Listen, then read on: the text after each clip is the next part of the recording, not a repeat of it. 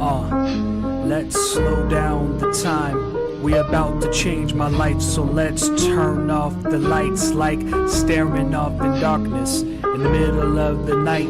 Cause once my name is on that dotted line, you are mine, like emotion in the ocean. Such emotion when we floating in the clouds, a feeling like we never coming down. So let's reign supreme in my crazy dreams and make magic like Baba D or Magic Kareem. Take off it like a rocket team. Clothes, I mean, I know it's misery, but don't break my knees. My baby mama be knowing she causing all of my drama. So yeah, just sing a song to my son. Until then, I'm gone.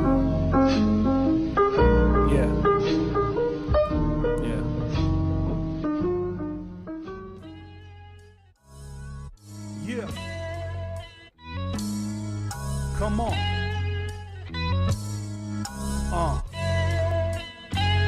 Yeah. Dear God, be with me. Praise Allah, be with me. Like Bobby did Whitney. Taking them shots like I'm 50. Hustle hard like I'm Nipsey. Process this shit like my kidneys. No chase for my Henny. For when times get gritty, my idle hands be reaching for anime titties. This double cup got me leaning like Tower of Pisa. Please, Jesus, please reason with my thesis. My mind can move mountains when I tell my kinesis. A war without horses, you're a war without borders. A soldier can be worthless when he's living in these quarters. Dark days like praise, yo God lift me. Roll this past that, make this village misty. Yeah. Dear God, be with me. Praise Allah, be with me. Taking over my city. No weapon against me. No devil could stop me. No bitch could convince me. Catch me in a dirty whip like I be getting filthy. Only God knows. Yeah, only God knows. Yeah. Yeah.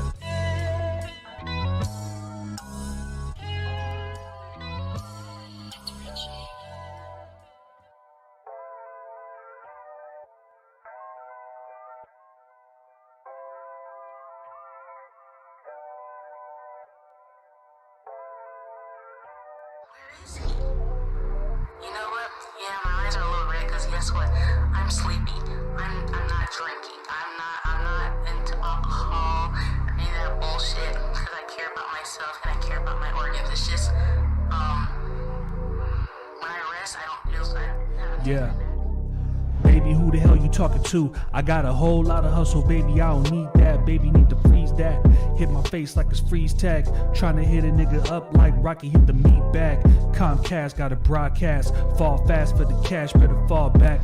Got a handful of ash, better hold that. Telling fake news, bitch, get the full facts.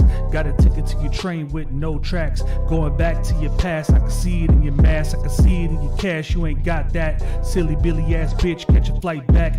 Make a trans girl mad, nigga straight Mac. Pull a ghost on the bitch, nigga straight pack. Find a way to the pussy, bitch, I hate maps. I be chillin' with you hoes, where the queen's at. When I rest, I don't feel, I haven't taken a nap here since I've been in Idaho like I would in Texas. But someone's texting me. Might wait for them. Whatever. I'll respond back soon. But he ain't here in my room, okay? And guess what, you guys? I didn't have to pay for this room. Idaho is amazing, okay? This is wonderful. You know, I guess when beautiful women are around and stuff, you know, sometimes, you know, it's whatever. And I'm just lucky. Like, I text my friends. I didn't have to pay for anything on this trip. They were witnesses. But I don't know where Mr. Elite is, and I kind of don't care. Yeah. Baby girl, me and you are through. You go ahead and talk to the next dude. I used to eat the pussy like lunch or free food. Yeah. Now I got a new boo. How about you? Bright lights in the sky so high. We getting high. Flip flipping my nigga relationship trigger. I'm smoking with Mary, this bong that I'm ripping. Yeah, big boss time, Toriyama. I can make a Dragon Ball smoke if I wanna. Going off it like a nigga in the sauna. Hit a nigga back when you done with the drama. Going off it like I need that. Hit a nigga with some feedback. Give me WAP, I don't need that. Independent, you can preach that. Go girl to your kneecaps. Sip a nigga to your knee cash. Have to pay for this room. Idaho is amazing. Okay, this is wonderful. You know, I guess when beautiful women are around and stuff, you know, sometimes, you know, it's whatever. And I'm just lucky. Like, I text my friends. I didn't have to pay for anything on this trip. They are witnesses. Yeah. Brought to you by Tico Sphere, the Sherman Gang. Let's go. Got my mask on, I'm about to put it down. We kicking ass, y'all. Do a round for round. We could do top rope or get down in the ground. We the bloodhounds, you bitches puppy child.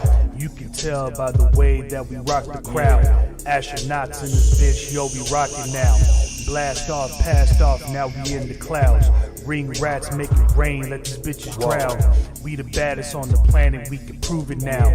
Little bitches wanna run when we stop in town. No stopping, we the hot topic. First you wanna hate, and then you wanna cop us. My motivation will levitate you and leave you hopeless. Hard to humble when bitches stuntin', they don't know you. Chant the name of the black machismo. I reload every time I shoot for these shows.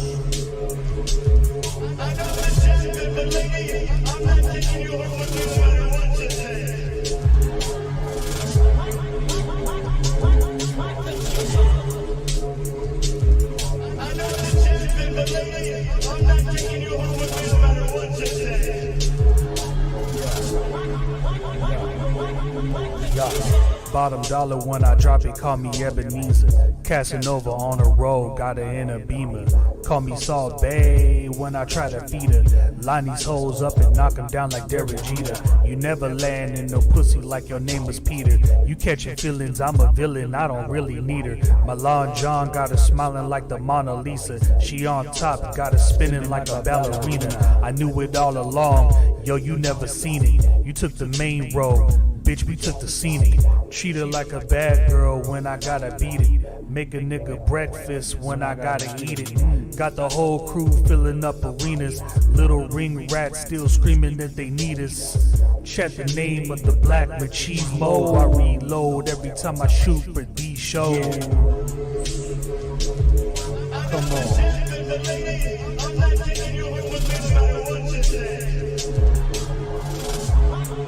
Yeah. This is the year that we unite. This is the year that we take everybody out. Let's go.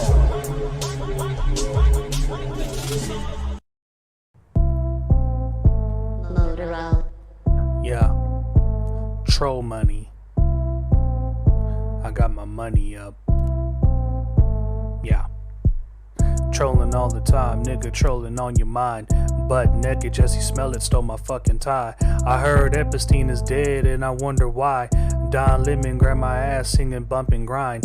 R. Kelly stole my girl when I turned 5. Bill Cosby gave me pills when I turned 9. Katy Perry put her finger in my backside, and for some reason, yo, I feel fine. Everybody in the house, get your troll on. Everybody get your motherfucking troll on. Even Amber Rose wanna do the troll song, and I just wanna fuck her like a raw dog. I did another one. Name dropping all these bitches who got herpes bumps. Revenge star, baby, how you doing, girl? Trolling on you bitches, get your money up. Trolling on the world, get your honey bun. Fucking needed till both of her fucking knees are bleeding. Getting crazy when I murder and kill. Screaming at you weenie niggas like Serena on pills. Can't find a job cause I'm illegal with skills. Giving up the D like I believe in the drill. Trolling. Yeah. Trolling. Yeah. Trolling. Let me whisper in your ear. Come a little bitch. Let me whisper in your face. Let me whisper on your waist. Let me whisper in your butthole.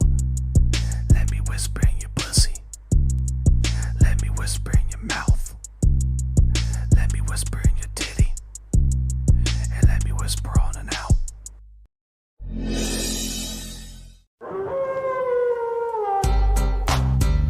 Warning. 4-Letter Friday is an off-the-cuff opinion and entertainment podcast. It is 18 plus, as there may be scenes of nudity, graphic violence, and yes, there will be some fucking swearing. Life can be rough, so get a fucking helmet. The opinions expressed herein are the views of the participants and do not necessarily reflect the views of MGTV or the Hidden Big Town. Viewer discretion advised. I'll be there for them, come in the ring with them, you're never walking out again. Don't turn your back on the walk back. Don't turn your back on the walk back. Don't turn your back on the walk back. Don't turn your back on the walk back. You might wind up in a body.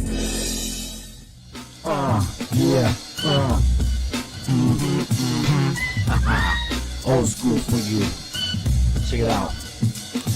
You're the science that I spit and the knowledge that I kick makes a feminist get sick and they start to bitch a fit like an 8-man tent, cause they all get bent out of shape when it's over. 31st of October night of the living quicksand, staircases of quicksand. YouTube is the shit, fam, MidTower's the pimp hand. Don't be a dense fool, follow the Pence rule. Always watch your back cause them skeets on attack and it's whack. Got the 52%, got the 48 to spend. Hell sent, you can't even make a dent when you're paying what you rents, and it don't make no sense how the fuck you supposed to eat when you haven't got your sense to rub together. Gotta be tougher than leather, I'm a veteran. You can bet your ass that I'm better and more clever than the average thought. A thought you thought that you were smart, but Joe, you got caught. The clown makeup for the world to see, coming out looking like a fucking moshi. Third wave gas face, please wash your head. Go home and go the fuck back to bed. Now that we ain't listening, we cut you off pissing in your pants. Now that men are dirty with romance, there's no more old and no more new. There's no more borrowed and no more blues. The dues have been paid, so yo, hit the sticks. You wouldn't even know what to do with a man like this. I dismiss your shit list and your raised fist. I dissed you cause you're witless in today's list.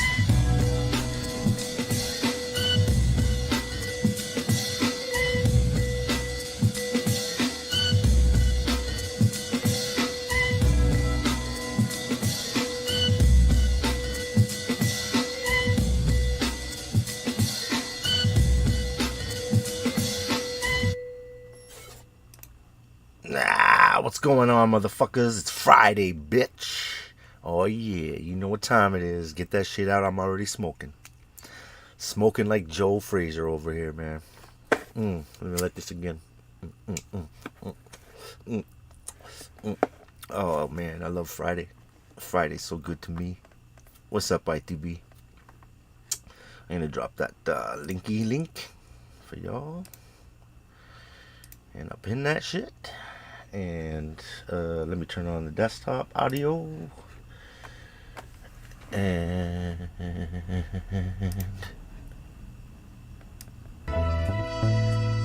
yeah, there we go. That's smooth. That goes well.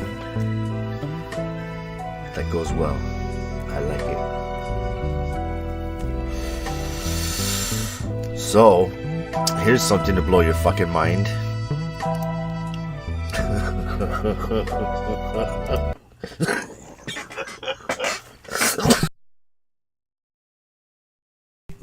Sorry. I can't stop coughing. Alright, this shit's good. Hang on. Watch this. Reinhardt will get there first, looking for Lusterinen, who was... That's the guy behind the net. They're gonna replay it. Watch this shit. Stop play. Look at it. He's like, oh, what the fuck? Oh, dude got smashed. Oh, they're gonna show a replay of this shit. Oh, dude, you shouldn't let him up. He's got a fucking concussion, man. Why'd you let him get up?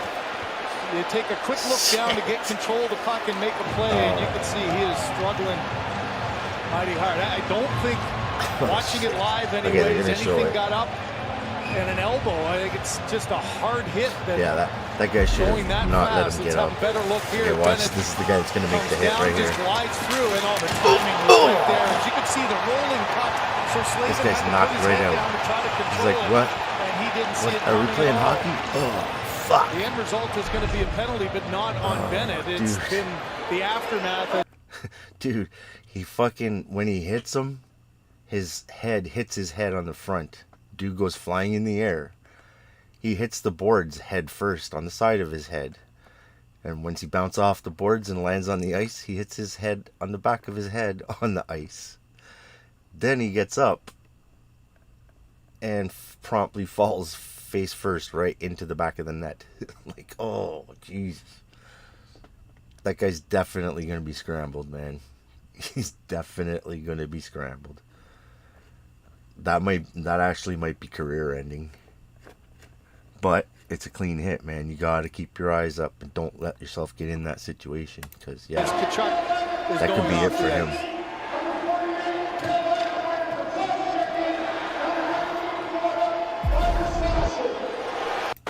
So look at down this. It happened so quickly. He's like, whoo, Bennett, where am I? It's a hard hitter, and Holy he can get shit, in bro. there fast. I didn't think that he took any Watch his extra head. steps, He's going to but go head to head. boy, Boom. right where And then he their goes, heads almost oh, and hit then he each hits his other. head on the boards. Boom, there. Oh, and then on the ice. Oh, Reaction on that. They don't like seeing a player get hit that hard, and you hope that man. Slavin is going to be okay. And then they let him get up, and they don't show that part, but they let him get up, and then he falls face first, right? Hits his face on the ice. Like, ugh. Dude didn't even know where he was. Why were you letting him stand up? Oh, jeez. Yesterday. Oh, I guess we're gonna go right into it then.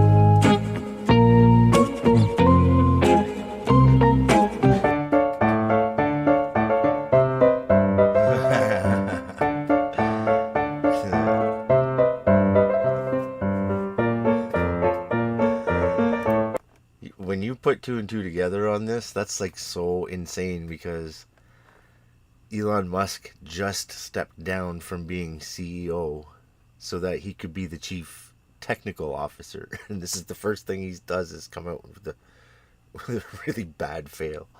It's like when he came out with that like super truck thing, and then he was like, you can't even break the glass, and then he hits the window and it smashes. It's like, nah. No, I think you should have tested it a bit more. Fuck.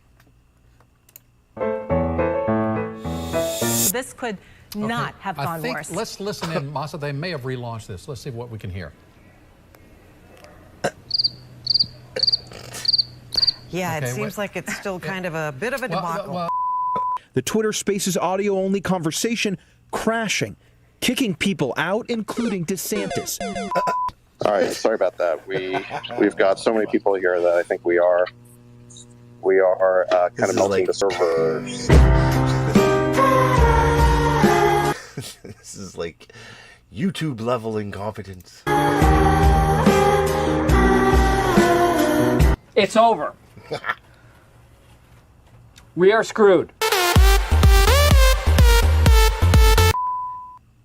Shit. Oh, this is too long. I didn't want to play this one just yet, but it's some fucking shit. If a public inquiry is to have any credibility, whoever leads that inquiry must not only be independent, but must be seen to be independent. Last week, Prime Minister Justin Trudeau named former Governor General David Johnston as the special rapporteur. Johnson has been tasked with investigating claims that China meddled in Canada's last two elections and ultimately will determine if a public inquiry is to be held. It has been a true honor since the beginning of my mandate. Son tells to know me the that, Governor General not only as a friendly neighbor, quite literally.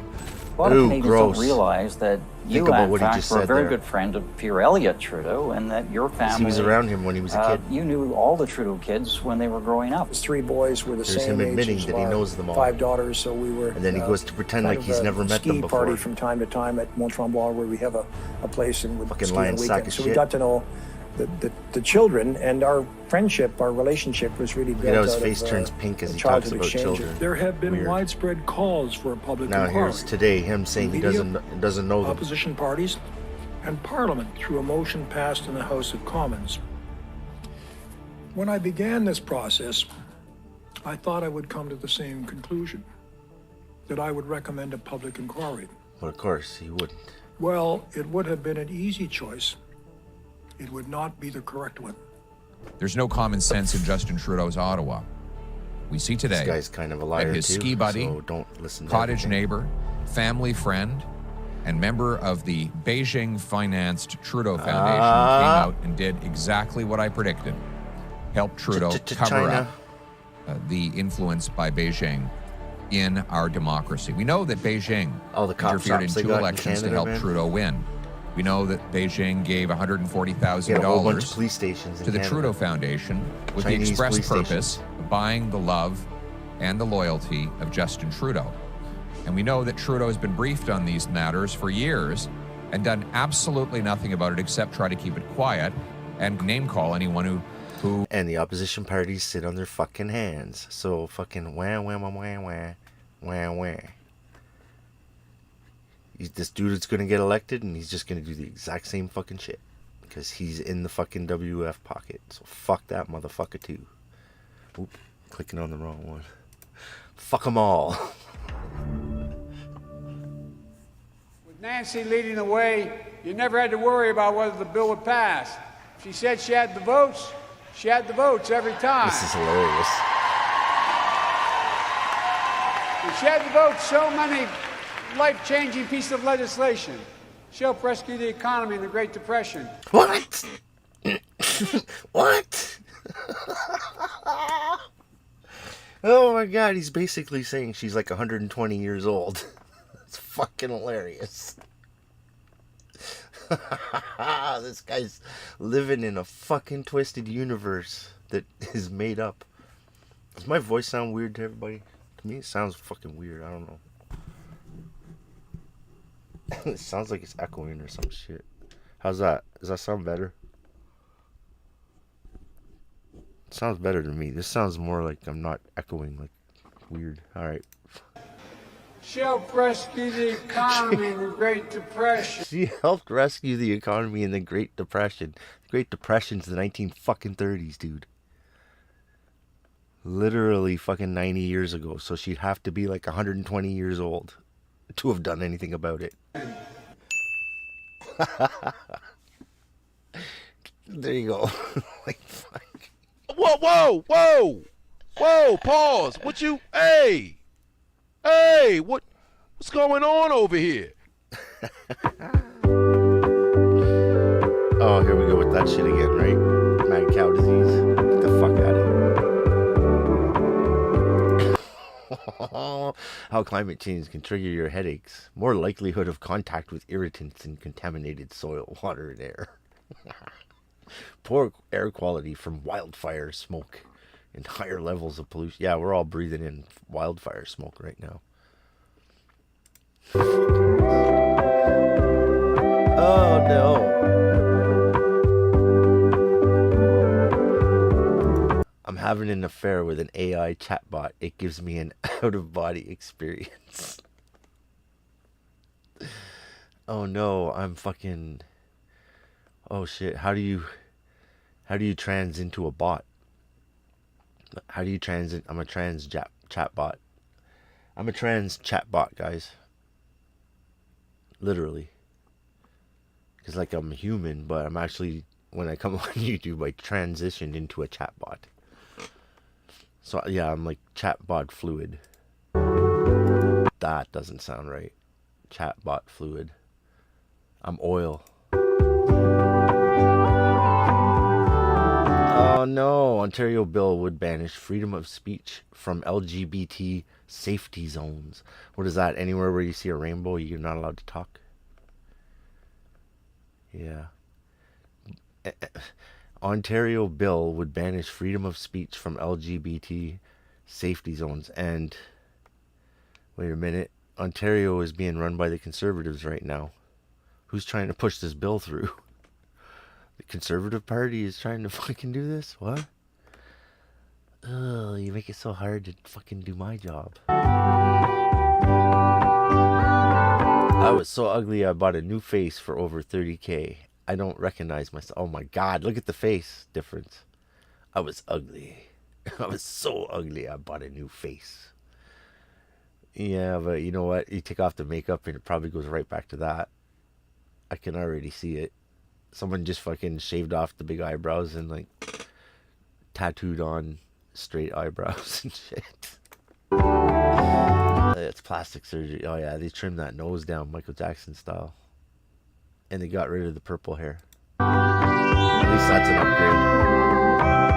upgrade. Safer snorting kits handed out at BC High School after drug presentation. Oh, what the fuck? The kit includes straws and wallet-sized cards for cutting powdered drugs into snortable lines, as well as a booklet on staying safe when you're snorting. So, you know, when you're doing your... oh my God. So when you're studying for the big exam and you're like crushing your Ritalin pills, this is how to do it safely. You got to put the proper buffer in it so you don't like fuck your nose up. This book will tell you how to not look like you're fucking totally spazzing out when you go to your exam. Hell no. North Face. Not you. People are going to be falling off of mountains now. North Face deploys drag queen yelling, "Come out," to sell LGBTQ and apparel to kids.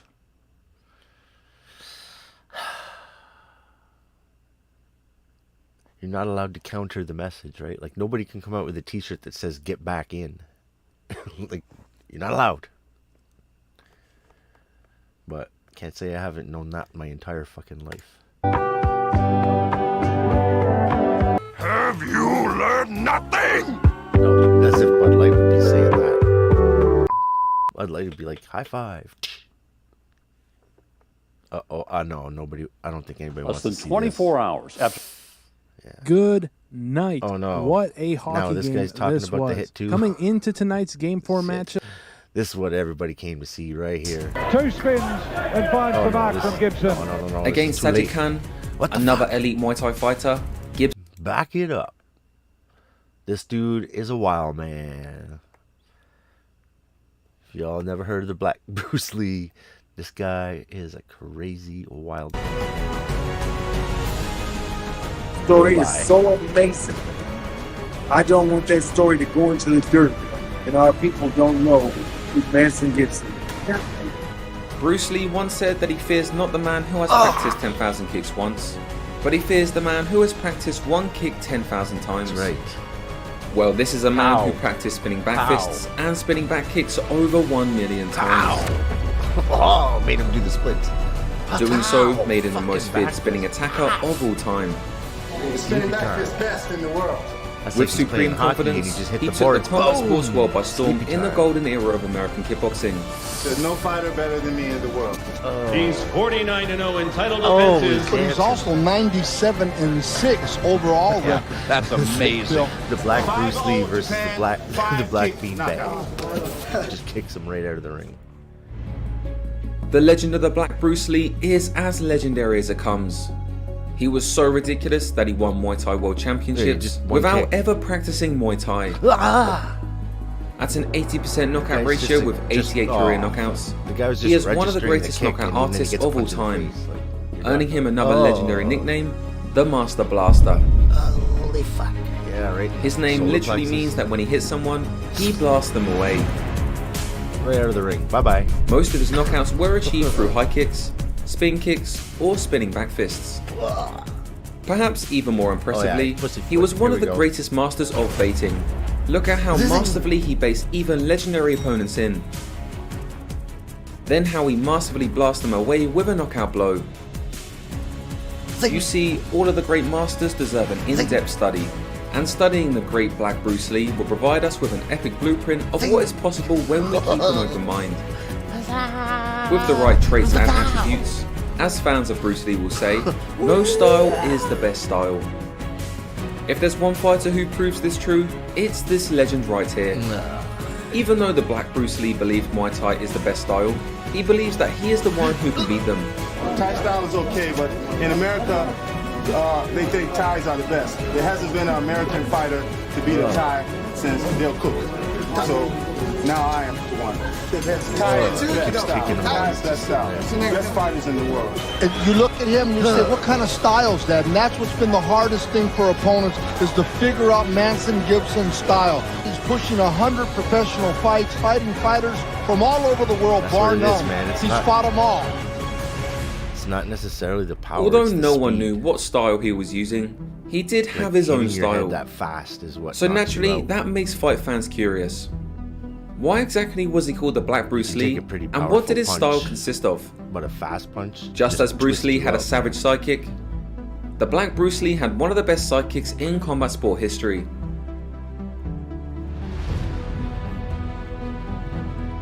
But above sidekicks, just one of his spinning back kicks can send legends flying back. With all of his timing and athleticism off the charts, he looked untouchable against many of the great champions of his time. Not even nut shots could faze him. Oh, look at that, right in the From iron legs to iron nuts and an iron chin, this man had it all.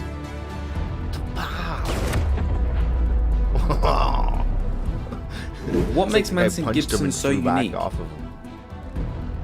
Using spinning attacks more than any fundamental strike, no one in combat sports history has made these techniques work so consistently as a professional fighter. And the most epic part about all of this, the Black Bruce Lee was beating the greatest legends of his time with these crazy combinations. He's dead, he's dead, he's dead. Stop.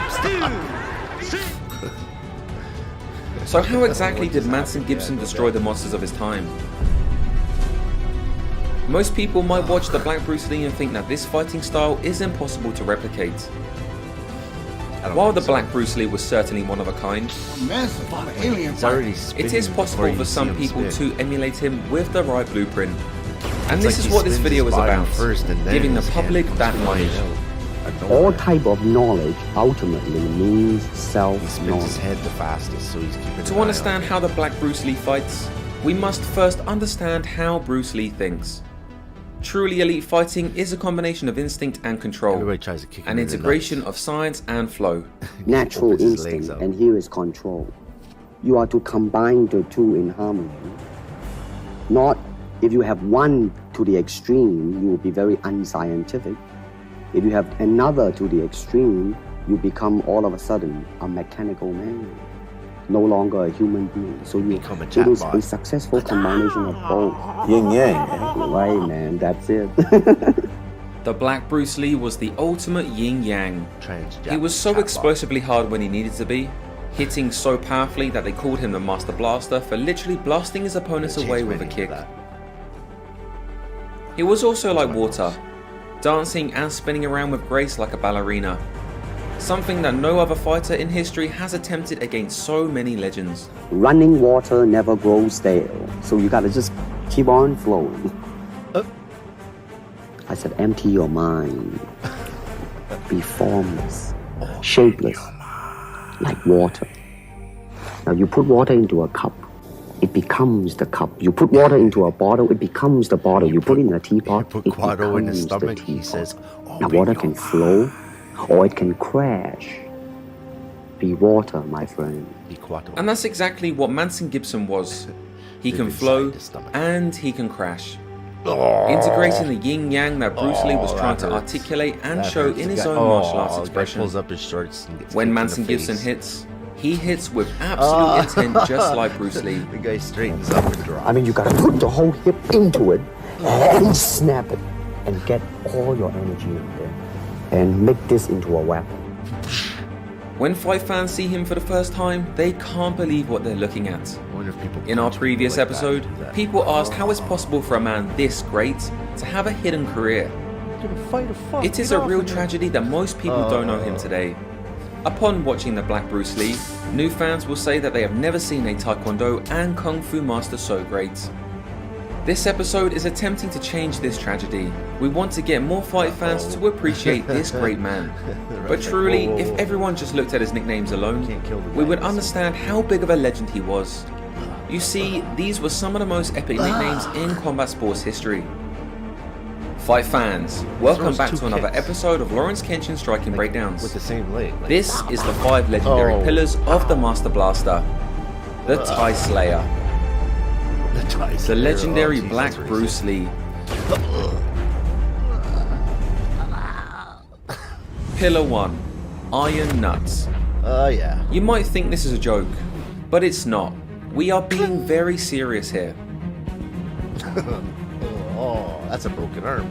Manson Gibson versus Chan Man-suk. Due to the Black Bruce Lee having a super bladed stance, he is extremely susceptible to being nutshotted. You see, when you adopt a super bladed stance and throw a lot of side kicks or spin kicks, the groin area is very susceptible to being kicked by a roundhouse. Ironically, Bruce Lee believed that the bladed stance gives you better protection against groin strikes. This is certainly not true against the legendary low kickers that Gibson fought. However, the counter to this is having iron nuts. In this legendary match against an elite Muay Thai fighter named Chan Man-suk, you can see thunderous nut shots being landed. However, Gibson doesn't even flinch. He then continues kicking the Thai. This is very impressive because even one good nut shot can absolutely change the outcome of the fight. But due to having iron nuts, the thunderous shots did not affect Mr. Gibson, and he was eventually able to score a legendary spin kick knockout. But more on this later. So while you think it's funny that iron nuts is being discussed, it is absolutely critical to the 5 pillars that make the Black Bruce Lee legendary. Make no mistake about it, being unaffected by a thunderous roundhouse to the nuts is essential to the style of the Black Bruce Lee. Not everyone can do it, but the most courageous amongst us can. Why don't they just stand there and nutshot each other over and over again? In Gibson's second fight against the Muay Thai legend Chang Purk Yatsamrit, we learned how and why he has iron nuts. Man, you want to have your babies young. Manson told me last night that he wears a cup that actually protects the entire groin area around over the thigh bone, a much larger cup, so when he takes those shots, it doesn't feel it. But no matter how hard a groin protector is, resilience against thunderous nut shots still depends on how hard a man's warrior spirit is. Your leg in the In this fight, during round 2, Gibson switches to Muay Thai shorts with blaster on it, and immediately adds 10 points to his spinning attacks. Chang Purk brushes them off like the legend that he is, and then proceeds to corner Gibson and roundhouses him to the nuts with a huge cup sound. There's that side kick. Oh, big left hook. But this did nothing and only made Gibson start throwing back, with Gibson getting the better of the exchange. This fight again showed us why it's important to have iron nuts. Manson Gibson versus Ernesto Hoost. If you somehow don't know who this is the greatest heavyweight kickboxer of all time, the baddest man on the planet. In this fight, Gibson was able to keep Hoost away with a side kick until Hoost punted him in the nuts. But Gibson fought on like he always does. Then when Gibson tried to spin kick, Hoost punted Gibson in the nuts again. This time, Gibson signaled that he finally felt the thunderous nut shot. Considering this is the most powerful low kicker in kickboxing history, this fight fully showcases just how iron Gibson's nuts are. Hoost himself cannot withstand big nut shots against legends in his career. You know those things don't break. The Black Bruce Lee, however, felt a bit of it and still got up quickly like a champ. Sure do. After the nut shot, Gibson tries to evade a roundhouse with a jumping left hook, which I've never seen before. It's not good, man. Throughout the fight, Hoost continues to land several thunderous nut shots to Gibson and follows up with ruthless combinations. Despite this, it was an extremely close fight with many spectators thinking Gibson won the match. Yeah, man. Nuts can go down. Manson Gibson versus Sajid Khan. In this fight, Gibson gets a thunderous nut shot as he was spinning around, but it doesn't matter. The Black Bruce Lee would score a perfect knockdown anyways. Incredibly, Gibson's balance wasn't even affected from the nut shot. This fight again showcases the iron attribute required to make this style work. That is, one must remain unaffected by a nut roundhouse in order to deliver a spinning kick. This guy shouldn't even be in there with him. It's tragic that Gibson seems to always get hit to the groin. However, it's not always Gibson who gets nailed there. As the popular combat sports saying goes, sometimes you're the hammer, and sometimes you're the nail. From nut sweeps, nut knees, to nut kicks, he's done it all. My personal favourite is when he sidekicked Oliver Miller to the nuts and the ref somehow counted it as a knockdown. Dude's like, he kicked me in the nuts as I'm going down. Manson Gibson versus Naoki Taira. This one fighter kept trying to wrestle with the Black Bruce Lee. What the fuck? But eventually Gibson had enough and was able to elevate the leg and bump his nuts to send him flying. Uh-oh. Getting tired of the grappling, the Black Bruce Lee also kneed his opponents to the nuts. After a grueling match full of grappling, Gibson tried to finish Taira with a huge spinning kick. Oh no, that looks bad. Okay, now that we have firmly established that Manson Gibson's style requires iron nuts to withstand thunderous nut shots, let's move on to the real fun stuff. The next legendary pillars involve the Black Bruce Lee being a grandmaster of baiting with his strikes. Pillar 2, legendary sidekicks. Getting ready to kick the liver Manson right Gibson's sidekick is so good that it even earns the respect of legendary Muay Thai fighters. For some reason, a lot of people think sidekicks don't work. I have personally never met a good martial artist who thinks this, but it's also clear why it wouldn't work for a lot of people. Against a fighter with a strong Muay Thai and kickboxing foundation, the fighter who relies on sidekicks to control the distance will typically get his lead leg heavily punished by low kicks. This is because to continuously launch a good sidekick, the stance does need to be bladed. We can see this historically proven after arguably the greatest light heavyweight kickboxer of all time lost to Chang Puk Yatsonre via low kicks. After this fight, he was coached by the legendary Muay Thai fighters and switched his stance from bladed to neutral. The same choice was made by Ernesto Hoost, going from a Savate style to a powerful and stable style that prioritizes low kicks. The side kick, of course, is different from the side teep that we often see in Muay Thai, which is launched from a more neutral stance. But even when Sam Mat is throwing the side teep repetitively, note that he is also in a much more bladed stance. So how exactly does the Black Bruce Lee get away with this? After all, nearly all of his peers transitioned away from the bladed stance in favour of the neutral stance in order to launch and defend low kicks. The answer is again in his name. He is the Black Bruce Lee. And to earn such a name, Gibson needed to be superhumanly explosive and lightning fast. Kick in the mouth. Most of his opponents simply can't deal with his fast footwork and ability to cover distance to land a side kick. You see, Gibson can even chase opponents across the ring with one leg up in the air. Refusing to fight normally and control the distance with a jab, Gibson instead uses the side kick as his jab. The even more ridiculous part about all of this is that Gibson is the only legendary fighter in the history of kickboxing to throw spinning attacks more often than he jabs. You can't even get close to him. As soon as you get close to him, he just This is only possible with the help of his sidekick to deter his opponents. If you get too close, then here comes As the you can back see, he can fire the sidekick to the body or the face, sometimes threatening and hitting both targets before dropping his leg. And then utilize his sidekick to try to also keep his opponent off balance. Take note how a lot of the time Gibson keeps his hands down. Add this to how he looks so annoying and so hittable. Yeah. People just want to charge in and start throwing big shots. But that's exactly what Gibson wants. He's inviting the charge. And when they do finally charge, he'll blast the charge with a perfect sidekick. This is why he is the Grand Master of baiting.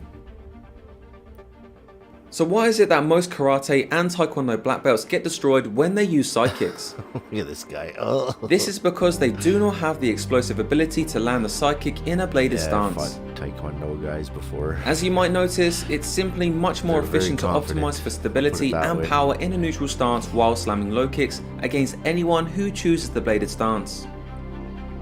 Therefore, the rare fighters who can keep their stance bladed and keep using sidekicks must have superior explosive attributes compared to most fighters. Then, they must not be affected by the low kicks when they do land. As you've learned, if a thunderous nutshot cannot affect the great Black Bruce Lee, imagine how hard the rest of his body is.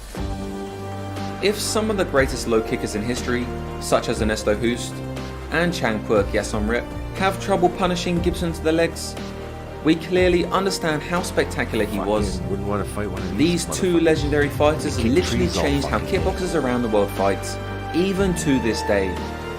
While they did land low kicks on Gibson, he was able to score back with just as many side kicks and even won rounds with them. I wonder if they give you... At times, he can land 2 or 3 side kicks in a row.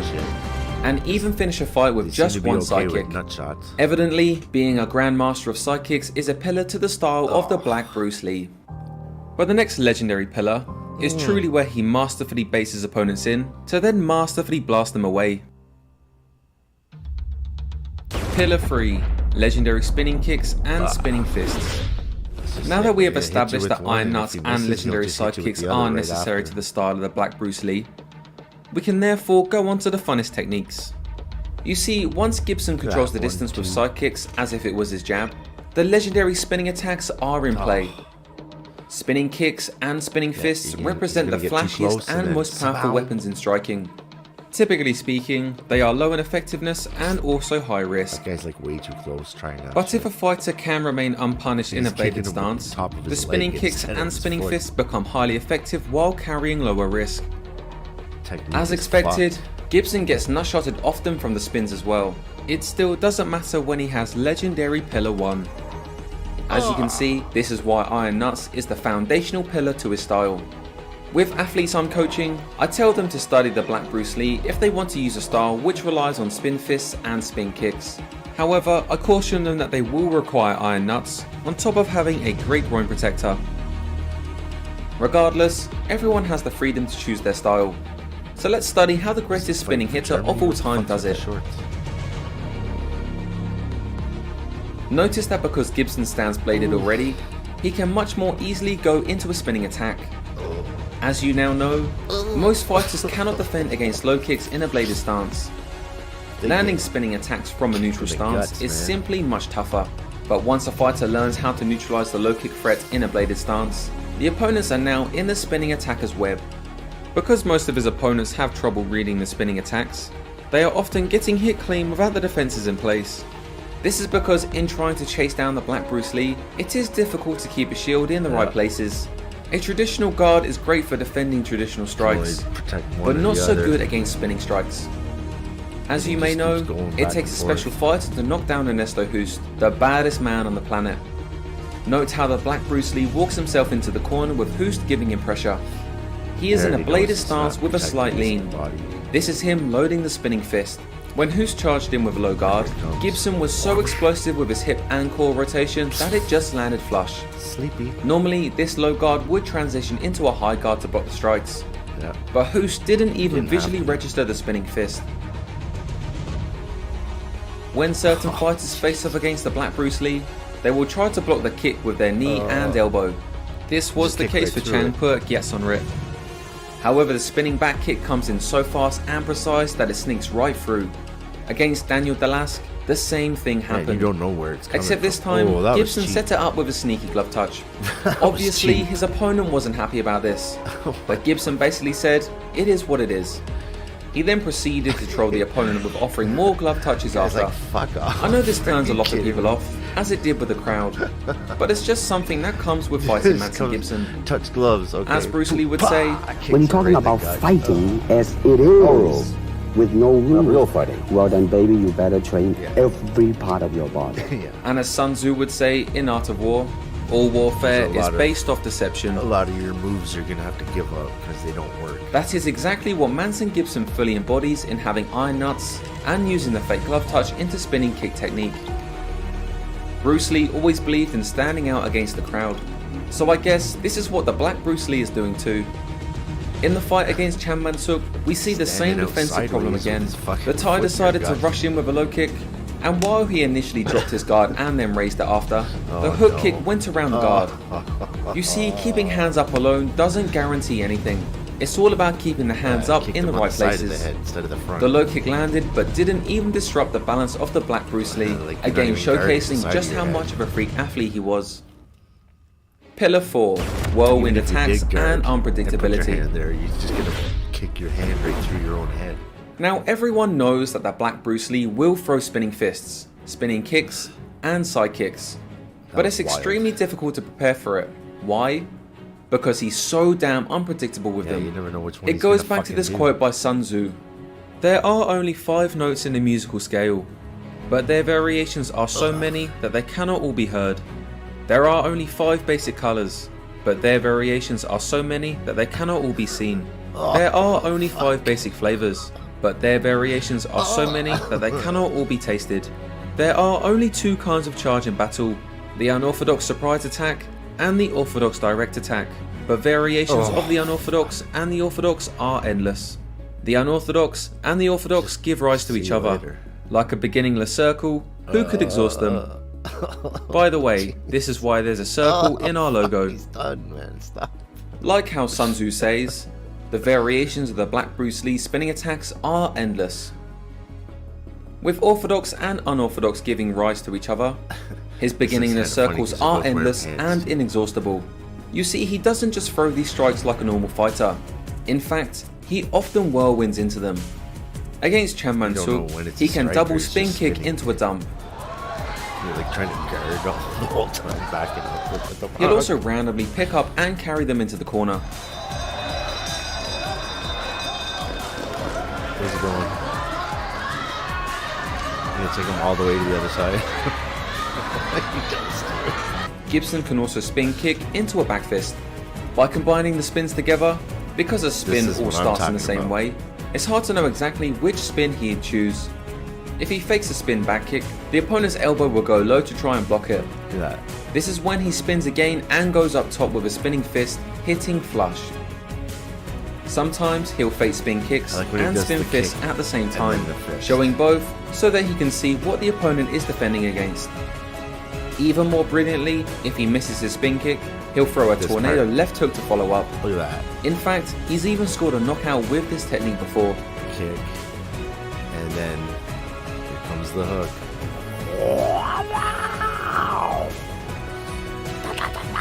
Even against Chang Puek Yesongwe, Gibson can somehow ballerina in front of him and land a spinning back hook kick right after. This is exactly what Sun Tzu means when a variation is a beginningless circle. Manson Gibson is literally spinning around his opponents, making them not know what, when, where, how, or why a strike is coming. First he spins stationary with the spin fist, in almost slow motion. Chang Puek, however, respected whatever Gibson was doing and stood in place. That's when Gibson went ahead and landed a flush spinning kick to the head. Like, look at this hand, now look at this hand. In his fight against Korban, the legendary Muay Thai fighter, known for his historical matches with Ramon Dekkers, Gibson missed an explosive spin kick. Where most fighters would require a reset after a mission, not Gibson. The Black Bruce Lee missed another lunging tornado left hook to finally land a whirlwind spinning back kick. This is just absolutely ridiculous. To think about how a fighter of Korban's caliber could lose to a whirlwind of spinning attacks.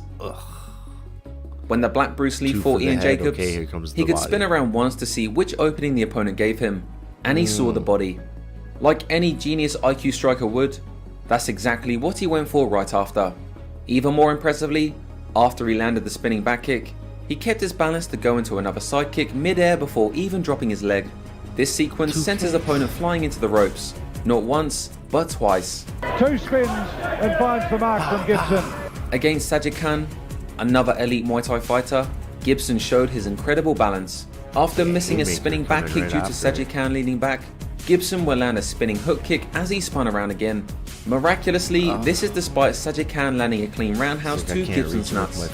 This again shows just how iron Gibson's nuts are to be able to score a knockdown after getting hit there.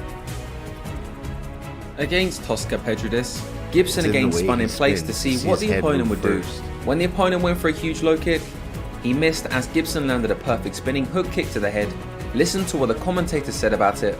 So by the time he gets his first Interestingly, this was after Gibson got thrown over the ropes by Jacobs.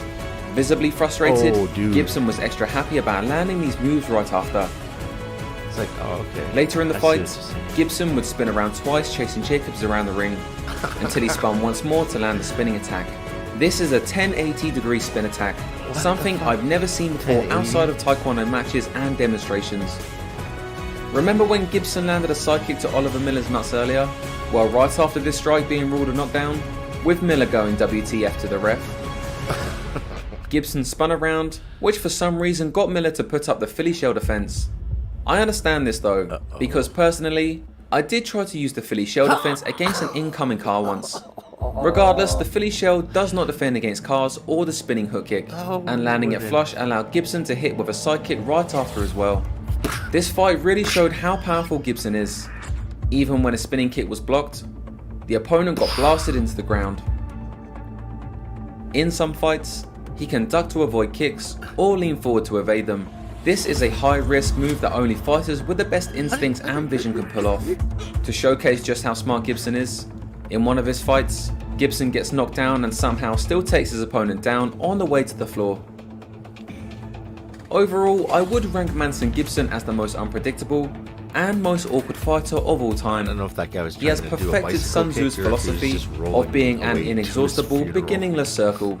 But Manson Gibson, Phil, once again, and to the viewer now, is a very awkward fighter. I've seen him come in the ring and kiss his opponent. Yeah, have to Dude, stare what? down. Dude, like Pillar 5, Supreme Confidence. If there's one trait that is necessary for becoming the best fighter in the world, it is supreme confidence. For a rising fighter with enough potential, they need to believe that they are capable of becoming the best. Once they rise to the top, they have to believe that they are the best fighter in the world. This is supreme confidence, something that both the Black Bruce Lee and Bruce Lee have. At the same time, we must balance supreme confidence with humility. After all self-belief must be backed up by reality, or it quickly becomes delusion. I mean, it is easy for me to put on a show and be cocky, they're right in the crowd. but to express oneself honestly, not lying to that'd be oneself, that, my friend, Some guy is sitting in the chair gets very like hard to do, and you have to 1080 train. back-fisted. You have to keep your Right in reflexes so his that when chair. you want it, it's there. If I want to punch, I'm gonna do it, man, and I'm gonna do it, you see. When you listen to right Manson fucking through Gibson, you. it's easy to notice that he's fully embodied this philosophy and has supreme confidence grounded in reality. Whatever gets in front of it's going to move out of its way pretty fast. Knockout. There's no fighter better than me in the world. Thai style is okay, but in America, they think Thais are the best. There hasn't been an American fighter to beat a Thai since Dale Cook. So now I am the one. Thai is best style. Thai is best style. Best fighters in the world. He says he has the best spinning back fist in the world because he knows that's the truth. The spinning back fist best in the world. With an insane record, he can make these type of claims. He's 49-0 in title defenses. But he's also 97-6 Wonder how he overall. would have fared That's in like amazing. MMA. The best fighter in the mother world. Even against the scariest Muay Thai fighter of his time, Chang Puek Gyatson, he comes out like a big man. The only reason why he can do ballet spins in front of such a good fighter is because he is completely confident in his ability to not get hit, or withstand the shots if he does get hit. Against the greatest heavyweight of all time, Ernesto Hoost, Gibson was fearless. Despite getting thunderously nutshotted, he fought Hoost to a 3-round draw in a match that many think Gibson won. When they were going into an extension round, he fearlessly stared at Ernesto Hoost, ready for whatever happens next. By doing so, he shows no fear, and he's observing to see if the opponent is just as game. You see, to essentially throw nothing but spinning and side kicks to the greatest heavyweight kickboxer of all time is something else. Gibson withstood all the brutal attempts to punish him with low kicks and clinch knees. This can only happen if he's made out of iron and has the confidence to pull off whatever he's doing. Ball kicks. In Gibson's second fight with Chang Puek Gyatson, he comes out dancing and looking as relaxed as ever. Before the fight, he says the keys to victory was patience, controlling the tempo, and then hitting a knockout in the later rounds. And that's exactly what happened. Right before the first round begins, he even poses in a way showcasing his readiness. And there you see Manson. You never know what you're gonna get. Then he spends the whole round dancing around Cecil Peoples, the guy who doesn't believe in low kicks. I bet he would believe in low kicks if he got hit by one from Chang Puek. You want Billy. Anyways, with the crowd booing, Gibson didn't care. And the people begin to laugh and boo at the same time. He could only keep doing this if he was completely confident in his game plan. Knowing to respect Chang Puek and not go head to head with him in the first round takes humility and wisdom. Even when Chang Puek delivered a thunderous nutshot to the Black Bruce Lee, he only briefly padded the cut before carrying on with his game plan. This, my friends, is supreme confidence balanced with humility. Throughout the first round, he lets Chang Puek lead with strikes. The referee even got pissed at Gibson for using him as a shield. But the Black Bruce Lee answers to no one. Even when Cecil Peoples kept saying his name, Gibson ignored him with a cheeky smirk, then winking at the camera right after. But the fighter's going to fight his fight, Phil. Although he can't be running behind the referee and hiding behind him. You can see how much he sticks to the game plan by his change of clothes in this round. The Master Blaster took the kickboxing pants off and put on the tight shorts which said Blaster. Now he is ready to masterfully bait his opponent in and then masterfully blast them away. In this round, he comes out throwing his usual spinning moves, landing them right away. Chang Puek slams him to the nuts again, but as always, the Black Bruce Lee kept on fighting. Now Gibson is not afraid to trade, and giving Chang Puek the false confidence of continuing to come forward was exactly what he wanted.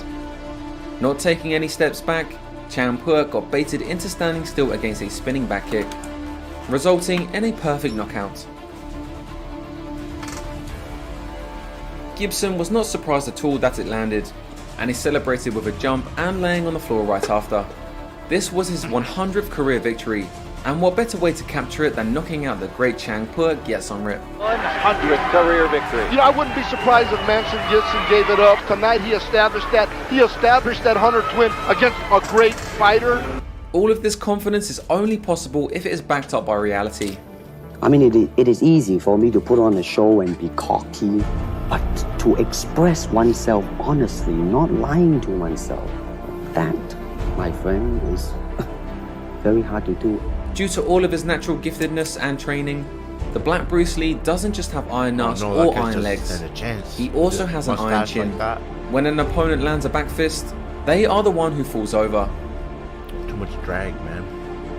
In the corner, he is often all smiles, even when he misses a punch and sends himself flying, because he's too explosive.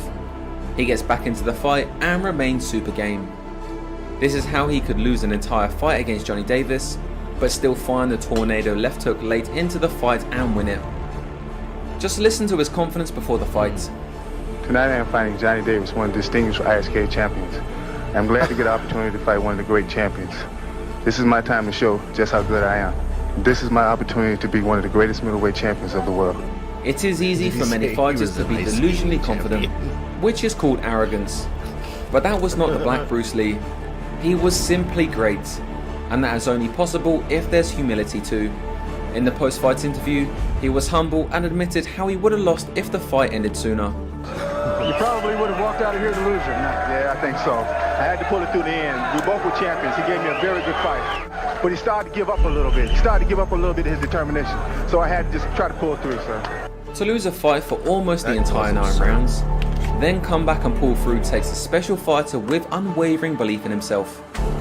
Right after his shit. In this special rules fight against Yoji Anjo, it was takedown galore. That was weird. But despite fighting against a much bigger opponent, Gibson eventually finds a way to defend the takedowns by sprawling. He then kept this position for what seemed like 5 minutes.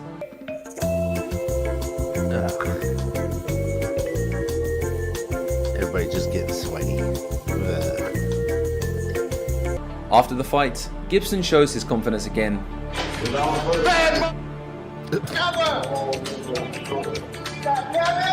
I just rolled around with the big dude. Godzilla! 96. Come on, Bruce Lee. Come on. Hulk Hogan next. Ooh. And go. Oh, no. Number 1, shoot boxing. Now, UWF wrestler.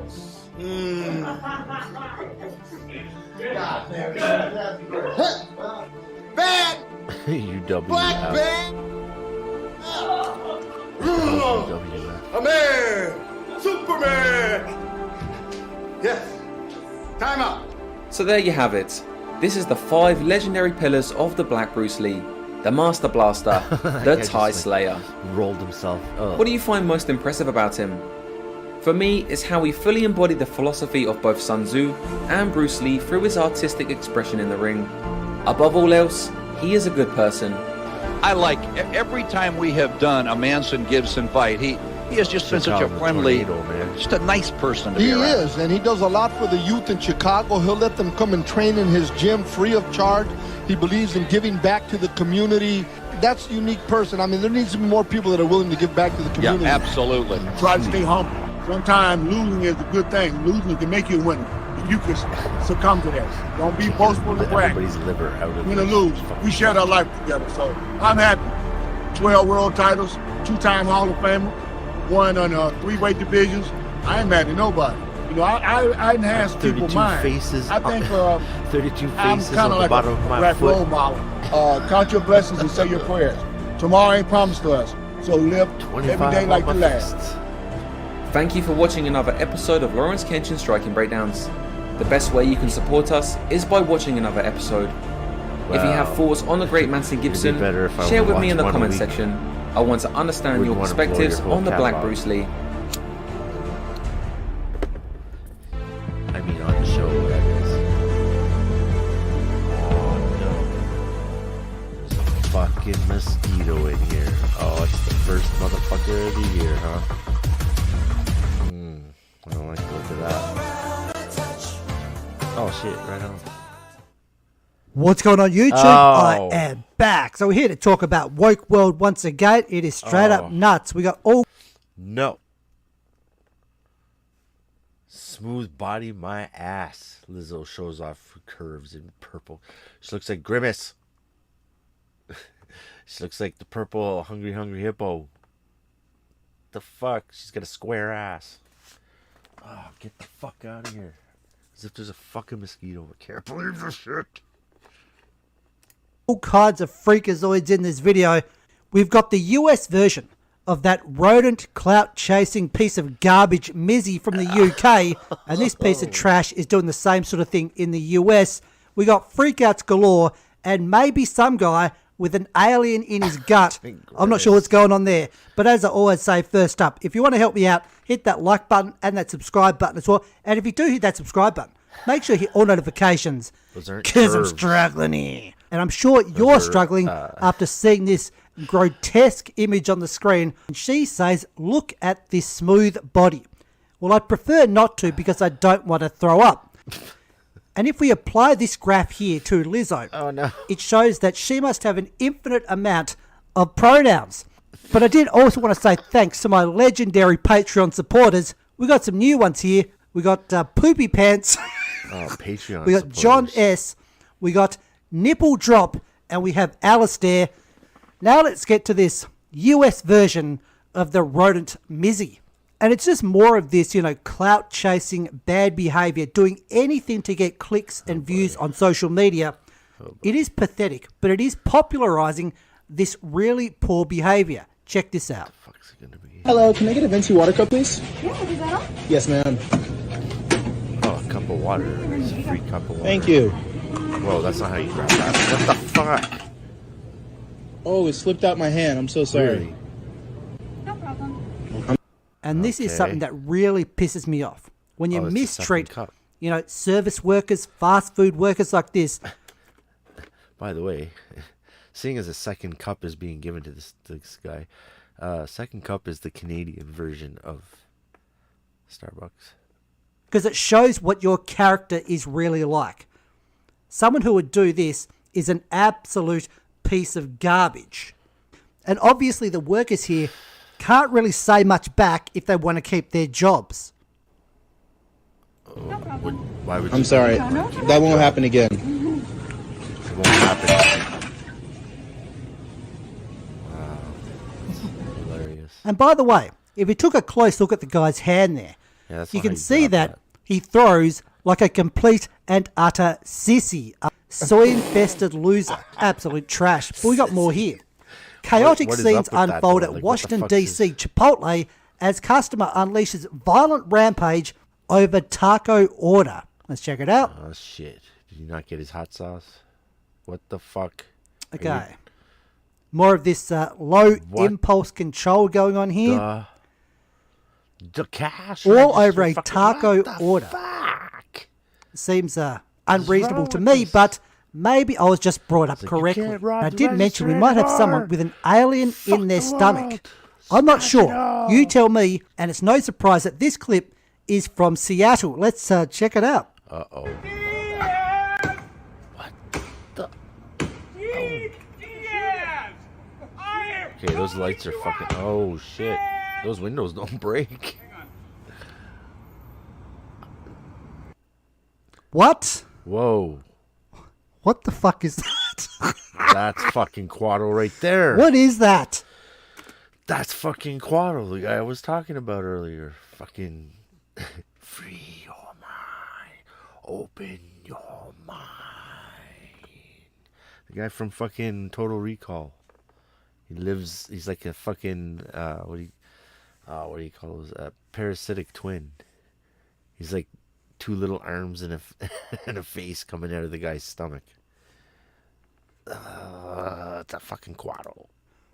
What the hell is that? I've been on this earth for several decades. I've seen lots of bodies in that time. That's Quaddle, bro. But I have never, in my whole life, seen anything even close to resembling this here.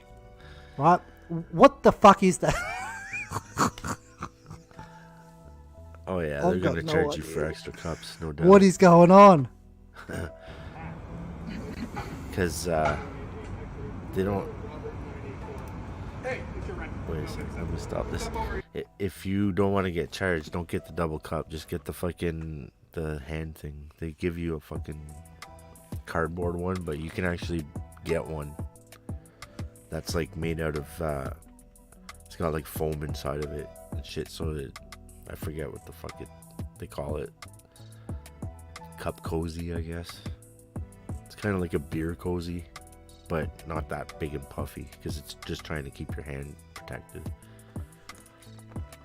But yes, 2 cups at Tim Hortons, you're definitely gonna get charged. Maybe not every one of them, but if you go to the same one all the time and always ask for it, they will.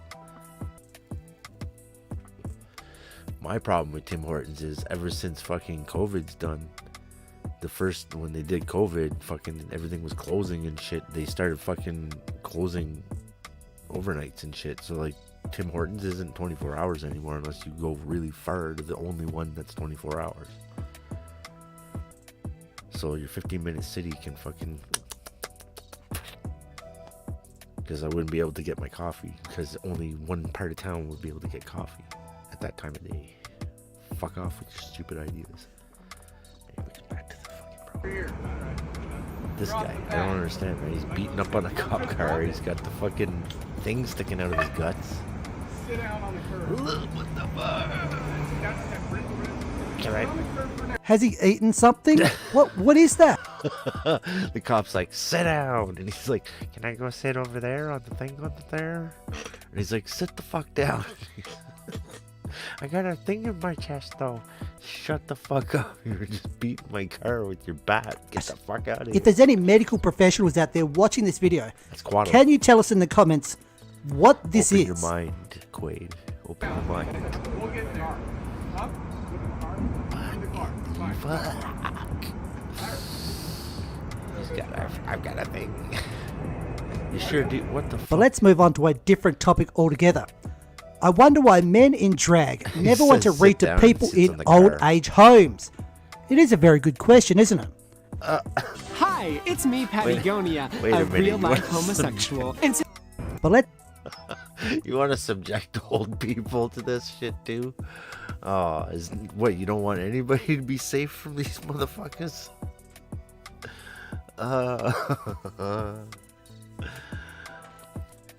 And yes, I'm gonna keep on fucking saying it. It's not drag story time, it's trans story time. There's a difference. Let's move on to a different topic altogether. I wonder why men in drag never want to read to people in old age homes. It is a very good question, isn't it? Well, it's... Hi, it's me, Patagonia, That's woman face. Only he didn't fucking shave. You can still see the mustache. I'm a real life... real-life homosexual. And today I'm... Of course you are. Of course you are. Come on. Fuck. Who would make the mistake of thinking that you're not?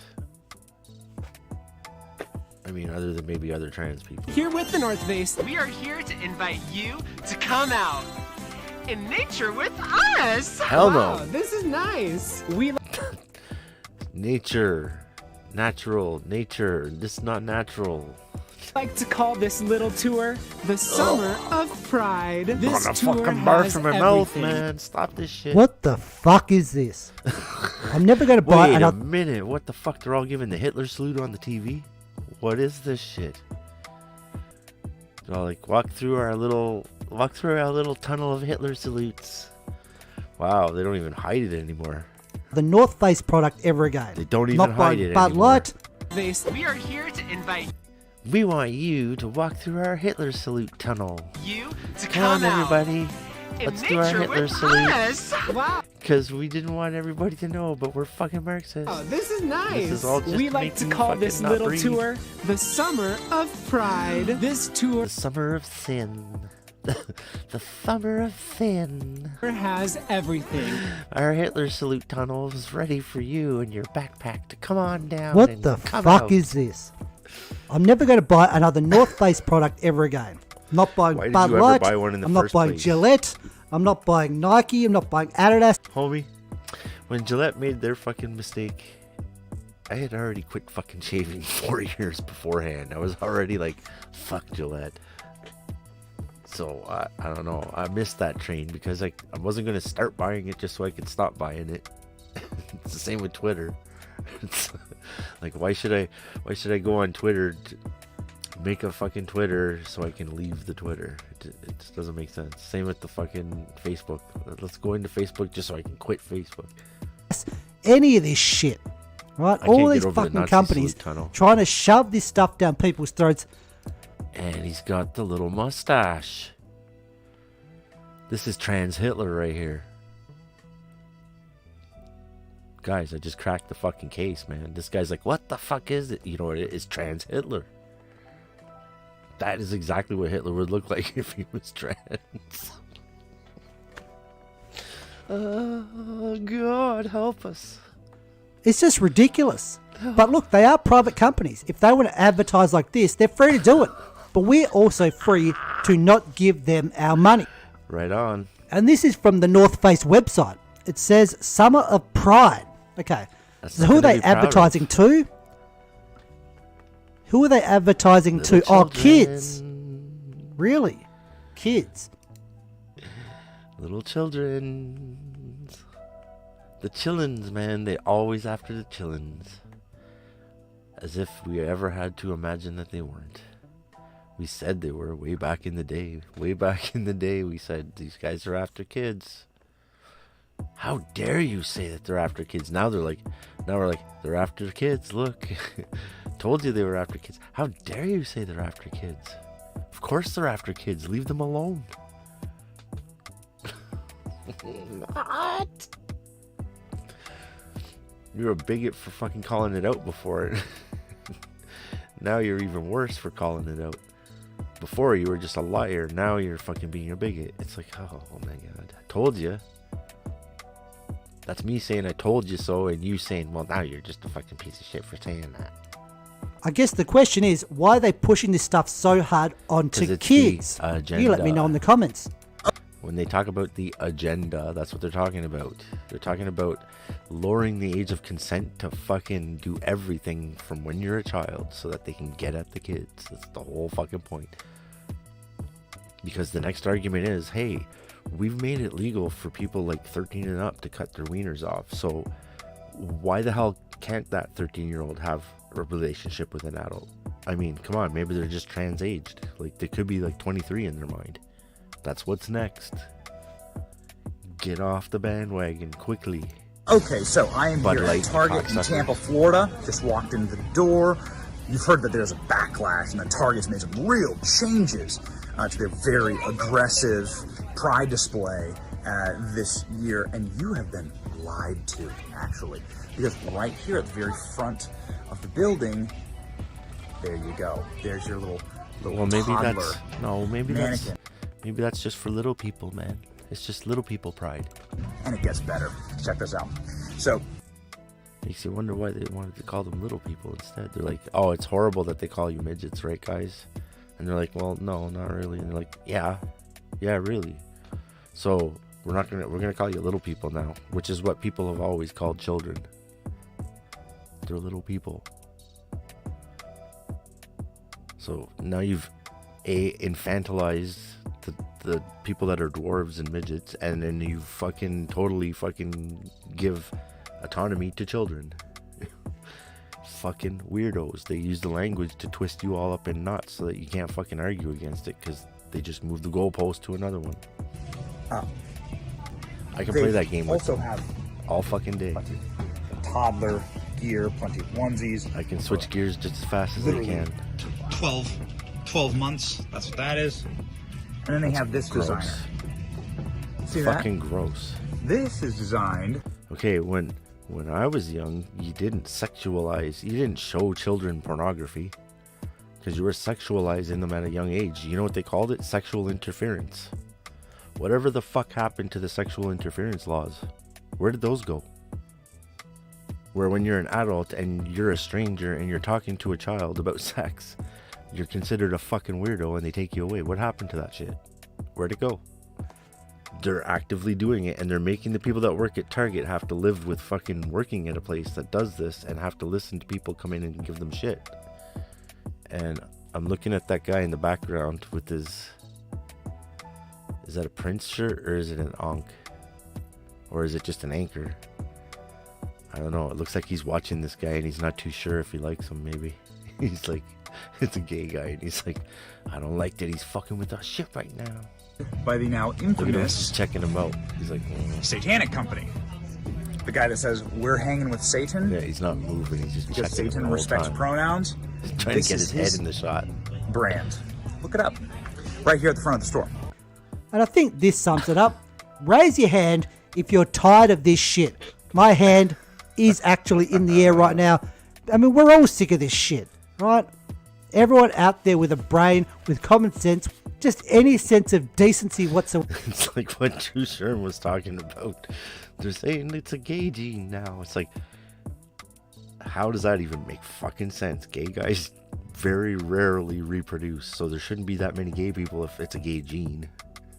What the fuck are they talking about? Gay gene. However, is sick of all this garbage.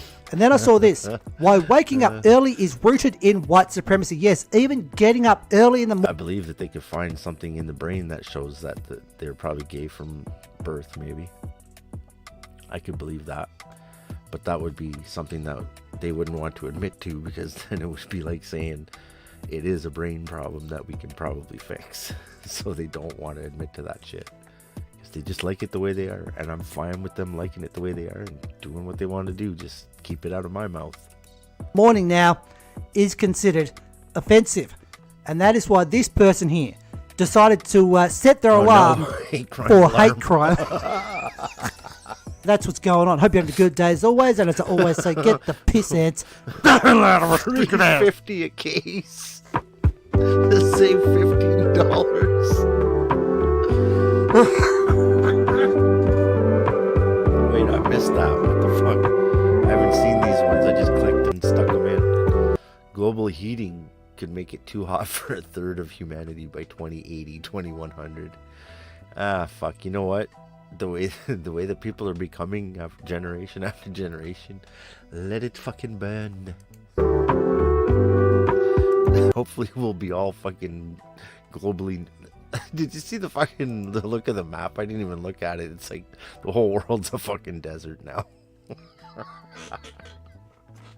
That's what it's gonna look like if you let them do the fucking Great Reset, basically. That's what they want to do. They want to chop down every fucking tree so that they can have their fucking no CO2 bullshit. It's fucking weird, man. They want to kill the fucking world, basically, and then blame it on everybody else. I don't get the whole point of it. It's a death cult, I guess. Oh no, FDA approval for Neuralink. Uh-oh. It's like, I'm gonna make it so people can walk again and shit. And then I'm gonna fucking patch it into fucking Starlink. Neuralink will be patched into Starlink, which will be patched into the fucking space shit. And you'll be living on Mars in your head, man. It's gonna be the coolest shit ever. You won't even need drugs. You'll just hit a button and fucking now you're fucking stoned. It's gonna be the best, man. You gotta be kidding me. Like, are you fucking well?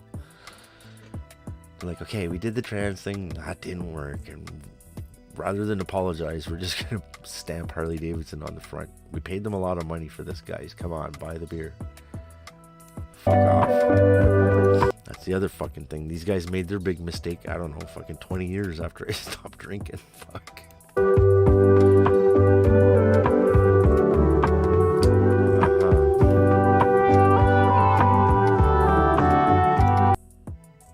Eric Adams signs bill outlawing weight discrimination in New York City. Critics say it will lead to a flood of lawsuits. Of course it will. Of course it will. The toilet in here is too small. You have to change it. The fucking... Anybody getting on an airplane in New York, man? You may as well stop the fucking flights going to New York, man. May as well stop the fucking flights going into New York, because I'm sorry, but there's a lot of fat fucks that are gonna sue you for fucking not being able to fit into a regular person chair. Why should I have to pay for two? Because you're fucking weighing the airplane down, man. It's by weight, not by person. How about that? Basically, when it gets down to it, how much fucking baggage are you allowed to bring on? Only a certain amount. You know why? Because the fucking plane will crash. What happens when the fucking plane's full of fat asses? Like, well, every person in here only paid for one seat. There's only 6 of them on here because that's all we can bring. This is destroying the airline industry. The fucking jet fuel costs too much to bring only 6 fat asses on a jumbo jet. See? This is what it leads to.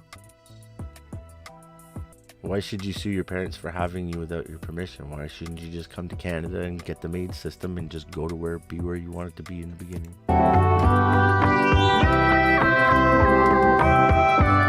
What?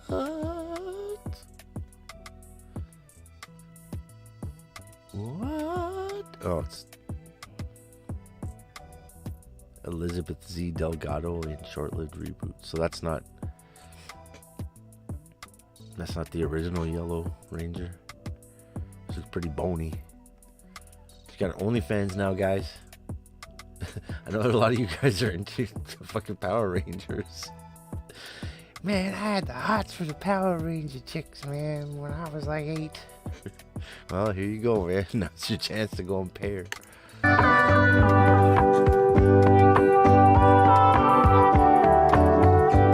Oh my god, I looked away for a second and I look back and I see this. Man, she lost the perfect teeth so that she could make her chompers go right in between. 102-year-old woman reveals the key to long life is lots of good sex. Who's she having the good sex with? Oh, come on. With the fucking cake? American cake? Oh, Jesus. When you discover the secret to living a long life. Yeah. And then you realize the answer. Alright, who's the superhero that's gonna speak against Joe Manchin? No. I want to know who's the real president of this country. Is it Joe Biden or Joe Manchin? I'm sorry, I interrupted. I don't think the vice president can hear you. It's Simone. I'm so sorry, Charlamagne. We have to wrap. She can hear me. You can hear me? Can you hear me now? Can you hear me, Madam Vice President? Oh, I'm sorry. We got to wrap. Oh. So I'm sorry to interrupt. They're acting like they can't hear me. I can hear you. Oh, so who's the I real? can hear you. So who's the real president of this country? Is it Joe Manchin or Joe Biden, Madam Vice President? Come on, Charlamagne. I really- Come on. It's Joe Biden. I can't tell sometimes. No. It's Joe Biden. Kamala Harris, And don't remember? start Biden talking said like so. a Republican about asking whether or not he's president. Do you think Joe Manchin is a problem? It's Joe Biden, and I'm vice president, and my name is Kamala Harris. Really? Tell that to Joe Biden. He thinks you're president. Awkward. Yes, it was. It's Joe Biden. Can't handle the truth. Hey guys, welcome to the Liberal Hive Mind, a channel solely focused on exposing the abundant hypocrisy of the left. You know, in everyone's life, you have these pivotal moments, these moments of inflection, where everything changed or your perspective changed. I remember being a young college kid, spouting all the same leftist talking points, blah blah blah. I didn't really know what I was talking about, but it sounded good. It felt nice, it made me feel like a good person. But as I got older, things changed, and mostly that came from experience. I got these nachos like fucking 7 hours ago. I remember the first experience where I started to question my beliefs and my stances, or really what side I was associating with. It was during the Occupy Wall Street moment. I can't eat food unless it's in a garbage state.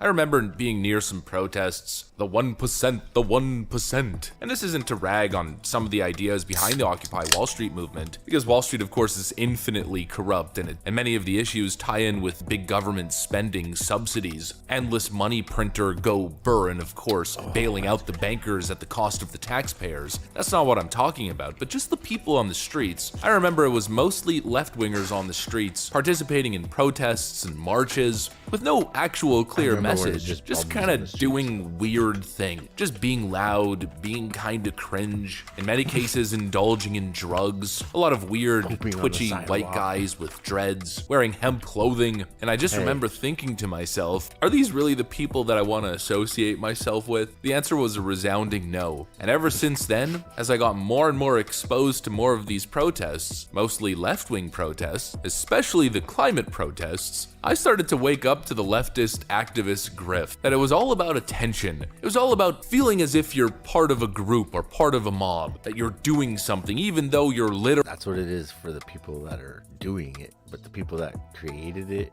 it's meant for much worse. Literally doing nothing and your policies are stupid, or you simply don't have policies. Those moments, ironically enough, were the moments that sent me more towards the right, or at least opened up my mind to start really questioning what was going on around me and what people were really protesting and what policies that they were advocating for, and eventually I slowly trended more and more towards the right. Well, when I was entering adulthood, things were pretty tame. Nowadays, things have gone completely insane. I actually don't get it anymore. Like, I don't even get what people are doing. This activist LARP has become so cringe, it makes it almost impossible to associate with these activist groups. And it's all they have, bro. They've dumbed people down so bad at these generations now that there's not that many that are smart enough to move on. This is all these people are ever going to have. They don't have any marketable skills. They don't have any money, so they're not even a good fucking customer. Like, they're fucking just totally useless. Except for the agenda. But once the agenda's in place, these people, they're gonna get rid of them fucking nice and quick. Right now, they're doing all the right things. Being fucking bums, being a drain on society, destroying businesses. Once it's all over with and fucking Shitler's in power, bye-bye fucking useless idiots. You're no longer useful. You're going straight to the fucking gulag. If you can't work, which most of them can't even walk, firing squad. Use your body for fucking parts.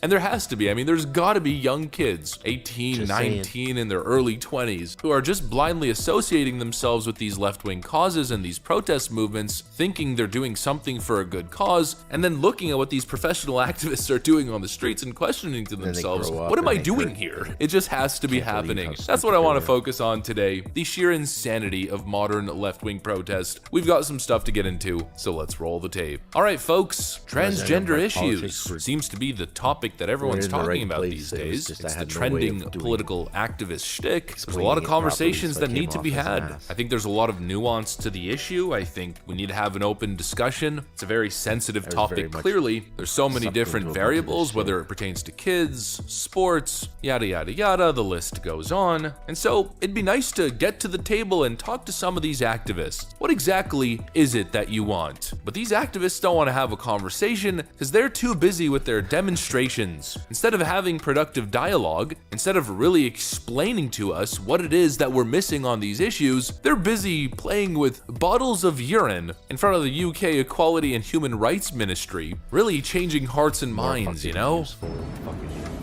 Oh my god. Oh my god. How do you piss so much? Go away. Go away! No, not in here. Go away. See, now I would just, when they're both over there, I'd grab one of those bottles, I'd open it, and I'd fucking fire it right at them. Right the side of the head. There you go. And then I'd run like hell because I wouldn't want to get splashed with that shit. Probably full of fucking syphilis. Fucking. It is piss, yeah. It's like a protest. Dirty protest. Dirty protest. If it gets me, I'm knocking him out. Well, I'm convinced. I'm a bad person. I've had the Mitchell and Webb epiphany. Are we the baddies? Are we the baddies? I guess we are. It's conclusive. The leftoids have spoken, and by a bottle of piss, they have proven themselves to be on the right side of history. I mean, so brave, so stunning, so incredible. How courageous. You have now convinced the world that men should compete in female sports, and puberty blockers and surgeries should be provided to prepubescent children. Said literally no one ever. You see what I mean? I know the intro was long-winded, but this is exactly... That guy did a fucking 4-letter Friday length of a fucking live stream, and that's how many piss bottles he's got for fucking not getting up. Exactly what I'm talking about. I mean, I don't understand who this is convincing. I don't even understand the point of this. However, this is leftist activism in the modern day. Oh, we're really gonna win over everyone's minds with bottles of piss or with a bucket of paint. Look at me. Look what we've done. They've already put glass over it so that we can't get at it. Like someone should just come flying in and karate kick her right in the head. Or by gluing our hands to the road. That's a good one. What they should do when they do this, yeah. And then after they're like, man, I've got to really go to the bathroom. I really got to go to the bathroom. You got to help me, man. They come in with fucking jackhammers and break around all their hands so that they can at least get their hand away from the road. Fuck that. I'd be fucking doing a jackhammer around all of them, and I'd pick that whole slab up and I'd move it to a museum and I'd leave it there. I'm like, you guys just sit here now. You're in the museum. You're gonna be known as the forever fucking protesters. You're now part of an art installation that you created yourself. And then they can wail and starve and fucking become part of the road. Right in the museum. Man, I'm bitter tonight, aren't I? Or gluing our hands to famous pieces of art. Somebody left, they're like, okay, I can't listen to this guy. He's being really bad. What is the point of this? What are you accomplishing? It's simply a bunch of ignorant young kids who have been indoctrinated in the educational system. Through their endless self-righteousness and ego, they've convinced... Like, I'm sure both these people have been able to grow a fucking facial hair beard, a real fucking deal beard. That's old enough to go to jail, fuck. Themselves that they're going to be the next Greta Thunberg. They're going to spark a revolution and change the world, and their methods are just so ridiculous. I mean, who remembers that infamous clip of vegan activists showing up at an industrial slaughterhouse, chaining their necks to the conveyor belt, only to be sent in a panic once the damn thing turns on and starts taking them with it? This'll stop them. It's like, actually, no. Time for the birds to go through, so... Oh my god, help us! Again, what am I looking at? You know, you have to come with an actual logical argument as to why I shouldn't be eating meat or shouldn't be eating chicken. The way I view it, it's just the cycle of life. Chaining your neck to a conveyor belt in a slaughterhouse system just ain't doing it. If anything, it's making a compelling argument for Darwinism. It's just visual representation of natural selection. In other words, it's not an argument. You know, I'm trying to think, when's the last time a leftist activist has actually made a coherent argument? They all just go on Piers Morgan's show and get absolutely... Dude, that's what they should do. They should do like a Final Destination, but it's all these guys, all these like activist people. Final Destination. These guys all lock themselves on. They're like, we're doing the cool thing right now, guys. We're gonna be remembered forever for doing this. And then the machine goes, starts and just pulls them all through. And then you see the whole thing, the whole gruesome fucking defeathering and shit. They go through the fucking thing, come out all fucked up on the other side. The other ones, they're glued to the road and the fucking truck just comes through and fucking... I got no brakes. I got no brakes. Get off the road. I got no brakes. Oh, fuck these people. Shit. BTFO'd, they simply say things as statements of fact, expecting people to just blindly accept their narratives without any resources or any facts, even when some of their claims are absolutely insane. Yeah, I don't know, maybe I'm just a psycho or I'm just an unintelligent, uninformed person for not viewing blocking traffic as the #1 criteria for my trusted source. Oh, trust me on these issues. Trains, I stood in front of traffic and stopped working class people from getting to their job site. This tactic continues to be used by these left-wing radicals. People are just getting absolutely fed up. This happened recently in what looks like London, I guess. Uh-oh. This guy's like, I've had it. I'm done with your fucking bullshit. Take this and fuck off. And this happened in the UK as well. The phone right out of her hand. Get off the fucking And guess road. who the police arrested? Of course, yet again, the the frustrated working class guy who just wants to get to his job or possibly want to get home after a long, hard day's work. The people actually impeding traffic, once again, are defending. That's the other thing that really fucking boils my fucking nuts, man, is they're all out there wearing fucking construction gear. The fuck out of here wearing our shit so that you can fucking make your point. Put all fucking road colored flows on. People don't see you. Defended by police officers. It's complete craziness. If you stand on a busy road impeding traffic, that's your political message. I've instantly disregarded everything that comes out of your mouth or anything. They're like, just stop oil, so I'm gonna stop all these cars and make them idle on the spot. The worst thing for the environment, apparently. Let's make them do it. Just to frickin' make our point. Fucking idiots. All of their shit is all environmental destruction, and they're like, we're here for the environment. Yeah, the environment's fucking itself up on its own behalf, I'm sure. No, you're just the people that used to live in institutions before they closed them all. That you have written on a banner or a piece of cardboard. These people are weird, cringe, ignorant, uninformed, and they make it simply impossible to associate with. See, the problem fucking started when they closed all the mental institutions. They're like, they're cruel, they're not treating them like humans. Okay, so then they put them out into public, and guess what? They bred with everybody, and guess what? Now there's an explosion of autism. I wonder why. They're leftist activist organizations. You know, I personally care about the environment. Most of these leftists probably have a bigger carbon footprint than I do. I actually try to recycle and keep clean and not use plastics. I try to do the best that I can in my consumer decisions, and I support unleashing free markets, innovation, capitalism. You know, the thing that's actually spearheading innovation. And when it gets down to it, plastics and styrofoams and all that shit are actually much better for the environment than all the other shit that they're doing in its place. The fight against many of these issues that we're facing. It's not that I'm a bad person who wants to destroy the world and destroy the environment. It's just that you're dumb and cringe and I don't want to be associated with you. It's pretty much as simple as that. That's what I got for you guys. Hopefully you enjoyed this video. If you did, make sure to leave a like and possibly... The guy's fucking pants matches the vest of the protester. Like, how could you not mistake him as part of the protest, man? Honestly. Please subscribe to the channel. Of course, you know, we'd love to have you here. Thanks for watching, and I'll see you on the next one. Is Amazon actively throttling Canadian authors? Oh. What a strange channel. Clyde do something. Ladies and gents, welcome back. I made a recent purchase on Amazon. Well, I'd like to say recent. It's been actually a bit of time since that book never came. Not what I meant. And this is, of course, the Hold the Line, my story from the heart of the Freedom Convoy hardcover that I've been looking forward to getting for some time now. I've been watching videos about Scientology and fucking like L. Ron Hubbard and shit. Like, I've known about that shit for a long time, but I like to see all the newer shit that's coming out because there's a lot of people that are like coming out of it and shit. And they're talking about how they made it look like they were fucking selling all these books because they made their own publishing house. They published the books and sold them to bookstores and then sent people in to buy the books from the bookstores and bring them back to the publishing house.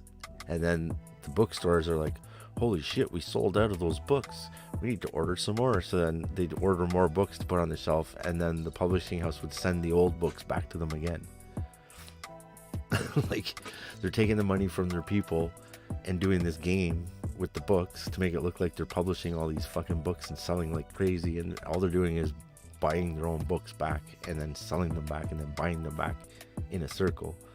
And the reason they found out was because one time they didn't even take the time to peel off the fucking price tags from the store so that whenever they shipped the books back to them, they were already sticker priced with the store stickers. And they're like, what the fuck? It looks like these are the books that we gave back to them. I don't understand. Or not that they gave back, but these are the books that we sold before. How the fuck are they giving us our old books back? That was the game. They didn't care about the money. They were trying to make it look like they were a bestseller so that this shit would blow up.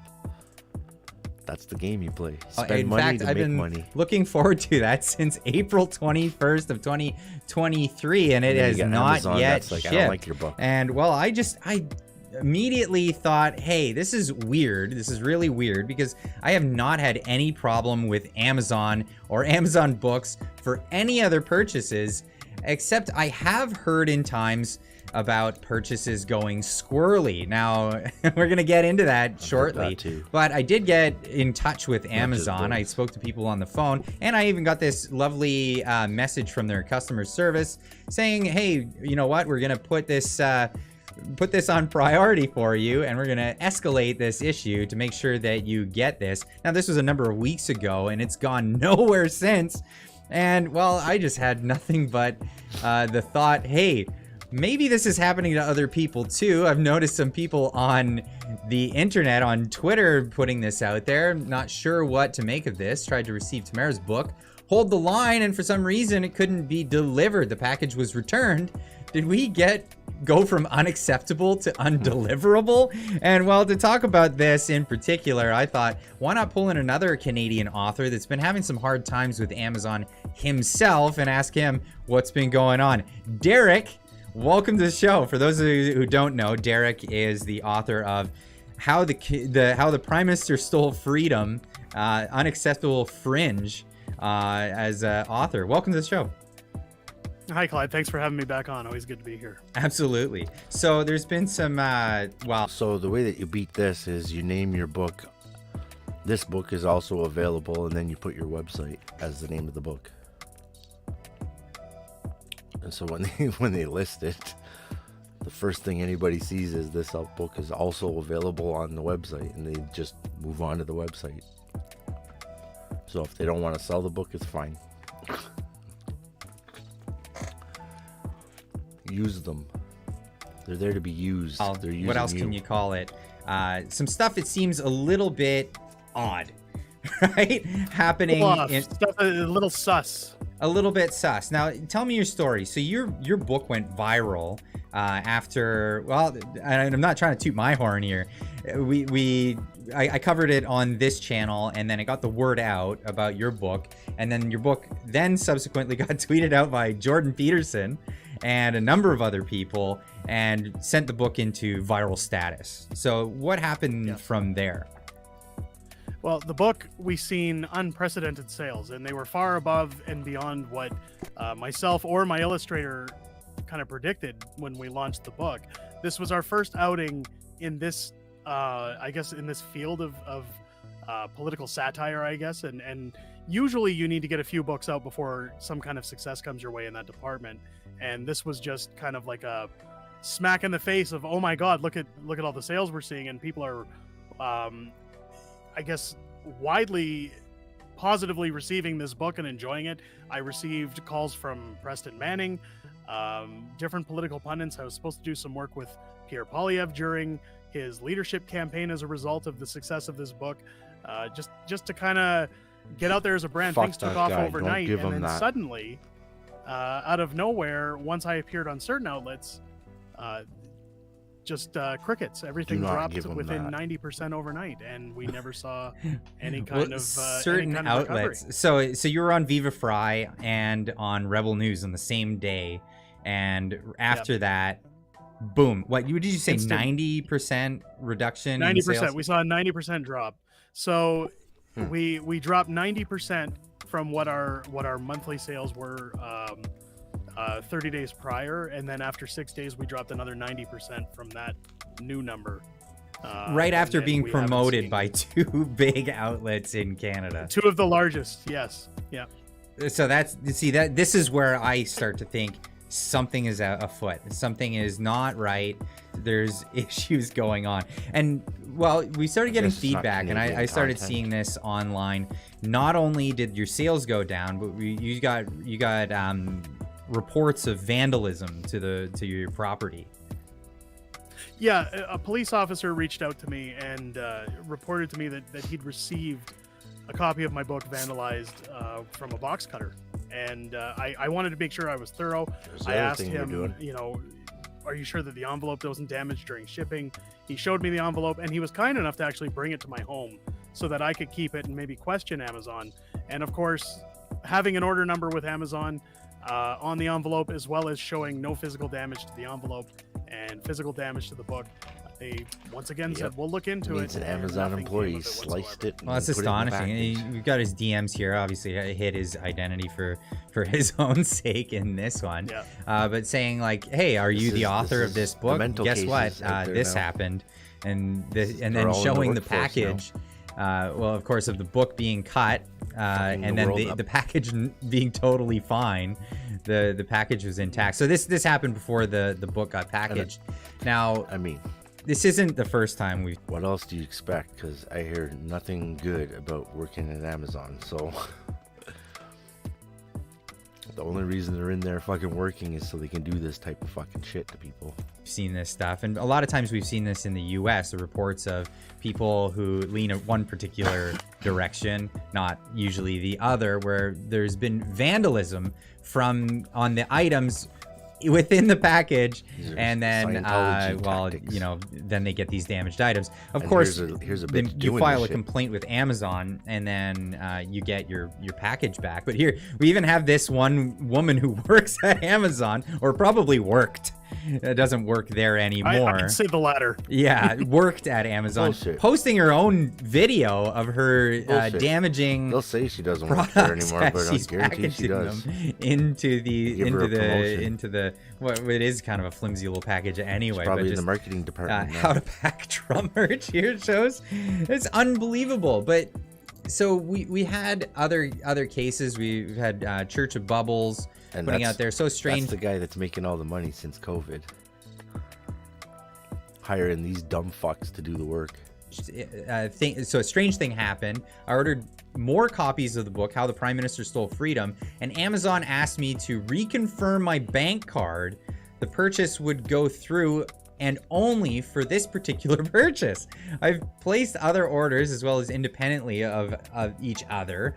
Also ordered more copies for my mom, and the same thing. So only getting these weird conditions for the purchase on your items, the books that you've written. Absolutely.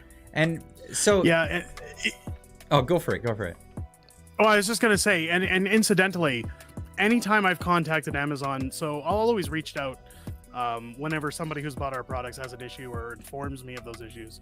And the first thing I usually do is say, can I have the order number? Because that's the first thing Amazon asks me for. And I'll contact both Amazon as well as Kindle Direct Publishing. And the dude's got billions. And I'll give them said order number. And I've said, you know, this seems to be an ongoing thing when it comes to the pictures of the vandalism I've sent in, when it comes to misplacement of orders and all the kind of questionable behavior.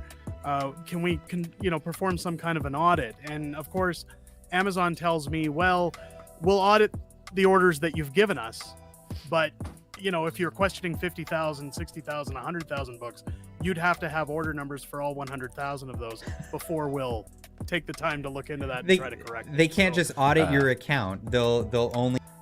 Buddy, I guarantee you, everybody that gets that book, if they hear about it, they will give you the book back. Guaranteed. Or at least give the paperwork for it back and the pictures and shit. Just so that he can go after them.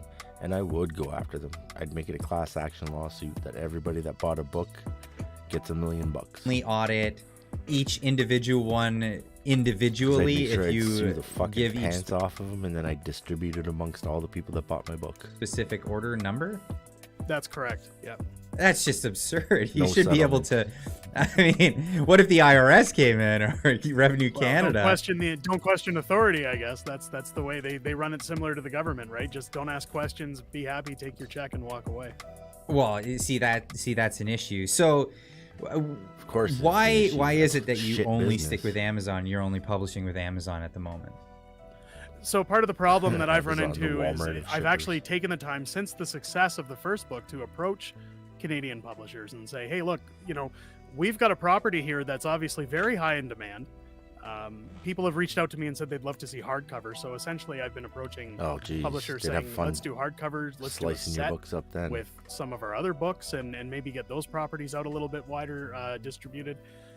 It really is no work for the publisher at this point. They don't have to sink anything into ad revenue.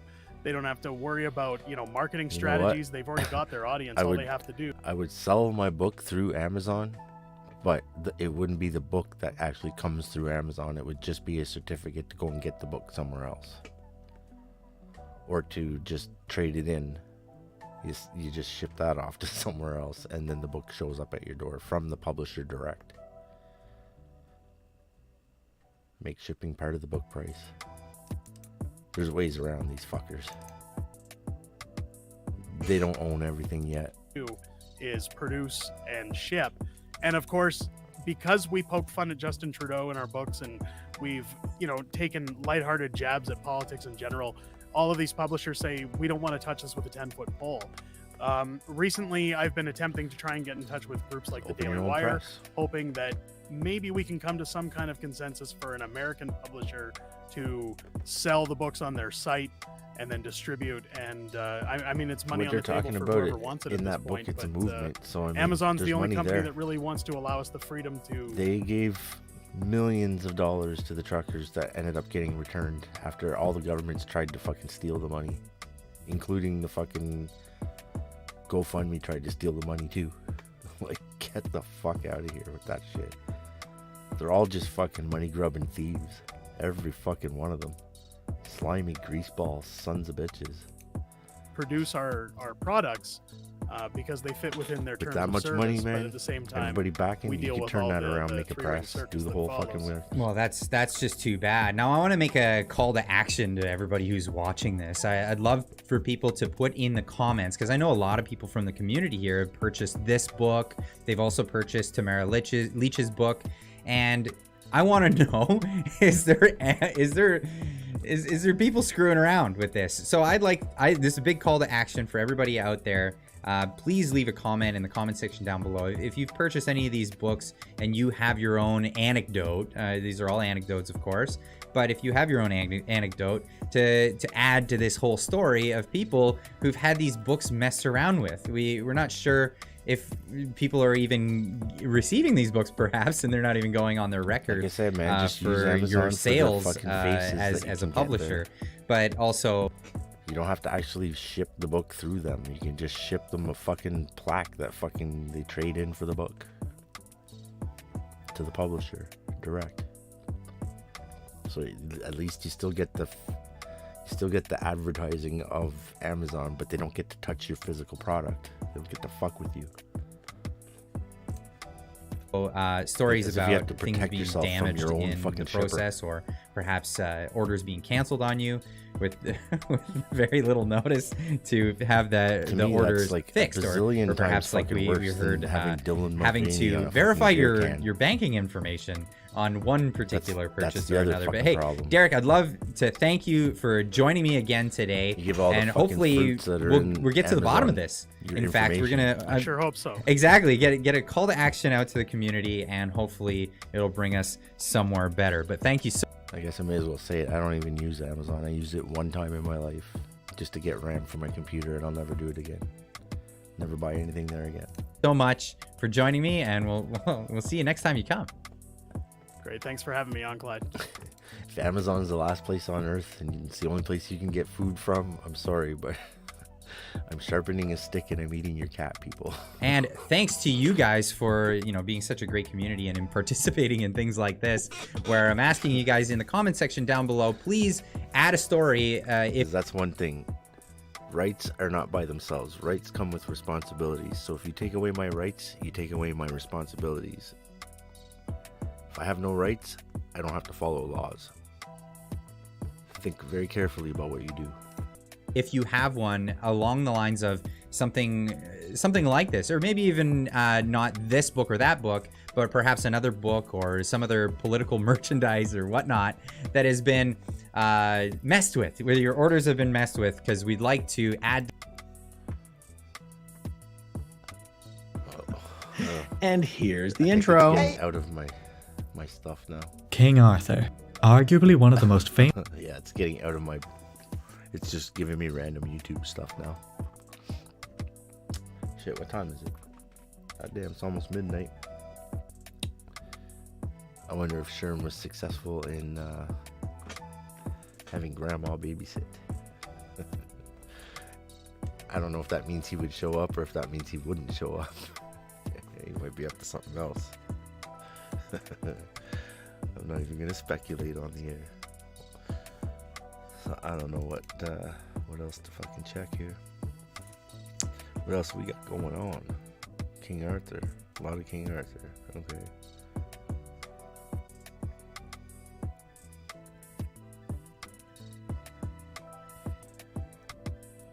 The mysterious story of a missing medieval kingdom.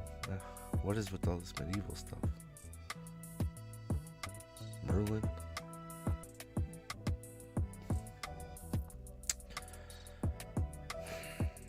I really need to roll another joint. That's what my problem is. Let me see. Oh, let's see what the church is up to. See if I can get him to smoke a bowl. Let's see. A computer numerical control machining. Computer numerical control machine. Interesting. Automated controls. Okay. Following coded program instructions and without a manual operator directly controlling the shit. So you just put in the shit and they do the thing. Gotcha. I'm born in the 1900s. You guys are old as fuck. Here we go. Yeah, we're like, being this chat, I think is probably, I mean, because of my age, probably folks are, we're all kind of, should have added them. You know, in and around same age, 20 years or so, you know, older, I don't know, somewhere in there. I think this is a cool chat because come on, young. They ain't gonna be cats like us for much longer. I don't trust that truck that's up unless front. we all figure out how to live longer. Which, if any generation is gonna figure it out, it's gonna be all of us. You know, we seen it. It's the basic stuff, man. It's the shit you've heard from everybody. Our generation ran from wild dogs, and nobody would do nothing about it. To what you have now, you know, our generation, it was no special. It nothing. There just won't be folks like us. So being in this chat and talking to people like in this chat, that dude Rob comes through here, his channel, he got a channel, fascinating individual, you know, all kinds of, everybody's got their own uniqueness about them that I think will be, I don't know. I don't know. I want to think that, I don't know. Like it's better not a lot of strong handshakes these days, you know. Not a lot of direct eye contact these days.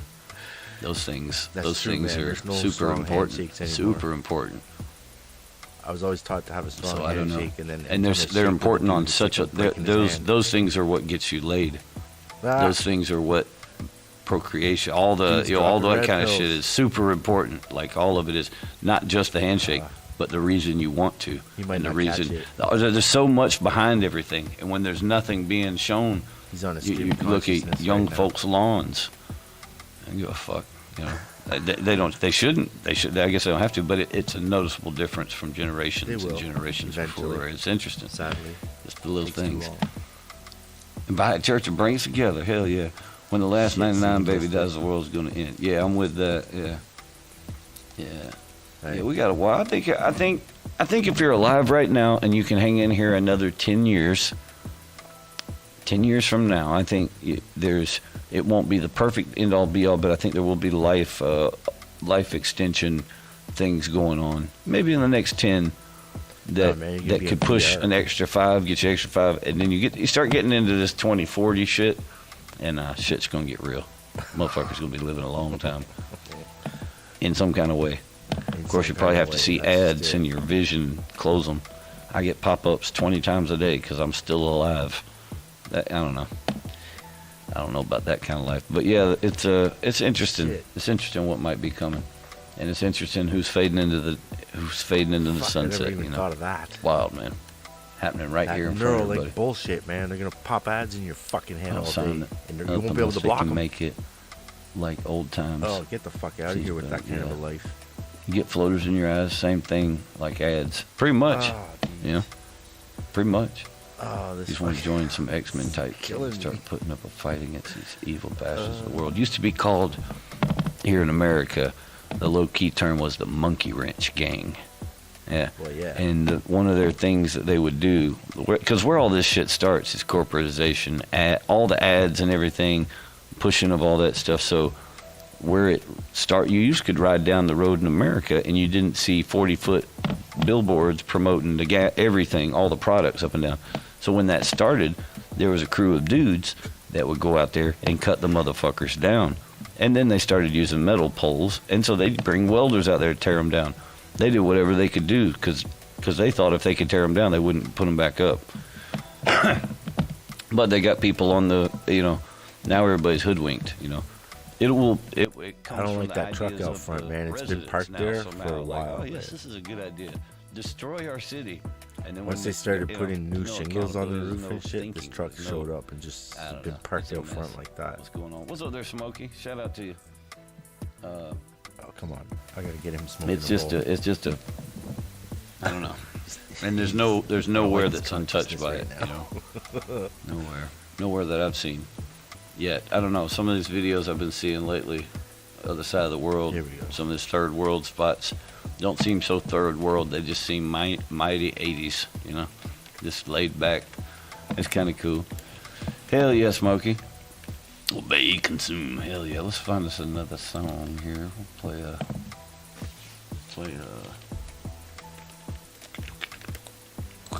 this one this time. We already did this one, I don't think. Nah. Come on, man. You gotta look at the screen when you see this now. I fucking added them this time.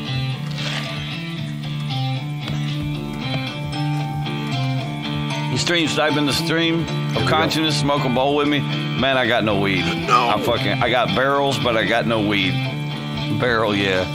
I'm pretty dried out. No. I'll re-up at some point. But barrels are the priorities these days. Oh, no. We got barrels. We got barrels, baby. And I'm thrilled. I'm fucking thrilled. Shout out to you, MGTV. Hell yeah. Thought I'd see this day. No wonder he's fucking going on and on and on. I know. What's the world come to, MGTV? Barrels and oxygen. That's all we need. Oh, that's bad. Killer album cover. He plays a lot of music, though. I gotta fucking back up. King Arthur. Oh, shit. Oh, as if he doesn't have weed. I've never seen this dude without weed. Oh my god, he must be dying. So this whole thing he's doing, he bought this church, he's fixing it up and shit. He wants to bring it back to like oldest looks of it, right? Like, so they had painted all the windowsills white and the doors were all white and stuff. He wanted to bring it back, so he like tore all that paint off and shit and made it back to like wood, original wood and shit. Now he wants to do this roof idea, and the roof idea is you get these 65 or 55 gallon drums, and then you cut them in a certain way so that you get these squares, and then if you fold them, you can do like this shingle stuff out of it, because it's like it's already got like protection on the inside, because it's a barrel meant for liquids and stuff, so it makes it so that it doesn't rust and all that for a very, very long time. And so he's making these shingles, and he has to keep on buying barrels and shit to make the shingles. And he's got to make all the shingles before he even starts attaching them on the roof. I think he did like a little section of the roof to see if it was going to work and stuff, and it works. It's like these square pattern pieces of metal that he's bending and shit. But he has to cut them, and he doesn't have any of the right tools. So everybody's like trying to tell him what he needs and stuff, and he's just like, he's just winging it. He's like, I got these things that you can grab with, and he's like bending the metal with like these two what the fuck, they're like clips of some kind, but they've got like a long bar on both sides of the clip, so it makes it so he can bend the metal with it and shit. He's like making his own tools to make his own shingles. It's fucking crazy. And now he's bought so many barrels he doesn't even have any weed. That's fucking horrible. Should have bought one barrel with weed in it. How are you gonna keep up the juices to keep it going, man? You need the weed to keep bending the metals and shit. I don't know. He's got crazy ideas, and they fucking work. Actually, he didn't come up with the shingle idea, but he's coming up with all of the ideas on how to make the shingles himself, because the guy was doing it with actual tools and stuff made for it. And he doesn't have the money to buy that stuff.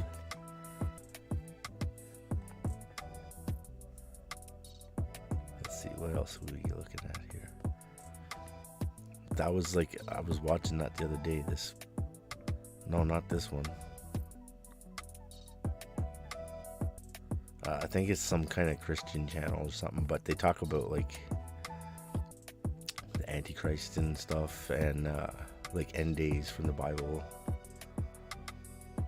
what signs that they're gonna show and stuff, and a lot of it's already fucking happening for sure.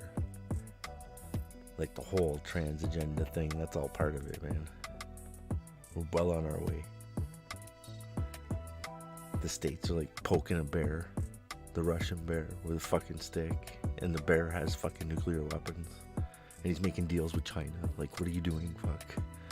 All our manufacturing's in China, and Russia's making deals with China, and we're telling Russia to go fuck itself, and fucking we're telling China to go fuck itself after we did that. Like, oh, none of this makes sense unless you want to crash the whole fucking earth, blow it up. Fucking people are mental. Sargon of Akkad was one of the first armies. Sumeria. Yeah. Man, what is with all this crazy history stuff? Oh no, what's this? Biden to create a new federal agency to try. Oh yeah, that's the same as what the Liberals are doing in Canada. Both parties. They're all in on that shit. And Elon Musk is trying really hard to make it so that it's not your phone, it's just a fucking chip in your head. Like, just think about the fucking powers that they would have over you by having a chip in your head to do shit to you. Like, if you ever seen the last season of Westworld, the last 2 seasons of Westworld was about like fucking that type of shit, man. They had like there's like an implant on the roof of your mouth, and it has like connections that are connected to certain, I don't know, either nerves or blood vessels or whatever the fuck, however it does what it does. But it, like, when you take certain drugs, the reaction you have to the drugs is what makes you high.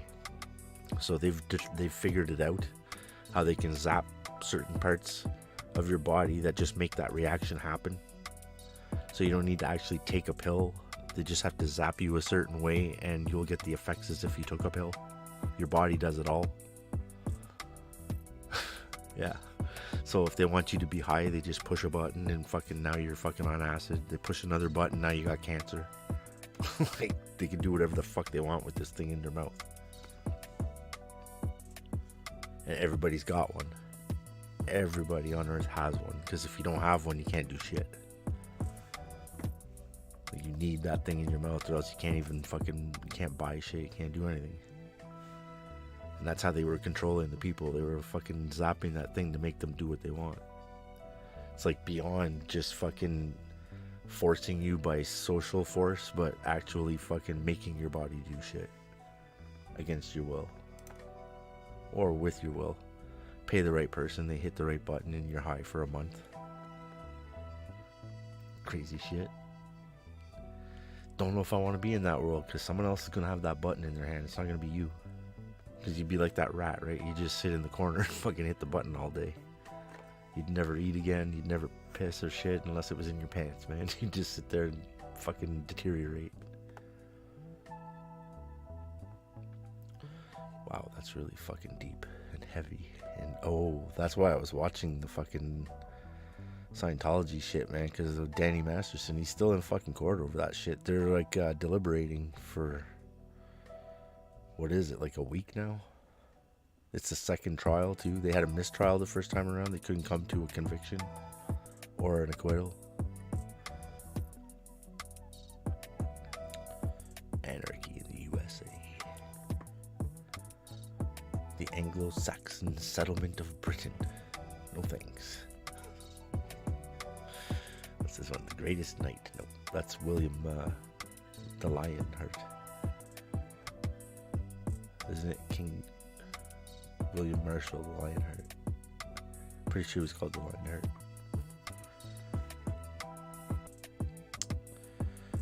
Why did the Vikings collapse? I don't think they did, really. They just got really fruity like the rest. They caught the European disease. Dangerous Life of Dutch VOC ship sailor. Well, that's long after the Vikings. Oh, History of France documentary. No fucking thanks. There's one good part. Actually, History of France, I bet you the Marquis de Sade is in there. The Marquis de Sade. Who they named Sadism after because he just loved fucking whipping people.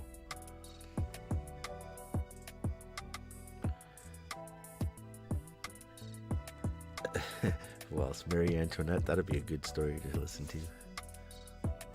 Off with her head. The Mysteries of the Dead Sea Scrolls. Oh man, that's so boring. Underground bases. Nope.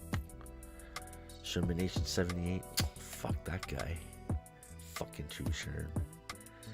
What a guy. Scientology's mysteriously missing Charlie Wakely. He's not the only one that's missing. There's a lot of missing people. Like Miscavige's wife is missing still after like, I don't know what, 12 years, 15 years. And he's like, she's just at the house preparing supper. Everybody's like, we haven't seen her in over a decade. He's like, she doesn't want to talk to you. It's none of your business. We just want to see her alive so that we know that you did not fucking get rid of her. If she wanted you to see her, she'd come out. Said every fucking serial killer and kidnapper ever. Man, it's all just fucking battle shit. I wasn't even watching battle shit. I don't understand why this is all coming up. Oh shit. Oh, would they let me? There, that's the one I was watching, The Rise of the Antichrist.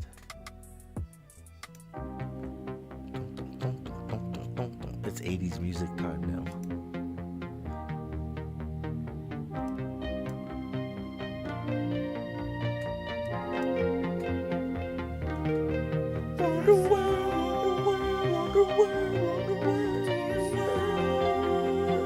This guy sings pretty high. And I used to like this song when I was a kid, and I always saw the video, but because nobody was telling me about fucking weird sex things, I had no idea that this was what this song was about. I just thought it was a video of a song of a guy that's running away, and he just run away from his parents because they didn't understand him, and he ended up at his friend's house chilling. I did not realize that this guy was leaving his parents' house because they were angry that he was gay, and then he fucked off to go and live with his lover. I did not understand that as a child. And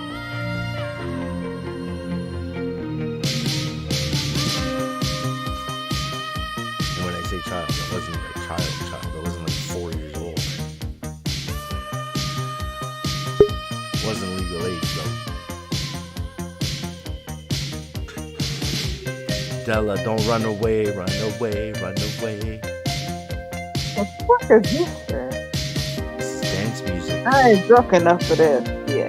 Nah, you gotta get drunk, eat a sandwich on the bus, or... Man, I ain't drunk for this shit. What the fuck is this shit? Listen to that voice.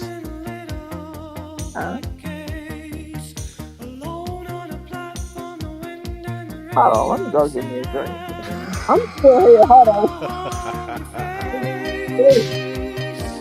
Hold on.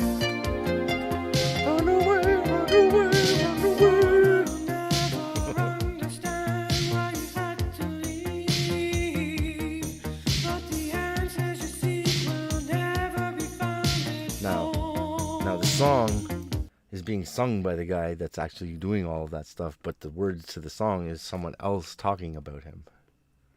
You trying to convert me? Yeah, I'm trying to turn you gay.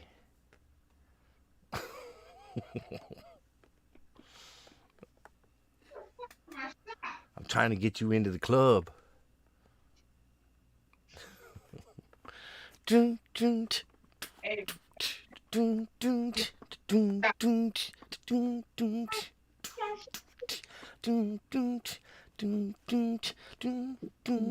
be fucking me over on my shot. Go ahead. It's your birthday. We don't go fuck. It's not your birthday. Yeah. You can find me in the club. Turn off all lights. If you wanna fuck, mama. I'll be in the back, mama. Shot. Now you're gonna get all wasted, and then True Sherm's gonna show up, and you're gonna be like, "This motherfucker!" No, I'm about to fight this motherfucker. You always come in all nice, and then you want to fight my panel after. Right about my shot. It should be like $3.50 a piece. Oh shit! I don't even think of it that way. Huh? I don't even think of shots that way. I don't buy a fifth. Like, fuck that. Well, no. That's pointless. Like, I ain't buying no fifth. That's alcoholism right there. Well, if you're drinking it straight out of the bottle, it is, yeah. Exactly. But there's no point in buying a fifth.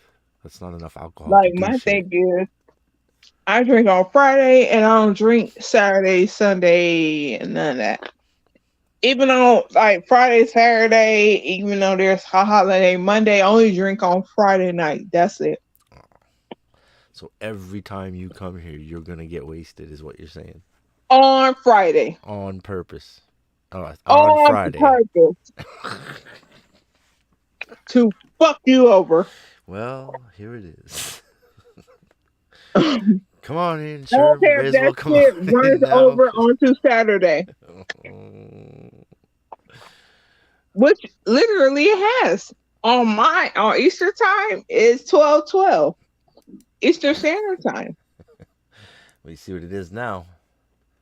It's 12:12 on my time.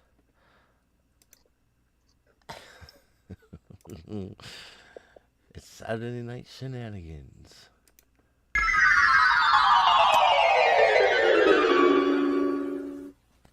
Wow!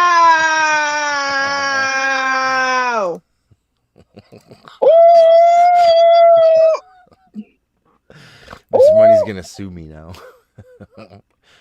My dude, what's that all about? What are you doing with all this shit? What is that all about?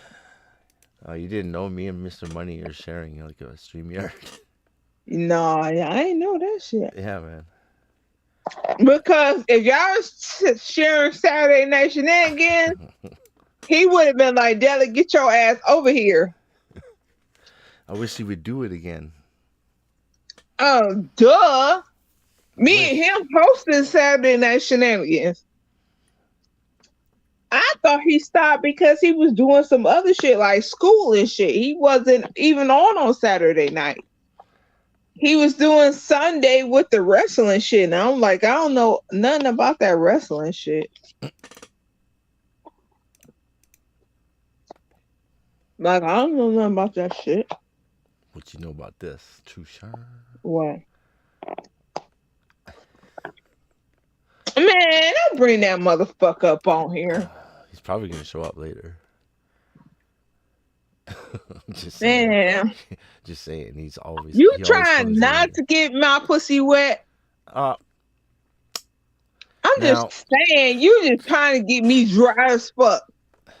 Bringing him on here, just a dry desert ass pussy. Not, man. Like, that's not even that's possible. The thing. Like, that can't be some possible. of y'all like okay. That can't be I possible. Get the whole, look, no, pause. I'm telling you, that ain't I get possible. the whole incel, like, oh, fuck women and shit. But there's some guys that will literally sit here and be the ambassador of y'all not getting no pussy. And True Sherman is one of y'all. He will be the ambassador of y'all niggas not getting y'all pussy. Like, I see his name and I will be wet. What? I will hear hitting, and I'll be like, all right, hitting like True my Sherm pussy does wet not a come little out bit. here and say Like, that I'm he's wet gonna a get little you bit. pussy. Shut up, hitting. He never So says he's gonna get you pussy. my pussy wet a little bit. And then I hear True, and I'll be like, True Sherman, and I'll be like, yo, nah, man, you can't even say that. You can't even say that. What do you mean? Okay, first of all, I know too much about you for you to even try that shit. Like, I just know too much about you to try that shit. I mean, that's fine. There's only two kinds of guys that are gonna do that, and I don't even know how the fuck you would make that dry. What make what dry? I'm telling you, you're either dominant or submissive. I'm a dominant. Yeah, but you're also submissive. Yes. Right. There's a where is the room? Day and night. Where's the room? In the summer, for dry I'm pussy? a dominant. In the winter, I'm a submissive. Yes. Yeah. So I've told anyone that. Thing, yeah. Duh. So that just means True Sherman has to hit you in the right season and pow. And True Sherman ain't got it because he has a child. So he already is cut off on that. That's a disqualifier. I get that, but that's a disqualifier. But so that doesn't mean that your pussy ain't gonna get wet. That's it a whole does other mean thing. that. Nah. Because if his baby mother calls, it's a total turnoff. There is no room for that. You're either dominant or submissive, and you're both. So there's no room for the dry pussy. There is room for a dry pussy if your baby mama called talking about, your baby has a fever. Like, I don't give a fuck about that. I don't know. If I'm patting you on the ass with a horse whip, I don't give a fuck about your child having a fever. I know about riding crops. You don't need to tell me about that shit. Thank you. Like, stop the cap. So I'm just gonna tell him go get a fly swatter. Go on camera. Fly swatter, slapping whatever. the fly swatter hard on the screen, and then I feel like Falls. Us dominatrix get a really bad name. Sometimes, but hey, man, it's not other people saying it; it's other people doing it. We see what's going on. I have submissive pictures and I have dom pictures on here. We see what's going on out here in the streets. We know there are men wearing diapers and shitting their pants, and women are changing I'm that not shit. into the wait, what is that called? What did they call it? Isn't that a mommy fetish or some shit? No, I'm not into that. No. You're not gonna change. Was it nanny fetish? Nanny fetish? No, I'm not into not gonna that. change any old diapers. No, sir. A lot of money in that. No. Just I don't give a fuck how much money. Huh? You can wear a mask, like a COVID mask. I don't give a fuck. Nope. When it's about money, I it ain't want about a you. It's horse about riding money. crop. I want to have a horse riding crop. Oh shit. I want my thigh highs. I want my fishnets. I want my short shorts. I want my bra. I want my short shorts. I want all of that shit. I want my big ass glasses. That sounds like I a want uniform. all of that. My nerdy big ass glasses because I need to see me smacking your ass 2 times. with my riding crop.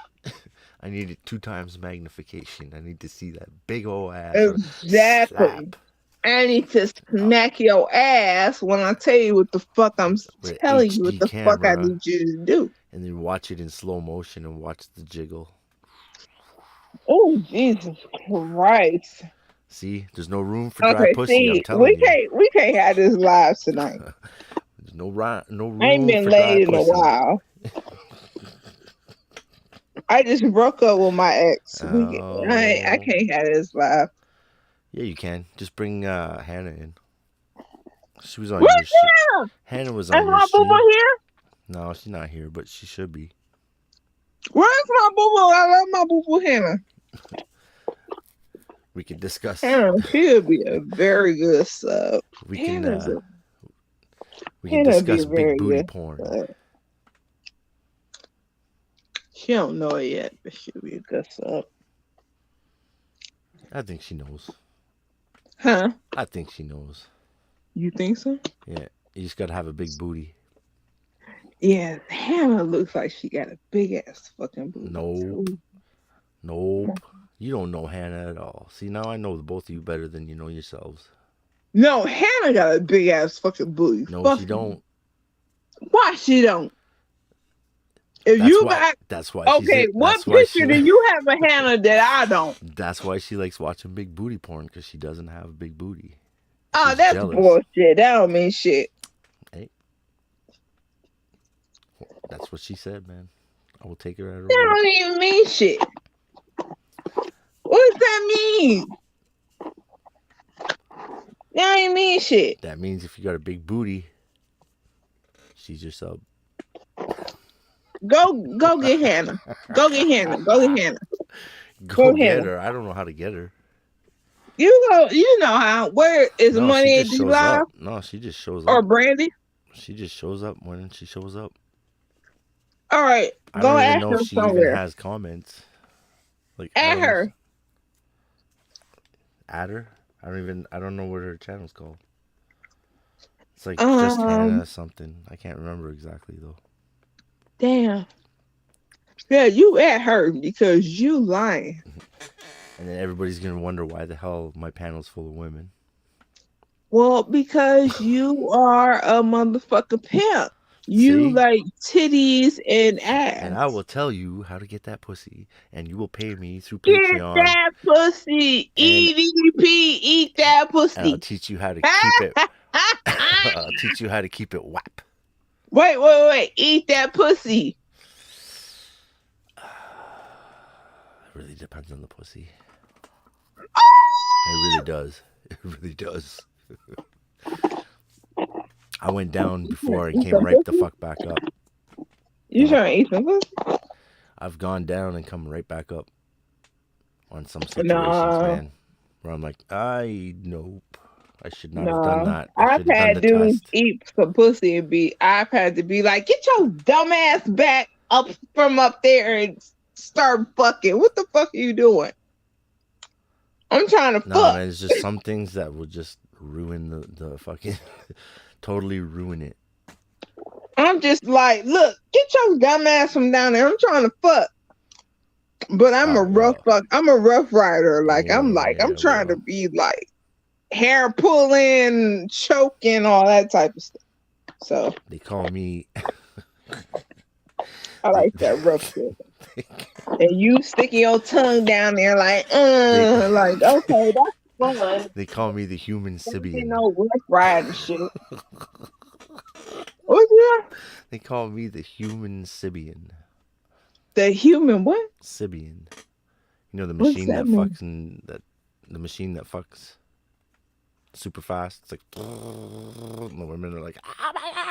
Oh no! It's like a fucking. Oh hell no! No no no no no It's like no! a rodeo fucking bucking No bronco no fucking no machine no no no no no no no no no with a no dick no! on it. Because I'm gonna tell you right now, what hasn't happened to you? You have not had someone that did put her legs in a grip, and that like grip lock. You can't tell me what I've been through.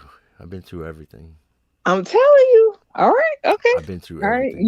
You right. You absolutely right. I've been through the longest sessions and the shortest session. I couldn't believe both ways. I couldn't believe. Mm-hmm. Are you gonna tell me how old you are, Hidden? Hell no. Why not? Hell to the no. To the Okay. no. Wait. Pause. Can you just hold on? Give me a second. You know I can't do that. I can't give anything out. Why? Because I give a little piece here, I give a little piece there. Somebody else No, building a I'm fucking just portfolio asking on that my shit. question. Hey, check this out. I have found other people pretending to be me in other places and saying nasty fucking shit as if it was me. Who? Where? Who? And that's as my fake account name, my hidden Where? MGTOW Who? shit. So Who? you think I'm going to put my real name out there for people to fuck? MGTOW verse, and I don't know who. He called himself the hidden MGTOW, and he had his own fucking thing in this fucking white supremacist fucking place. I don't know who And they I are exposed because that I shit. ain't heard that shit. I ain't seen that Exposed it shit. on my show, and fucking they disappeared the next day. The whole fucking website disappeared. It wasn't just the guy pretending to be me, but the whole website. Okay, what Everybody range are you in? Like 30, 35, 35, 40, 20, 25, 25, 30? That's all I want to know. Yeah. You're right. That's it. You got it.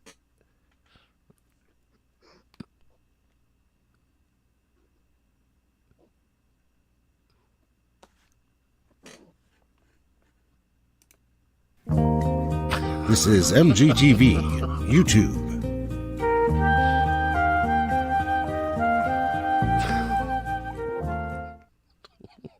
Okay, so because I can you make those doing for your all this channel. shit back and forth, you gonna make me some like overlays and shit for free? See, I told you.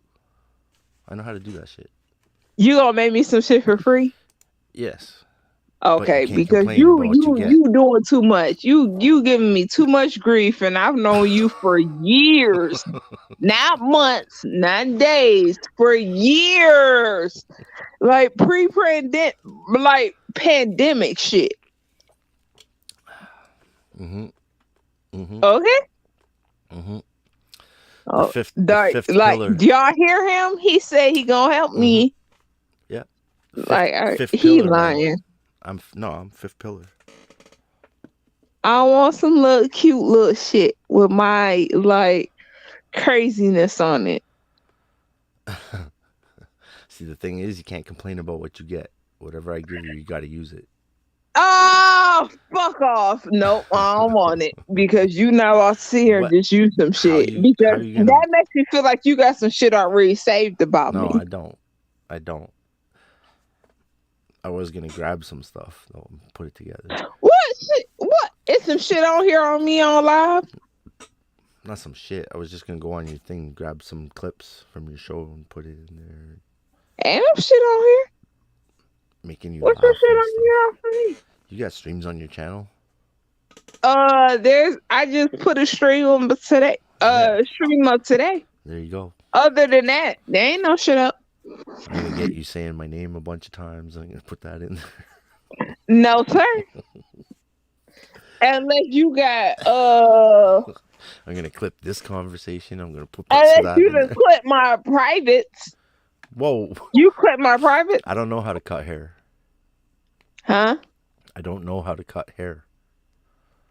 I can't clip your privates. Oh, fuck off. You're such a dick? Why are you such a dick? I'm having fun. Come on, it's Friday. Get it. Yeah. Show me what you look like. Hell to Just the show no. me. Like, That's what I look like. Well, I think. Oh, are you okay? Just answer this. Are you a ginger? I already said yes. That was all anybody was ever gonna get. Okay. If you're a ginger, are you over the age of 40? I can't talk about it. I just want to know if you're a ginger over the age of 40. That's all I want to know. I'm so ginger that I'm fucking white haired now. I'm so old. No, like, don't be on some bullshit. Like, real talk, seriously. Because you done seen all of me. Like, seriously, be on some real I haven't talk. seen all of you. I still don't have your Instagram, so no, I have not seen all of you. I mean, I'm not about to give you my Instagram and you won't even tell me some real shit about you. That's some bullshit. You offered it, and you gave it to everybody else. And then I was like, fuck. Who's everybody and else? my shit froze, and I'm like, son of a bitch. And then I came back, and I'm like, fuck, I missed the part where you said your Instagram, and you're like, who do you think has my Instagram? oh, I forget who now. There was a bunch of people there, though. No, They all they do got it not. now. No, they do not. Yes, they do. Who?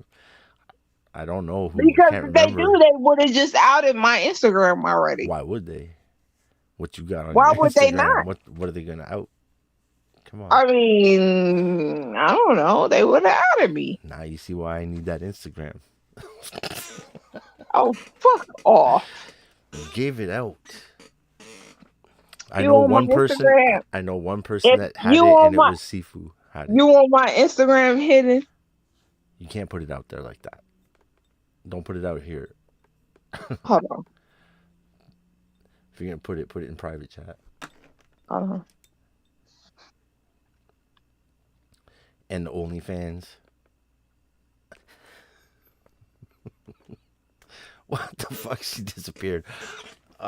This fucking. Where'd she go? She's gonna go and copy the Instagram and paste it in here. Oh shit, son! Look what I done started. Now Sifu has it. I know that. Well, his account has it. He doesn't have it anymore. I guess he doesn't really need Instagram to go spying on people now. He just float over and check it out.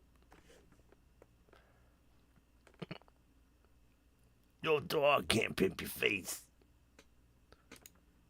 Pimp my ride. Came to the wrong neighborhood, motherfucker. That one cat looks like Hitler. The one on the right, he's got a little Hitler mustache under his nose. And his hair is parted in the middle, too. Oh, that's fucked up. Yeah. Oh, what? Where'd you go? Why'd you go in the chat? Why'd you go and get out like that? Family picture. That's what I look like right there. I look like Anakin Skywalker, age 55.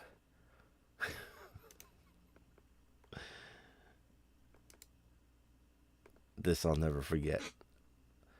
I made this meme so long ago, and I love that video. Oh, baby. There we go. See that shit?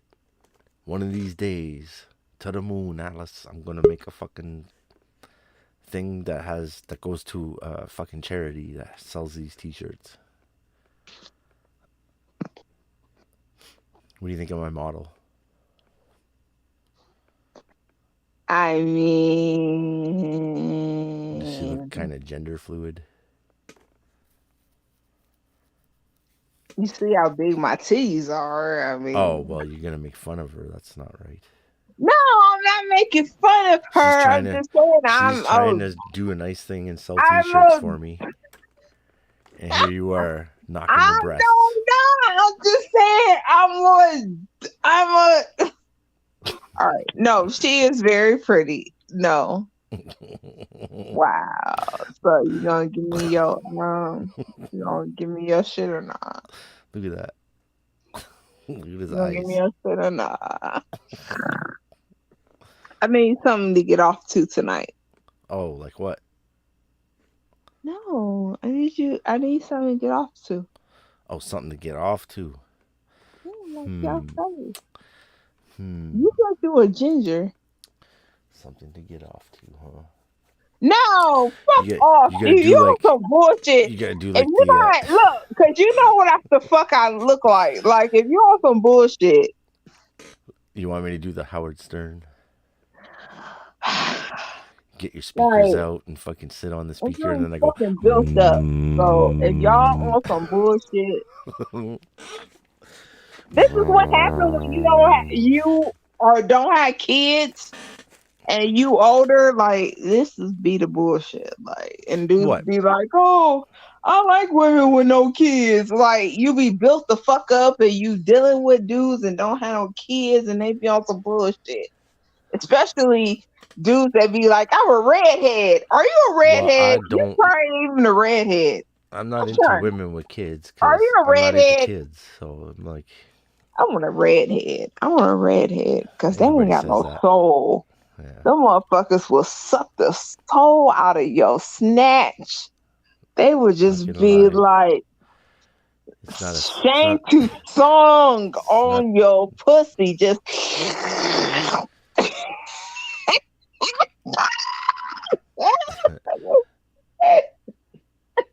You're gonna fuck around and get me saying some shit. Like Shane to song. That's what I need. I need that right now. Shit. What? You need some bean flicking. Fuck the bean flicking. Just suck the soul out of it. At this point, I ain't got no kids. Better things you ain't about to catch no shit. Just Shane to song out of this motherfucker. Like soul out of me. Thank you, song. Like this fatality. This motherfucker. Fatality. Hidden MGTOW wins. The fatality, brutality. No, fuck that. Brutality. This motherfucker. Clitoral damage. I'm just saying. Real talk. This shit I don't know. I got some bad fucking shit that I could say, man.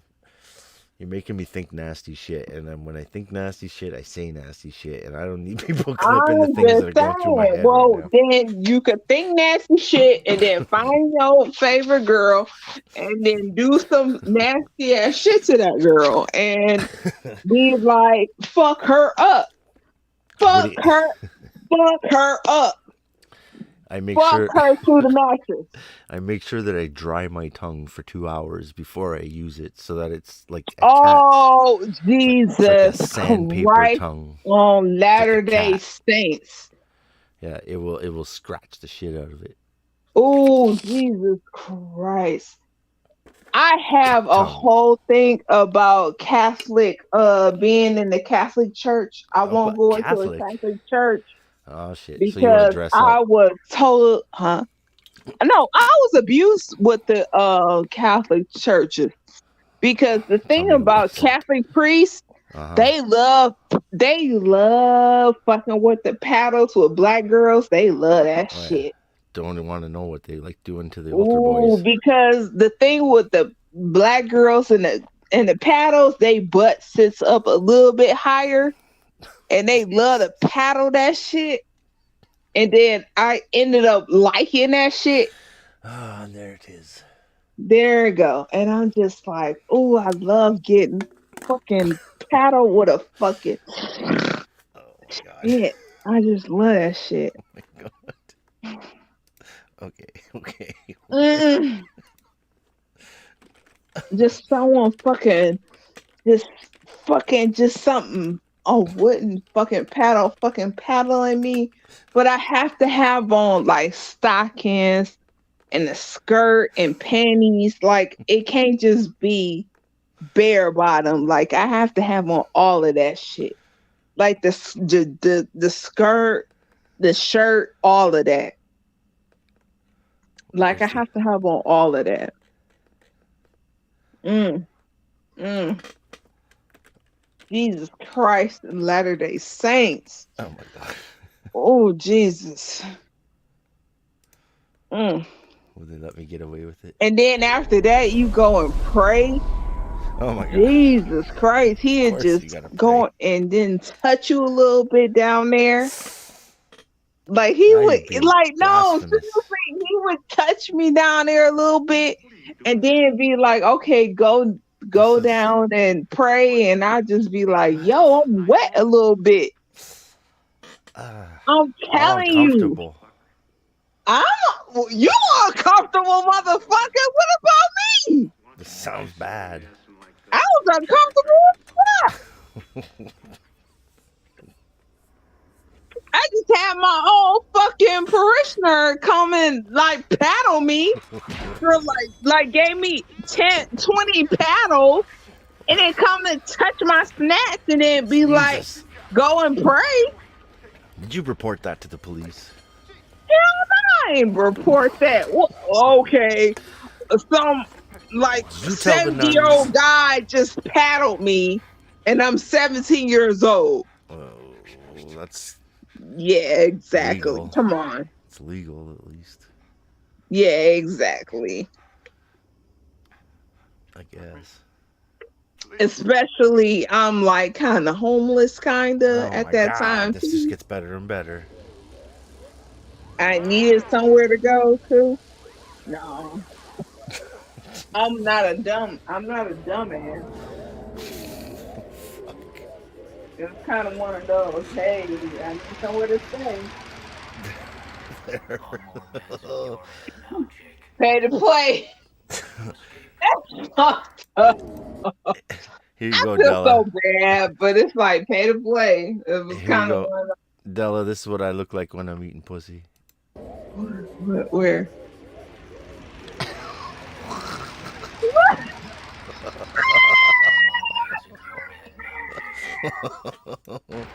Oh, he's eating it. You know the funny thing about you? You're in my dreams, hidden. No, listen. The dudes want me when they eat pussy. They be wanting to eat pussy more than they want to fuck. Huh. And I be like, yo, get your dumb ass the fuck up. And I want to fuck. And they be like, what if they don't want to? Huh? What if they just want what if they just want a snack? Well, that's fully engaged. And I don't know. And I didn't know that was a thing.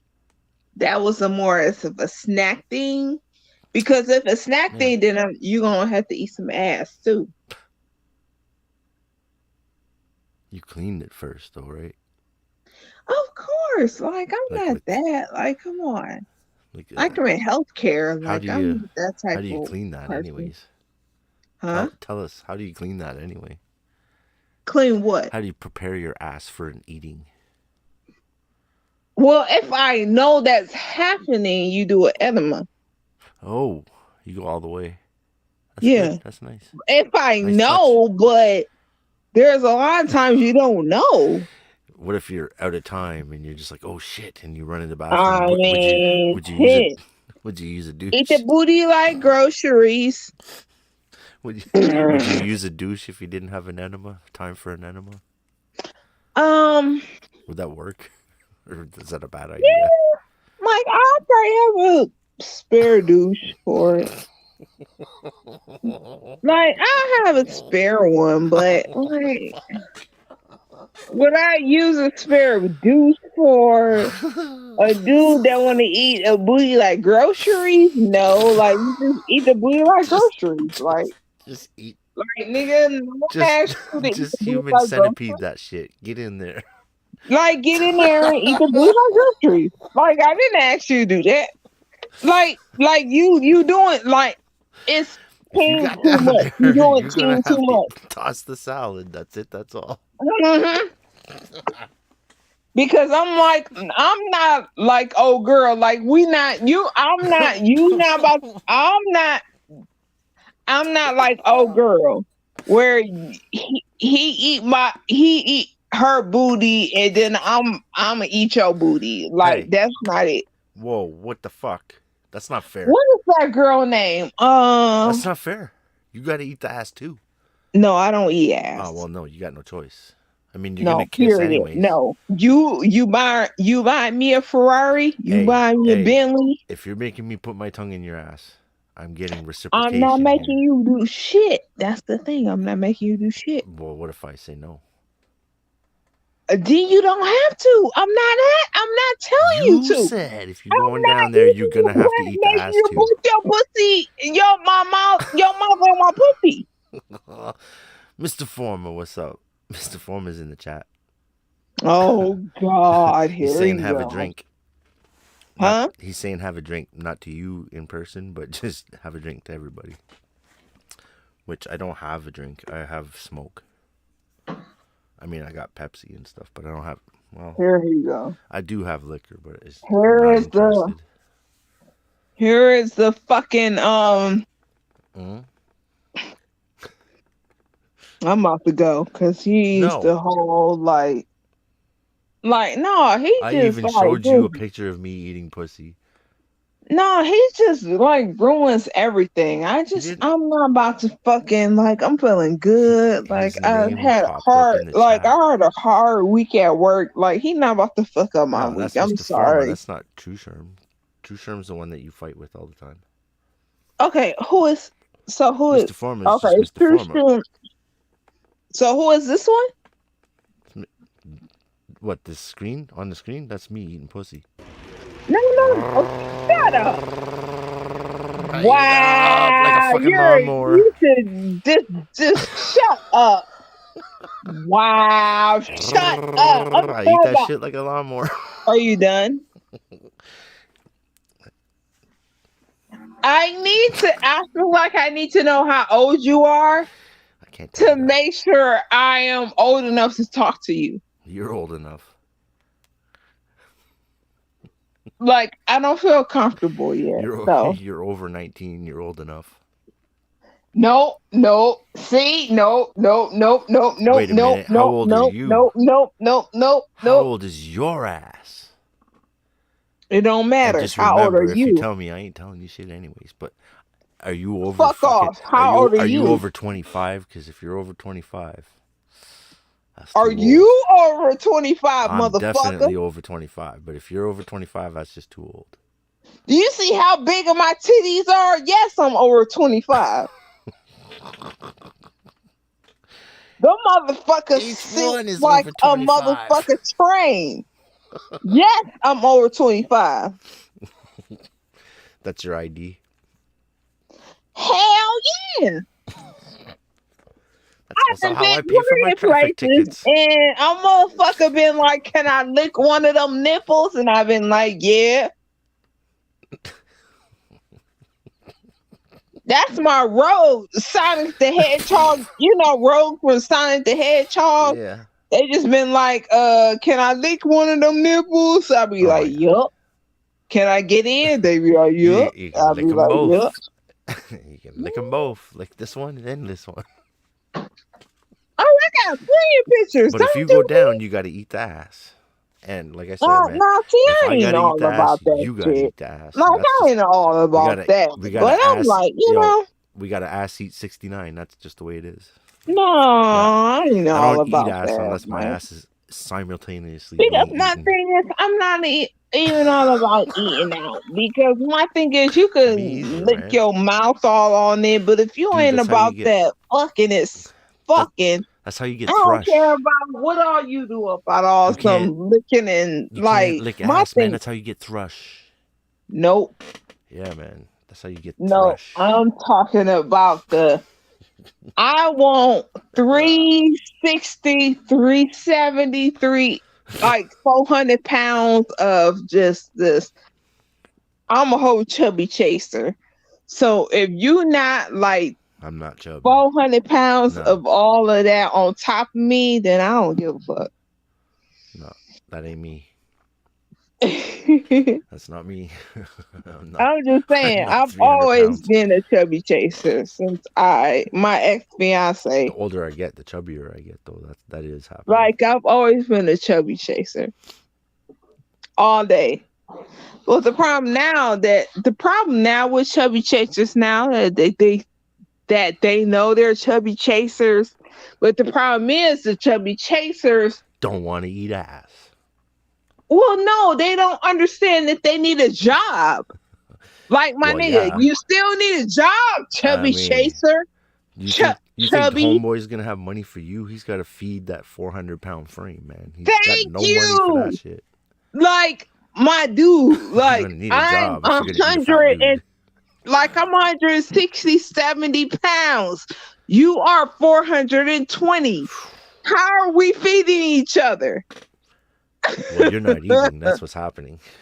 And I live alone before I met you. Like, and you were living with your best friend and your mama and in your car. Like, how are we doing this? That's what you drinking on. Why do you think I'm drinking on something? Well, I thought you said you were going to get a drink. No, asshole. Well, it's Friday. You said you get drunk on Fridays. You're drunk on Friday. Oh, all right. Just asking. That's a stereotype, and I don't like it. Well, you stereotyped yourself. I'm only repeating what you said earlier. I am drinking on Crown Royal. And now you're going to tell me that you're actually drinking. Okay. Oh, jeez.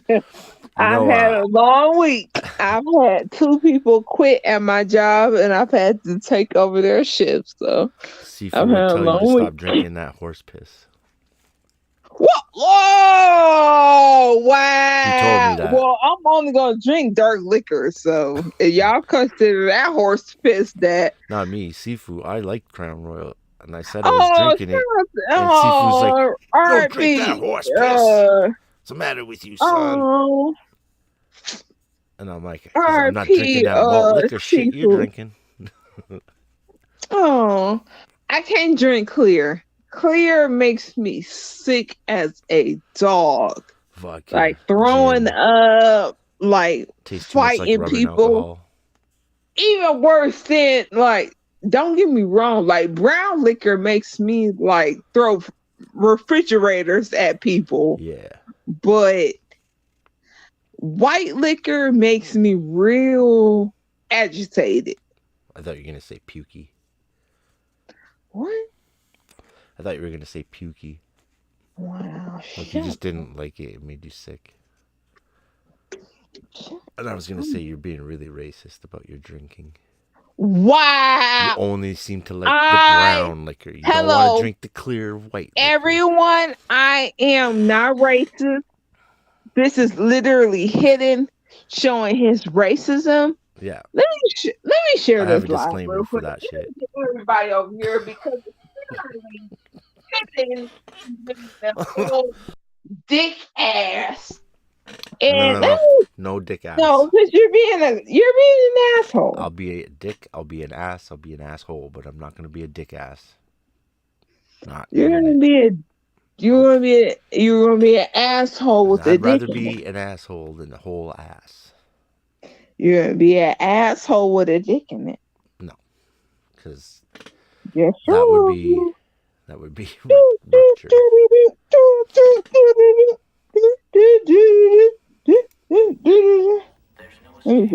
rather be a dick in an ass than an ass in a dick. Oh, shit, a lot going on. Yeah. Hold on, let me give you a second. Hold on. I'm trying to see what's going on. That's it, mister. And I need to. Ooh, that would feel good on my snatch. A fucking lawnmower. A lawnmower. You want somebody to use a lawnmower on your snatch. Yeah. Yo, so you been watching S Jam? Say who? What? S Jam. What's S Jam? All right, no. Okay. That's okay. I don't know what it is. What is it? That's all right. Oh, you're not gonna Give tell me a second. Oh.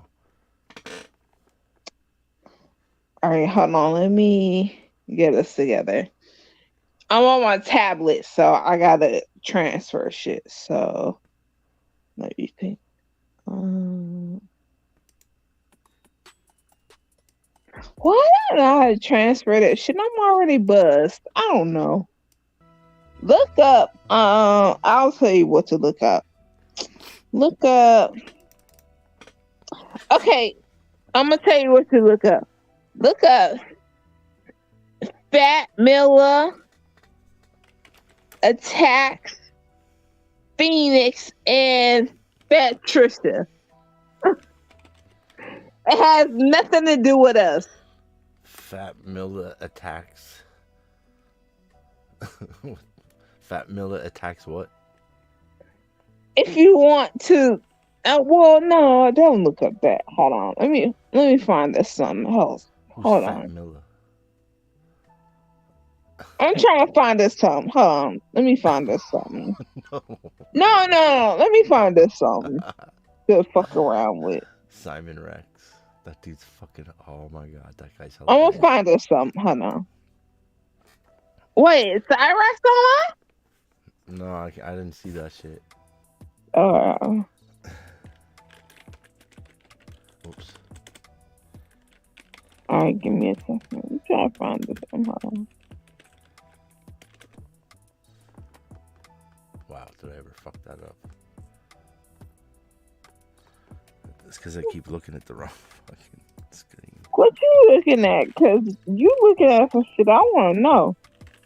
Because I'm interested in what you know, honestly.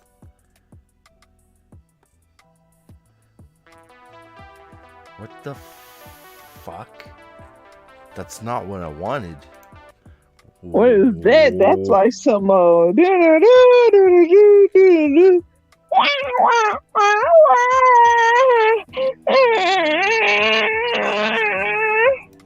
selected youth. These are the ones that shine upon thine meridian. Why don't you follow Airsoft Fatty? Enter the metaphysical visionary, third chapter dimensions, castle of Gorgie. I see darkness, intertwine my mind upon thine 9 caliber. Russian roulette stamina, Tylenol flips the fast track of the anomaly. Stop. That's preposterous. My worms are metaphors towards the. What? Stop. Shut the fuck up, man. What's wrong with Oh, you? is that you? Nothing, What's man. that You know, you? I've been doing good. Quit smoking weed. You know, I've been doing some yoga. Is that you? Just getting more in tune with myself. You know, getting in touch with mind, spirit, and I body. think Sound that's like a you. little bitch. Take a hit of this and kick that old dirt nasty shit about getting your dick sucked.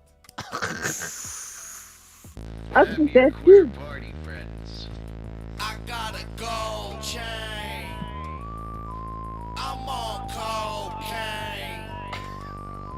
I'm like, yo, man. What?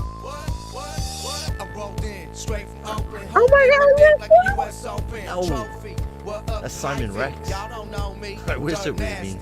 Ass cheeks, spread wide, G-string. Oh to the my side. God, that's Vassier, 2 drink, vodka straight. 3 drinks, I'm in the sink. Throwing up on my brand new mink. oh God, ew. That's Dirt Hey, Nasty. what's up, Dallo? What's up, ITV? I lived through the 80s. Yo, And man, that shit was y'all crazy. Everybody wanna know my name. Bring the pain and pop the champagne. Every girl wanna hold my chain when I fuck their brains out on the Moscato. Gold chain. I'm on cocaine. What the fuck is this shit? I'm like, yo, man.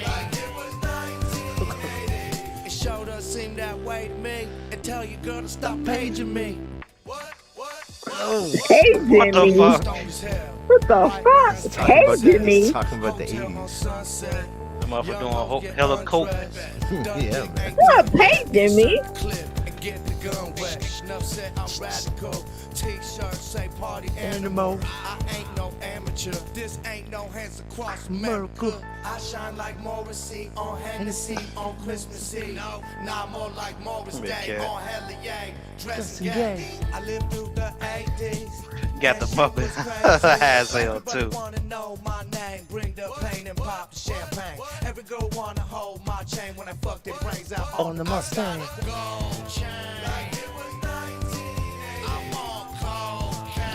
Man, had some crazy videos, man. I ain't gonna lie.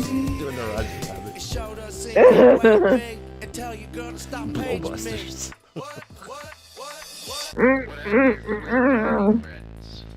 I got a gold chain.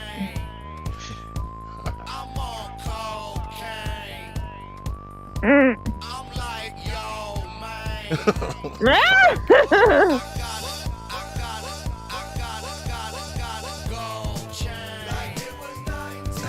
I was actually listening to a different song from him today. It was funny. With these guys. Rapping about the dick. It sure does seem that way to me. And tell your girl to stop paging me. What? Oh, little booty, okay, little booty cutie. I want to fucking get that other one where he's. Okay, little booty cutie. All right, my phone about to go dead. Let my phone charge for a little while. Okay. All right. What's going on, Hidden? Not much, just fucking around. Same here. Shit, what was it called? Just got off from work out by here. Yeah, I promised I'd be up in here, bro. Just keep my word. Oh yeah, last week I was fucking out of there, man. I was fucking tired. Did 16 hours, man. Shit, I'm happy I got paid, man, but shit. Yeah, that hurts. Those man-sized shifts. Yeah, it's the fact that the job that I work at is a one-person job. So if somebody don't come and relieve me, I have to stay for extra 4 hours, and I decided to stay. You know, this happened to me a few times. Then went to sleep for a little bit and like, god damn, bro. My dick cost a late night fee. Yo dick got the HIV. My dick plays on the double feature screen. Yo dick went straight to DVD. My dick bigger than a bridge. Yo dick look like a little kid's. My dick large like the Jordan. How the hell you know? How you figure? My dick locked in a cage, right? Yo dick suffer from stage fright. My dick so hot it's stolen. Yo dick look like Gary Coleman. My dick pink and big. Yo dick stinks like shit. My dick got a Caesar do. Yo dick needs a tweezer, dude. My dick is like supersize. Yo dick look like 2 fries. My dick more mass than the earth. Yo dick half staff. It needs work. My dick been there, done that. Yo dick sits in with Duns Cap. My dick VIP. Yo Your shit dick needs an ID. It's time that we let the world know. Dude, you gotta let your girl go. DS is the best in the business. PS, we got dicks like Jesus. It's time that we let the world know. Dude, you gotta let your girl go. DS is the best in the business. PS, we got dicks like Jesus. My dick need no introduction. Yo dick don't even function. My dick served a whole luncheon. Yo dick look like a munchkin. My dick size of a pumpkin. Yo dick look like Macaulay Culkin. My dick good loving. Yo dick good for nothing. My dick bench press 350. Yo dick couldn't shoplift at Thrifty. My dick pretty damn skippy. Yo dick hungry as a hippie. My dick don't fit down the chimney. Yo dick is like a kid from the Philippines. My dick is like an M16. Yo dick broken vending machine. My dick parts the seas. Yo dick farts and Just a dick mashing the contest on the rap. Oh no! Oh, did you hear that last one? Rumble in the jungle, yo dick got touched by your uncle. What the fuck? Yo dick, fruit roller. My dick, grade A beef. Yo dick, Mayday These king. motherfucking retarded, bro. Sick and dangerous, yo dick, quick and painless. My dick, enough said. Yo dick, love spread. It's time that we let the being world your know. mama, motherfucker. You gotta let your girl go. DS is the best in the business. PS, we got dicks like Jesus. It's time that we let the world know. Dude, you gotta let your girl go. DS is the best in the business. PS, we got dicks like Jesus. Like what? Like what? Somebody told him to get off the drugs. No, he just getting some. Yeah, he just smoked some weed right now.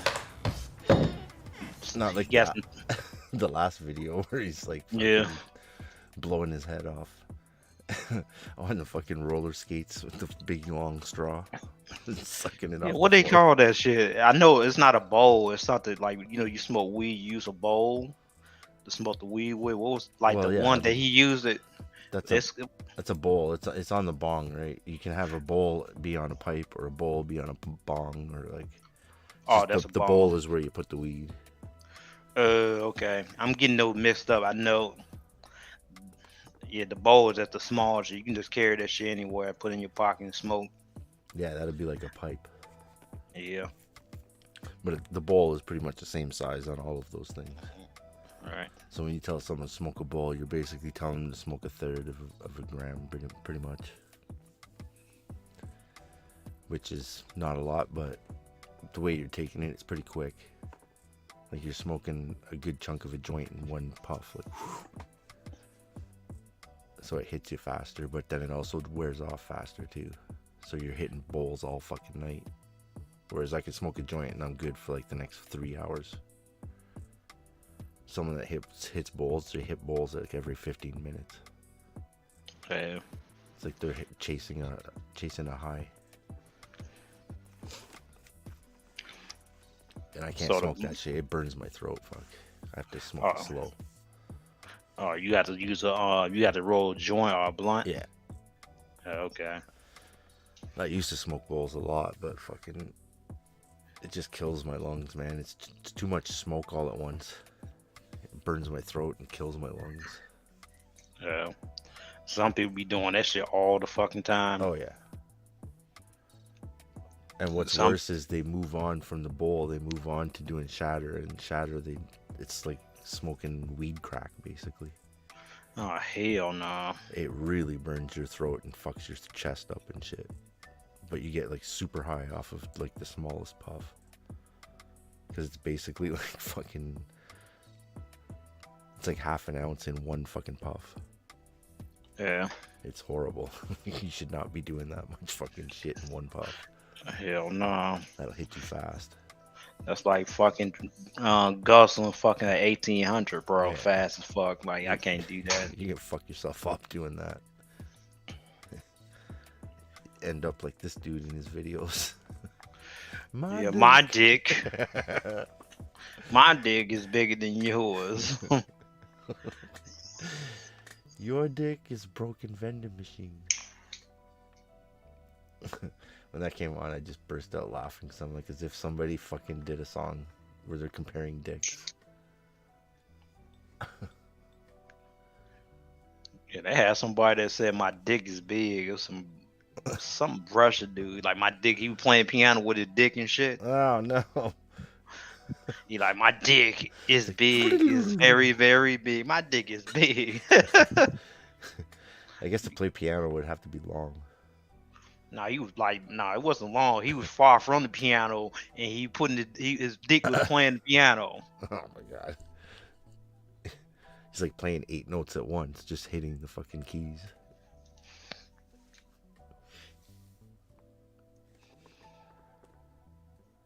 Shit. Oh, I wanted to fucking... What the hell? We wish we were gay. This is another one of the guy's songs. We wish we were gay. What the fuck? Wait, that's an hour long. So what is that? A concert? Fuck. Oh, damn. They did go too far. I'm not clicking on that. My dick was far enough for me.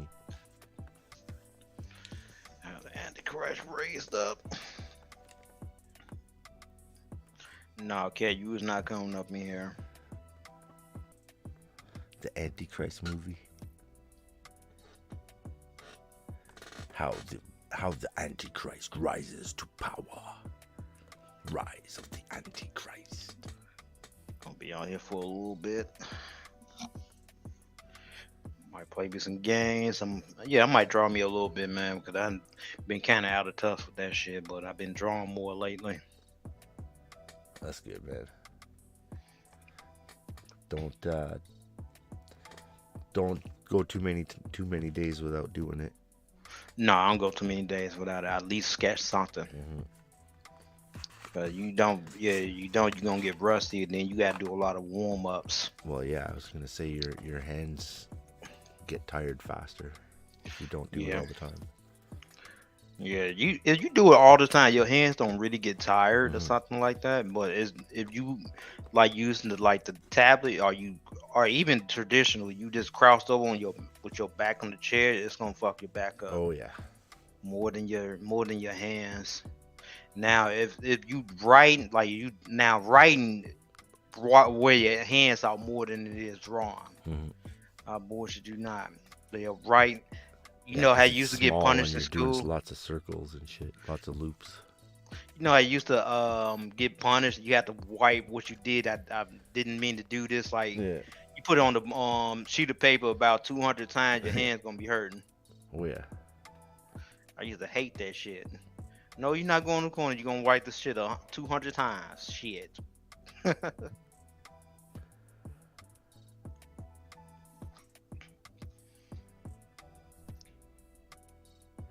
Yeah, I'm not gonna say I never had to do that.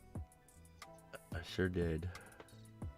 I did a lot of sitting outside the principal's office, so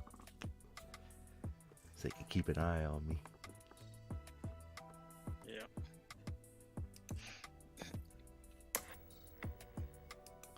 Yeah, this is one that was in my fucking thing to watch. It's the Antichrist dude.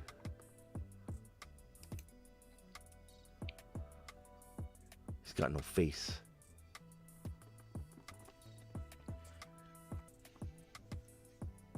It's a Chinese haircut too.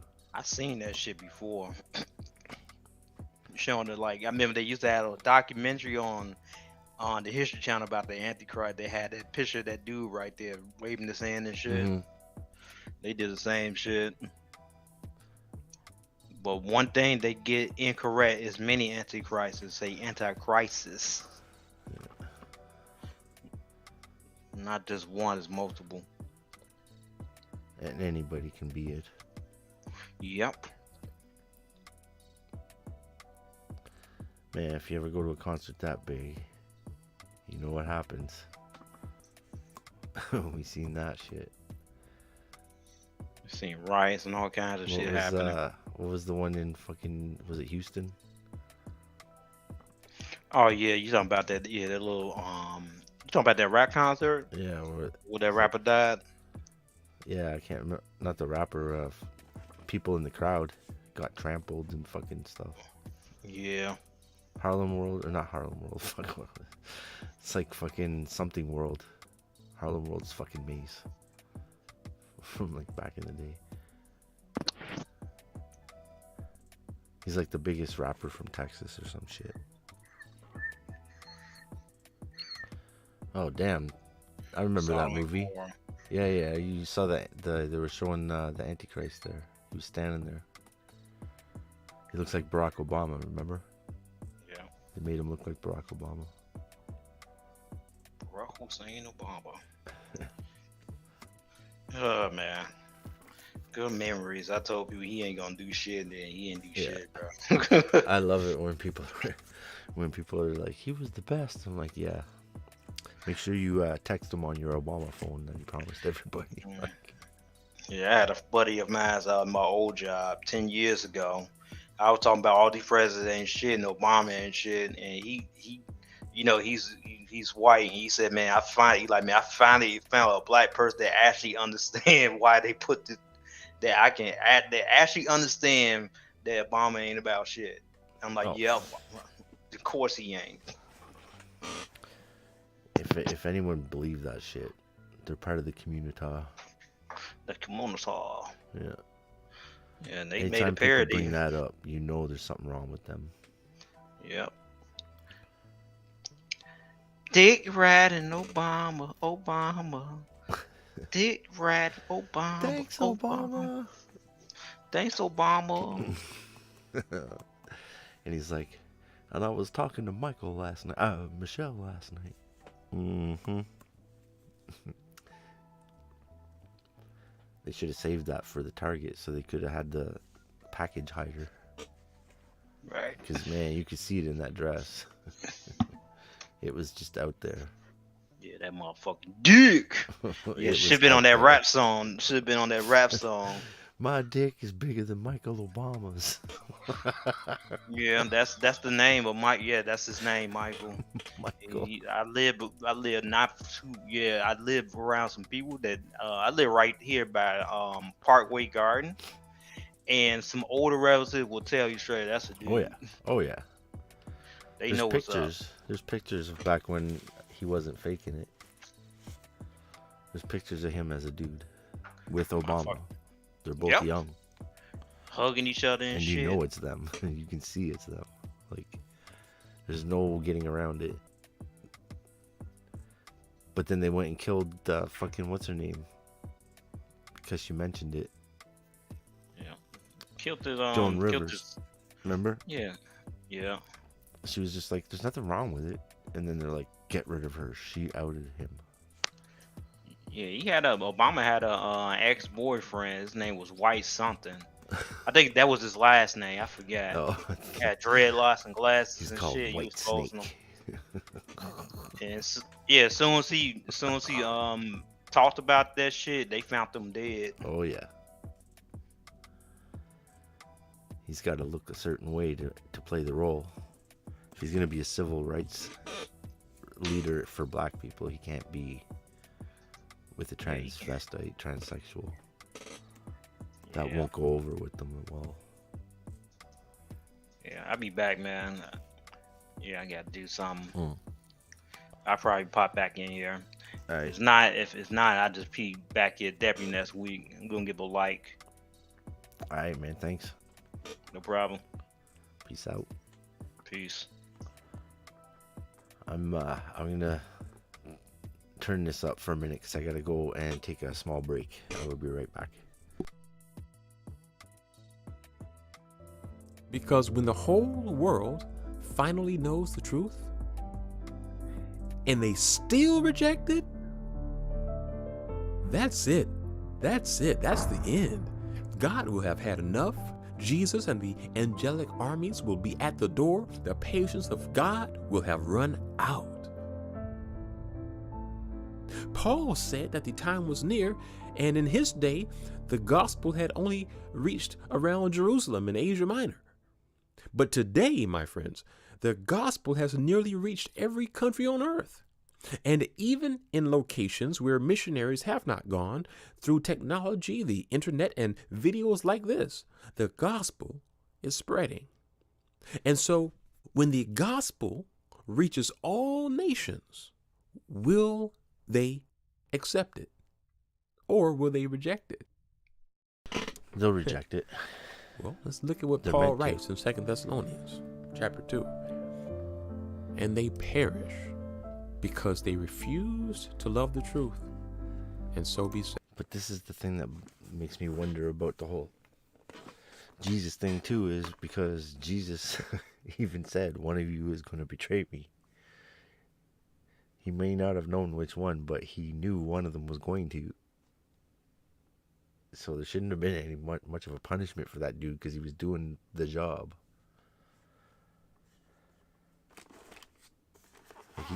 he got shot down over that shit, but fucking, that was his job. That's all he was there to do, was to fucking rat him out. So it's kind of weird that he gets such a bad rap. The whole thing happened because it was supposed to happen. It was already said it was going to happen. So that's predestined shit. That means the guy had no choice. Saved. That's scary to think of. Here, Paul, he's talking about the state of humanity right before the return of Christ. And so track with me here. Jesus said that before he returns, all nations will have heard the gospel. And here, Paul is saying that they will ultimately refuse to love the truth. So you put the puzzle together. You see that. And scripture clearly shows that once the gospel is preached to all nations, because that's what the whole community is about. People don't want to admit or realize that that's what it is. Has nothing to do with gay rights. Has everything to do with being anti-Christian. It's in everything. It's written in that way. They said, we want to get married. So they said, okay, we'll let you get civil union like any other person. Well, no, we want to get married in the church. Meaning we want to change the fucking church. We want to distort and pervert the church. It's not about fucking getting married. It's about perverting the church. Same with the rainbow flag. Rainbow is a symbol of God. What do? Put it on a flag. Because they're mocking God. What do they call it? Pride Month. Why is it Pride? Because pride is a sin. It's all directly related to being anti-Christian. It has nothing to do with being gay. It has to do with gay is anti-Christian. Wake the fuck up, people. it will largely it's be a fucking hatred. Plain and simple. Let's look at what Peter wrote about the state of the... And that's the government getting involved, because that's exactly who's running that shit.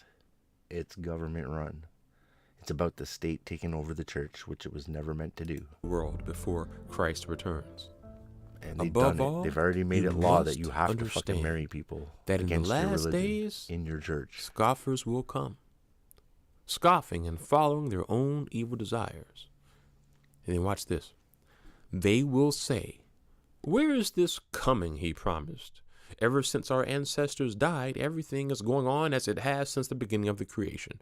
Where is this coming?" They will be scoffers. You see, this here shows that in the last days, you will have people mocking and scoffing the things of God. And this is a huge clue here. He says that in the last days, people will what? Say this. Where is this so-called coming he promised? This shows that at this point, the gospel has clearly reached the nations. In fact, they know it so well that they know that Jesus is actually supposed to come back. You see? But instead of anticipating and being excited about his return, they will have a type of mentality that will say, where is this so-called second coming y'all been talking about? Things have been going on since the beginning of the creation, since forever. How many times have you heard, it's been almost 2,000 years. Jesus isn't coming back. See, the world knows. They've already heard. They know that he's supposed to return. And as Peter predicted, they are saying, why hasn't he returned? And that's the reason why they're scoffing. Are we living in these times today? Imagine if it just happened tomorrow. And it was like, well, let's look at what... Beyond fucking imagination. Like, fucking dude showed up and he was like 2,000 feet tall. And he's like stomping on fucking cities. Like, I don't like your city anymore. You're all being fucking against me. So he just steps on fucking Toronto and Toronto just gets totally stomped. We're done with you. There goes Ottawa. People are like, it's the Lord. Too late, motherfucker. Jude says, but you must remember, beloved, the predictions of the apostles of our Lord Jesus Christ. They said to you, in the last times, there will be scoffers, following their own ungodly passions. Oh, were they ever. And again, Paul says, but mark this. There will be terrible times in the last days. People will be lovers of themselves. YouTube. Lovers of money. YouTube. Boastful. YouTube. Proud. Abusive. YouTube. Disobedient. YouTube. To their parents. Ungrateful. Unholy. Without love. Unforgiving. Slanderous. Without self-control. Holy fuck, it's brutal. YouTube. Not lovers of good. Treacherous. Rash. Conceited. Lovers of pleasure rather than lovers of God. There it is. And so when you look at what the Bible says about humanity before the second coming of Christ, you have to ask yourself this. Are we there? Do we see that today? Well, we see all of that fucking sinning like a motherfucker. And we're about to see the other part, the whole destruction of everything because of it. Like, you have to know that not only is the community a Marxist movement in order to destroy families, it's also a death cult. Because you know what Ultimate Warrior said about that. I believe he said queering doesn't make the world go around, which means being gay does not produce children, which means it dies off. You forever have to go converting people in order to continue doing this stuff. And they're converting a lot of people. And the reason why they don't like the whole conversion therapy thing is because if you can be converted out of it, that means you were actually converted into it. And they don't want to admit to that. They want to make it that, no, we were born like this. Well, now you're saying that there's some kind of malfunction. Now you're saying that there's a brain problem. Are you sure you want to go down that channel? Because that's going to take you back to the insane asylums.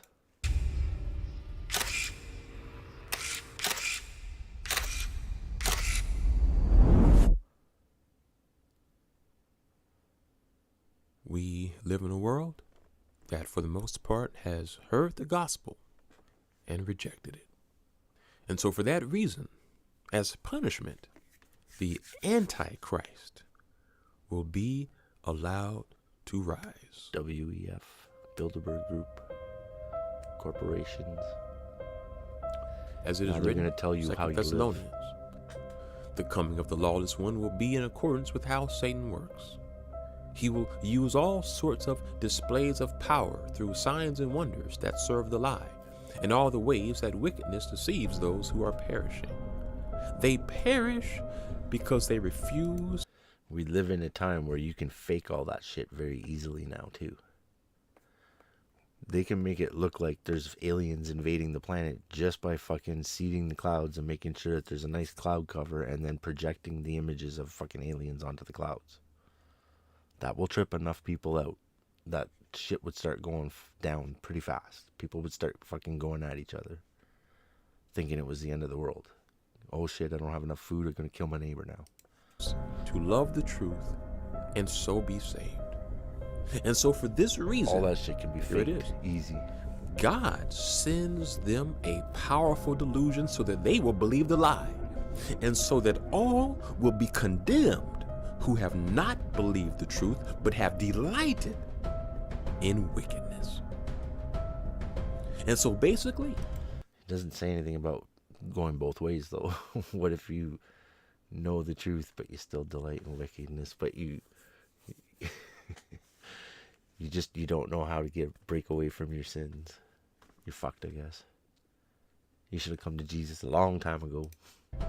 Once the world rejects the sacrifice of the true Messiah, like that? Once they spit in the face of God, even though he allowed his son to die for them, God in his anger will allow the false Messiah to rise. And let us all live under his fucking bullshit. Satan is already deceiving the world. Absolutely, there's no doubt about that.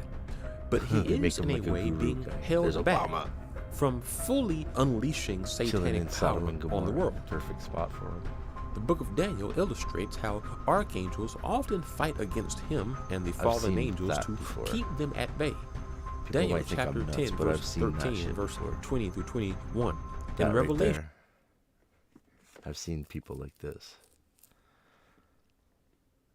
12:7 illustrate that you know they're people, but you can't tell what they are. You can't see their faces. Angels like Michael have the job of restraining satanic principalities. But when the Antichrist rises, those angels will be removed, taken out of the way, if you will.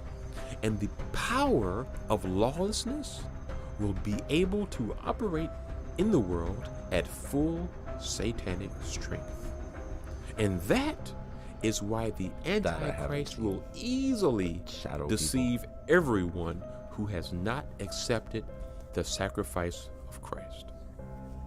And it's going to be so easy. I mean, what does this world always say that they want? Proof, right?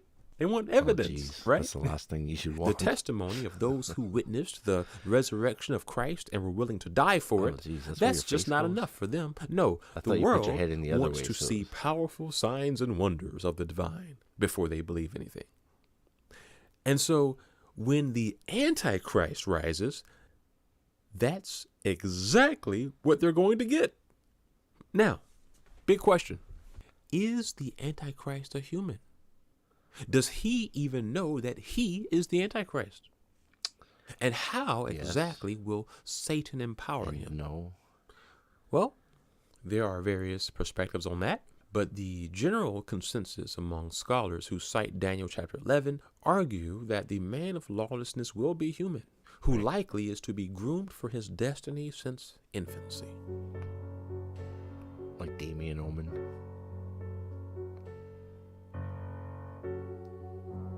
There's so many movies of that where they just go and grab a kid. There it is, Damien Omen.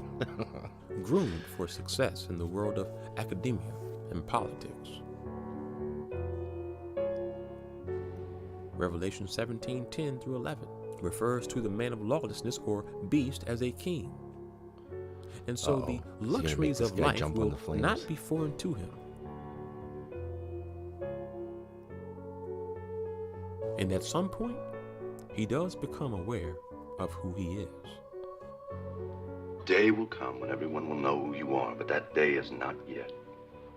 What do you mean, who I am? And there are things you don't understand. Read You'll your know Bible. once something happens. In the New Testament, there is a book of Revelation.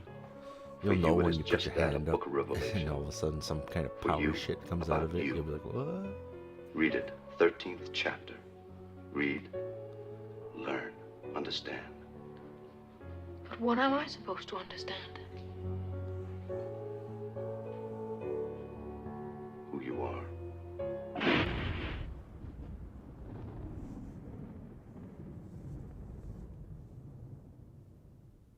And then he reads it and thinks he's Jesus. That'd work. It'd do the job. He discovers himself in the scriptures. That's a lot to accept. But with it comes power and influence. And so he will embrace his destiny.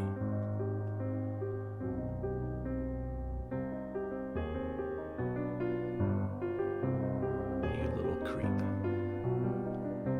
You little shit. And you know what? He's not going to have any magic powers. It's just going to be fucking people position him and make him do shit. That's all. Just make the kids really fucking likable. Those who know Bible prophecy will see these things unfolding right before their very eyes. Every time somebody looks good in politics, people are like, oh, it's the Antichrist. Trump, perhaps oh, it's the Antichrist. Obama, oh, it's the Antichrist. But when he prays, it certainly won't be to the King of Kings, no. Scripture says that he shall regard neither the God of his fathers nor the desire of woman. A God which his fathers did not know, he shall honor with gold and silver, with precious stones and pleasant things. And there are some scholars who conclude that he may be a descendant of Israel, since the language here speaks of him not honoring the God of his fathers, which of course would assume that this is speaking of the Abrahamic God. But nevertheless, this is certainly more evidence that he is a human. Also, it is important to mention that much of the descriptions of this wicked future king that you will read about in Daniel chapter 11, much of those are referred to as dual prophetic parallel. Well, what's that? Well, Scholars note that Daniel chapter 8, 11, and 12 specifically are not only speaking about the reign of the coming Antichrist, but also refer to King Antiochus IV Epiphanes, one of the 4 kings that emerged from Alexander the Great's kingdom. And the apocalyptic literature often does this.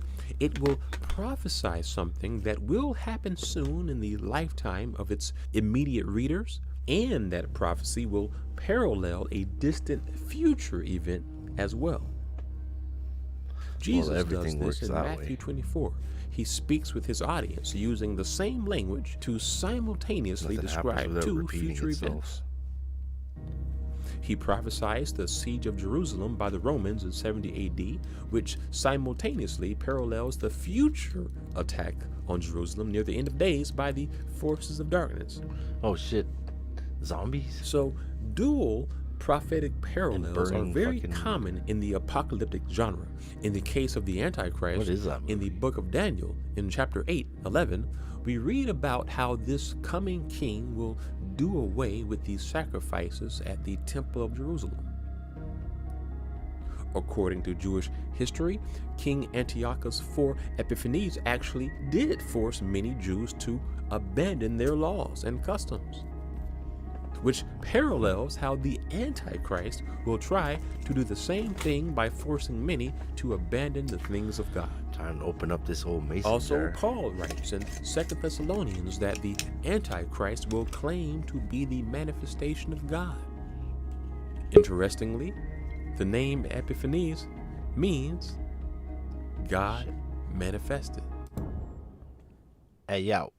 So you see how God illustrates what is to come through I wanna watch some real porn. examples throughout history. Now, in I do. Daniel I'm chapter horny. 8, I the don't watch prophecy some. clearly shows that this wicked king is more I'm than not just a allowed. historical figure, but is also referring to the ultimate wicked They king, won't let us the watch porn Antichrist. on here. That's illegal in YouTube world. I know. Unless if it's an educational video and we treat it like it's educational, we could probably watch it. Let's okay. I'm a woman. Let's make it be like how to make a black girl come. Oh Jesus! All right, I'm Buzz. Okay. Shut up, Della. I'm gonna see if that exists now that you said that. Christ, who will fight Fuck against God. Della, shut up. How to make a black girl come? Black girl. Come. How to make black girl come? Do it. Shit, I put Do that. Oh my God! And of course, there's fucking women on here talking about it. Because I haven't figured it out now, and I have 2 fingers in me right now. I'm really fucking off. No, look at this. I really need to fuck off. How to eat the kitty. I think I know what I'm doing. I need a fucking ginger. That's what the fuck I need. You need a ginger beer? I need this fucking ginger. What the fuck? I need a fucking Here we ginger. go. She's going to tell you how it's done. Longer sex are the most boring sex. Being good in bed is not how long you spend. It's knowing the right spot to touch. In 30 minutes, you should be done with sex. My name is Okoro Blessing In 30 minutes, you should be done with sex. CEO, your number 1 relationship Well, she ain't therapist met in me. Africa. And on this video, we're going to be talking about long sex. A lot of people actually 30 minutes, that's a fucking jerk off section. What are you talking about? Sorry. 30 minutes. That's a quickie. think that the longer the sex, that's what makes you good in bed. No.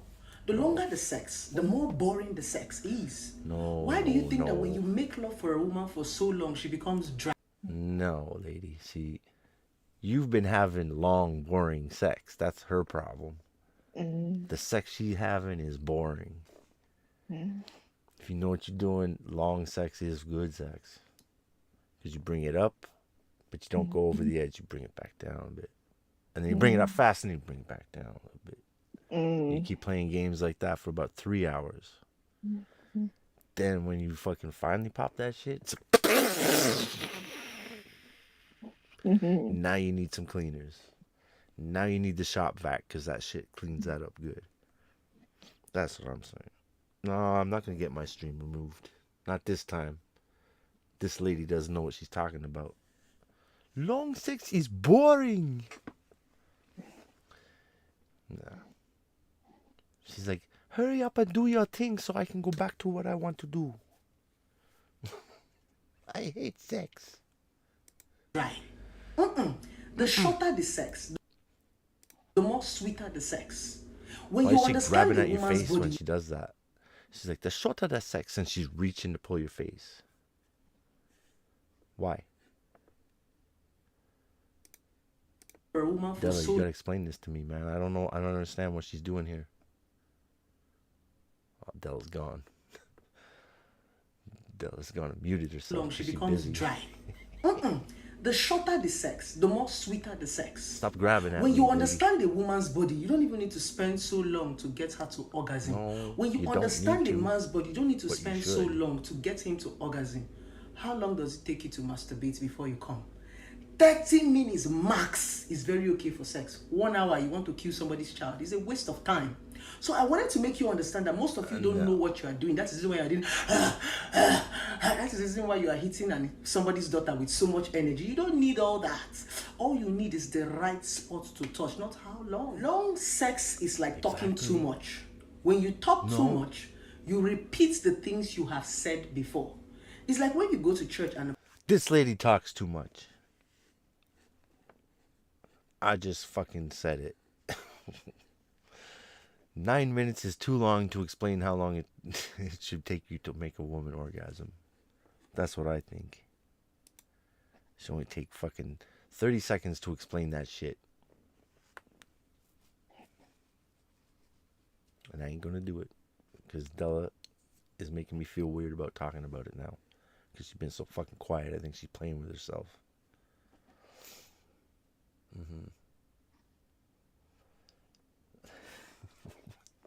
We need to get True Sherman in here and dry that pussy up. That's killing me. What this guy's gonna tell you? YouTube, what it do? It's your boy. First, you gotta grow a big, cushiony beard like this, so it catches all the juices. Steph, this is gonna be a great video topic today. Appreciate you guys tuning in. How to make her have the biggest orgasm ever. Let's see if how it's to different. have, or not to have, or how to make her. This guy takes 12 bust minutes. as hard as possible. And one of these things that we're going to talk about is having confident sexual. There's a place you gotta push, and there's a place you gotta fucking flip. Something that a lot of you guys lack. And if you can do them both at the same time. One thing that I believe that is underrated is the power of the mouthpiece. And like I talked about in my video yesterday about having confidence within yourself. But a lot of guys, in order for them to have a strong mouthpiece, they have to have confidence within themselves. Wait a minute. So, what does he mean, strong mouthpiece? If you don't have confidence in yourself, how can you have a strong mouthpiece? What does he mean by strong mouthpiece? Is he saying that you can handle flicking your tongue for like an hour? Or does he mean like you can talk someone into this shit? The mouthpiece to me, that means like he's like saying you should be able to talk a woman into an orgasm. Which, not gonna lie, that's possible too. They're gonna help themselves while they're at it, but yeah, it can be done too. Just look at Della. She's focusing hard on what she's doing. Put the headphones between your legs. Oh my God! Howard Stern style. This guy's gonna talk about strong mouthpieces. I don't know, man. With that big Spider-Man beside him. Yo, what's that picture of behind him? The devil? Has he got the devil behind him? Looks like horns on a guy.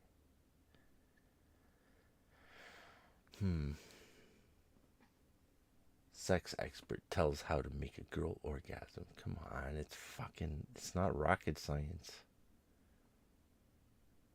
I guess I got lucky. I figured it out right away and fucking. You know about the clitoris? What is that? Tell our Okay. viewers how to find it. Wow. And people wonder what the problem is. Quickly, please. Some of them have been desperately Okay. searching for it, and Can I some have of a the piece of some of the paper? women Can I just have draw been.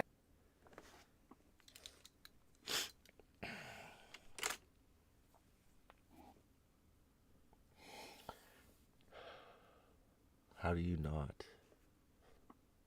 not find the clitoris? How do you not find the clitoris? You can't help but bump up against it. It's right there.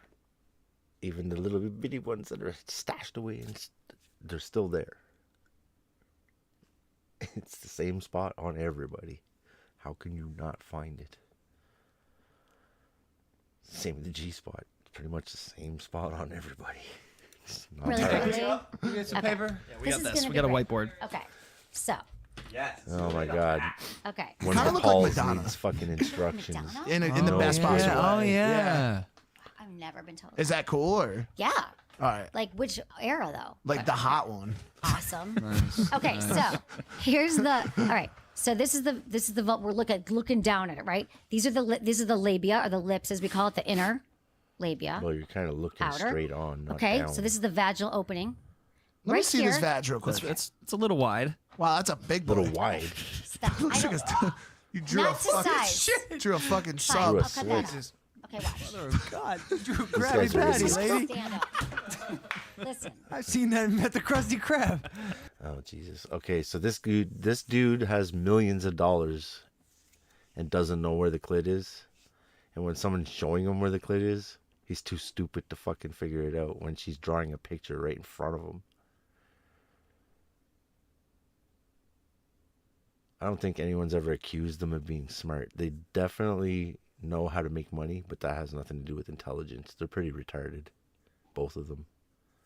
And I gotta say, combat sports is not gonna help your retardation. Okay, fine. I'm starting over, you fuckers. Krabby Patty. There we go. Incredible. Ah, There we go. it's a little bit better. Okay. Yeah.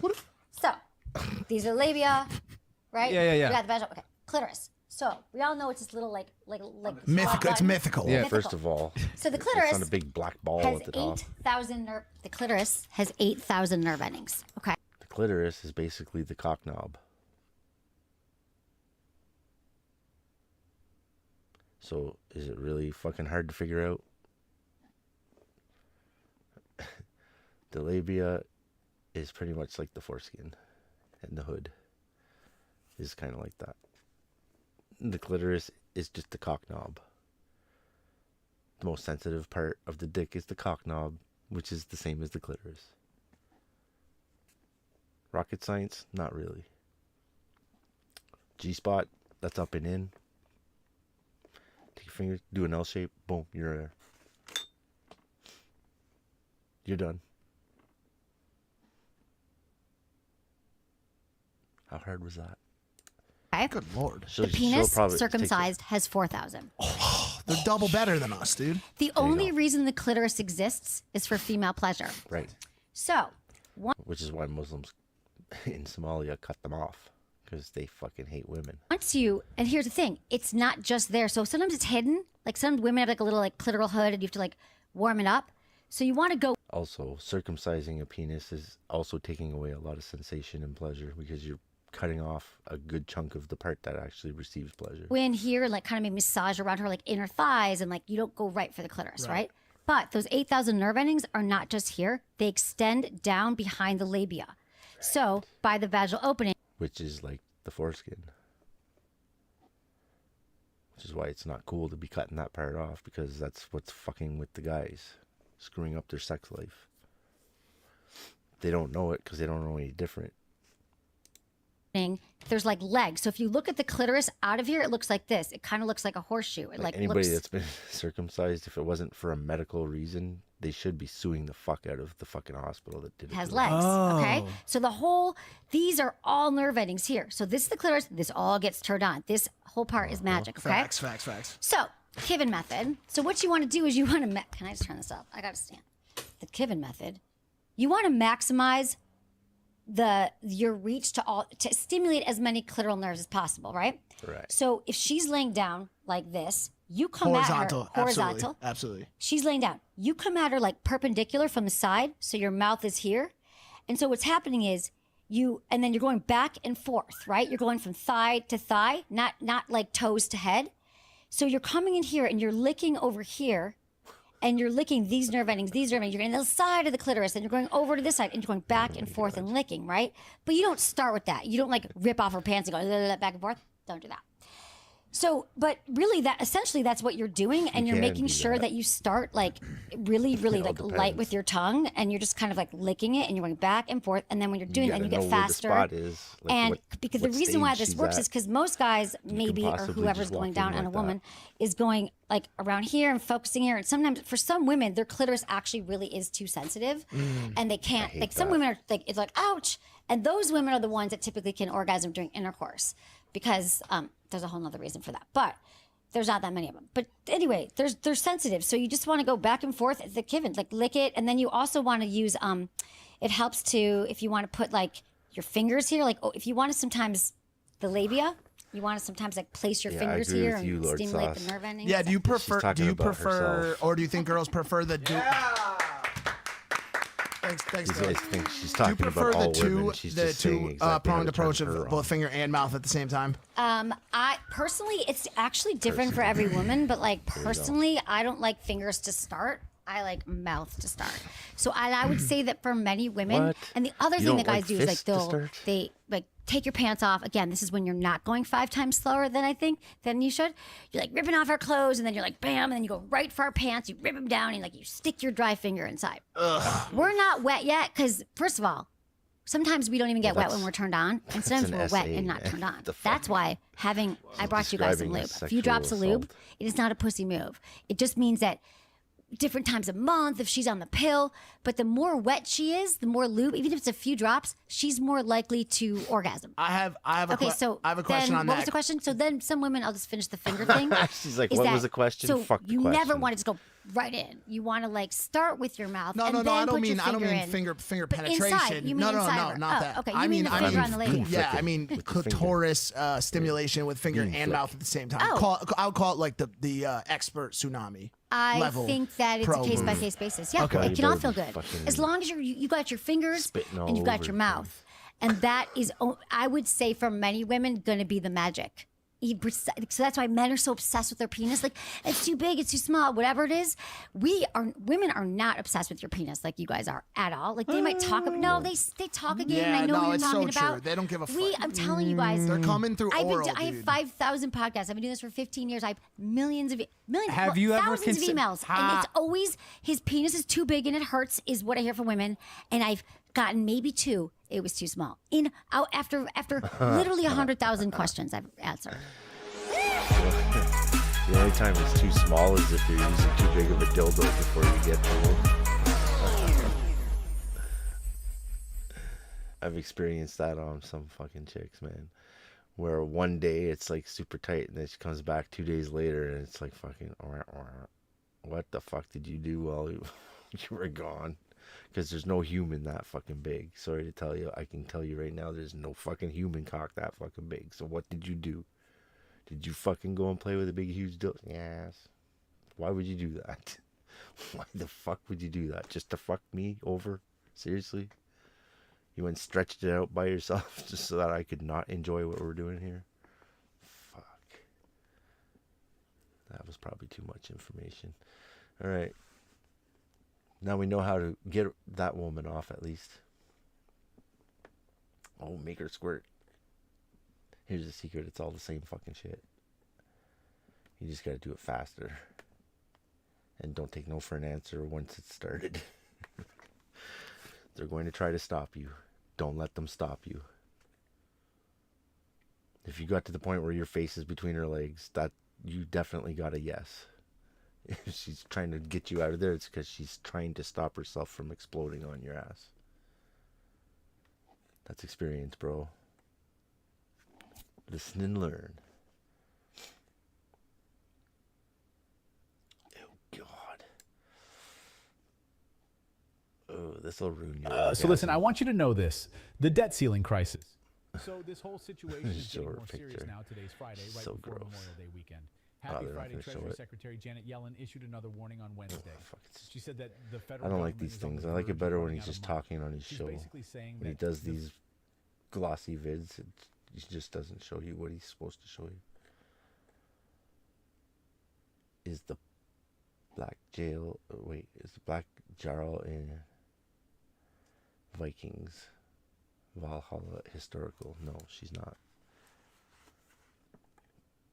May as well listen. I think he's going to say no, she's not, because no, she's not. But and this guy usually tells the truth, so I'm going to listen. This video is brought to you by the Black Jarl. Jarlborg. If you're anything like me, you very much enjoy shows that, even though they are fiction, they still have a somewhat of a historical basis. Whether it be the ancient Romans and their legions. That's actually why I stopped watching that show right after the first episode, because she showed up. I'm like, no. Because these people really existed, and whether it be the archaeological findings, armor and weapons in museums, castles and buildings, the cities, it really helps the suspension of disbelief, because it creates a sort of connection. That second to Viking show the that came out, characters it's on basically a screen. feminist. So of fucking course, jerk when it off. comes to the masses and general public, who better than the Norse with their myths and their Vikings to really create that cool story that also has a strong connection? Hello noble ones, welcome back to my channel. This is the Metatron speaking, and the Vikings Della takes more than sell, half an whether hour it to be jerk video off. games or whether it be TV shows. It has been proven. If you make a show about the Vikings, people will love it. People will watch it. So when it comes to the business decision made by Netflix to bring forth another Viking-related TV show, it makes absolute sense. Now, nobody wanted the show to be a carbon copy of the previous Viking. They needed to bring something new to the table. And of course, at first, when the show had aired, everybody noticed, hey, this show has got Greenlanders. And a black woman Jarl. Naturally, people asked questions. So since this show is about Vikings, is this believable? Could this actually happen? Or is this one of those situations whereby you've got these inclusivity at all costs gang that will push any minority into any show, no matter the cost? Well, I personally reckon that a question pertaining to the historical accuracy of such a representation is absolutely legitimate, as long as it comes from a place of historical curiosity. Wanting to know how things were historically has nothing to do with white supremacist or racism or intolerance, as it has instead been pointed out by several people. You will see. Now, it goes without saying that there will be some people that will complain about this from a place of racism. Of course, we know that racists exist in all places. Is that fucking However, Civil War it is playing in the important to background? differentiate between those who do it from a place of racism and those who do it from a place of loving historical accuracy. Unfortunately, these kind of questions have become now controversial. You're supposed to just take it, say nothing, not complain, otherwise racist. But you know I don't care about that. So let's read a few articles that deal with this. We'll try to respond by looking at the sources and trying to understand how the situation actually was in Viking Scandinavia. Now, before jumping into the actual articles, I'd like to take a moment to mention the sponsor that made this video possible, Viking Jewelry. As you know, me and the guys at Viking Jewelry have been collaborating for quite a few years, closer than fiction. In the midst of the fray is a seaside province ruled by Jarl Estrid Håkon, a black Scandinavian ruler who manages to strike a balance between the tense intermingling of religions and the vibrant intercultural exchanges in the port city's open-air marketplace. Well, already I find it interesting that they have to place the word diverse city, because diversity is what they're trying to push, of course. Vikings often travelled and settled down all around the globe in the Middle Ages, stretching across Constantinople, Russia, North Africa, Spain, and even Canada. It is very true that the Vikings travelled a lot, and it's absolutely true that the Norse were exceptional seafarers, but this still doesn't sort They of were also the first prove the white point people that to show it up would in be North historically America. plausible and believable to have a black Long ruler. before But anybody let's named continue. Christopher While other Columbus characters are based on real or people, Estrid Amerigo. Håkon is an invented character whose Viking grandfather met her royal African grandmother while in the great trading city of Alexandria, Egypt. They fell in love and returned to Kattegat, eventually passing on ruling duties to her. Okay, so this is the first part that I already find a little strange with this article. What they're basically telling us that the character is entirely fictional, but plausible historically because the Vikings traveled a lot. So they're saying we didn't base it on any specifically historically accurate character, so you know, that already kind of answers the question that Just it because it's probably didn't possible doesn't happen. mean But they're it's telling us plausible. it could happen because the Vikings traveled a lot. Here is my first point. No. If you really wanted to create a completely fictional but yet, you know, possible character, why did you give this character a historical name? Exactly. Jarl Håkon. In Norse history there were not one, two Jarls that had this specific name, Håkon, that existed. The only thing is that what these two Jarls had in common is the fact that they were Norse and men. So considering the fact that they existed, I think it's quite normal that people are going to start thinking that you are doing gender and ethnicity bending. And as we will read as we continue through these articles, you'll see that generally speaking, the overall approach here is, the character is fictional. It could have happened. How dare you say that this is gender bending? How dare you say that this... Can you imagine if they made a movie where it was like the King of Africa, and it was like a white dude that lived 100 years, and everybody in Africa bowed to him? People would be like, that's fucking ridiculous bullshit. And it'd be like, yeah, it is. I would be proud to say, yes, it's complete fucking bullshit. These guys are writing complete bullshit, and then they fucking try to pass it off as reality. Is ethnicity bending. But if you really wanted to avoid that, it would have been extremely simple. Don't use a real historical name connected to a real historical yarn. If you really wanted to create a completely fictional character, which is absolutely your prerogative, then don't use a real name of a real historical character. Otherwise, this will bring confusion. You are sort of creating a trap, if you will, towards people that then are going to complain, and then you're going to call them names. It feels disingenuous to use the defensive line, it's a fictional character, and then use a real historical name. Actress Henderson says, I can really relate to Jarl Håkon, singer-actor Caroline Henderson, who channeled her own multicultural heritage in playing the royal leader, tells Tudum. As a child, I was a little bit confused, I must admit, but I think I can really relate to her. I am Jarl Estrid Håkon, just 1,000 years on. I have to say that I appreciate that they chose an actress who has a certain level of connection to the actual character that is being represented. The actress being, yes, of African heritage, but her father being African American, but her mother being Swedish, and she was born in Sweden. She was brought up or spent a significant amount of time in Denmark. The character itself is not just an African woman who moves to Scandinavia and just suddenly becomes a Jarl, something that I would say would be almost impossible. I can appreciate that because at least it makes it a bit more believable. I mean, the fact that this person understands Norse culture, speaks the language, the character at least makes a bit more sense. But the thing is that I think the only reason why they did that is because they understood that it was the only way they could get away with this. The common vision of Vikings has seldom included the truth that the transnational empire was more diverse than modern media often depicts. Empire? The Vikings were not a necessarily homogeneous, full white group of people. They were multicultural and multiracial, says series creator Jeb Stewart. Oh, yeah, 'cause he's okay, a fucking Stewart. It's true professional that there fucking was liar. a certain level of diversity among the Vikings from two articles from academic sources that help us understand this. Still, we need to be very careful because this does not mean that the Vikings were not a Scandinavian people. Because the way they're pushing it is, oh, the Norse were not white, the Norse were not Scandinavians. They were a little bit of everything. So basically they're trying to push this idea they were as much black as they were white. They called them a fucking empire, which is retarded. They were not an empire, first of all. Second of all, the reason they called them an empire was so that they could say that they're like Rome and that they didn't have a race, that they were just everybody. Because the Romans went around absorbing everybody into being Roman. They're using this fallacy that the Dutch were exactly like the Italians. No, they were nothing like them. Fucking people. people, man. They're too fucking lazy to learn history, so they just make shit up. And then they wonder why everybody's shitting on their project, because it's bullshit.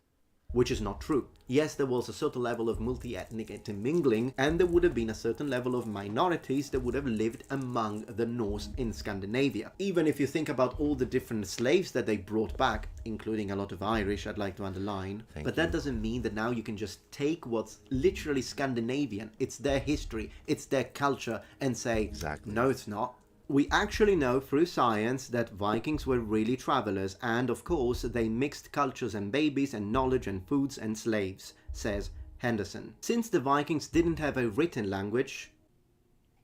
Holy fuck. Wow. Am I missing something?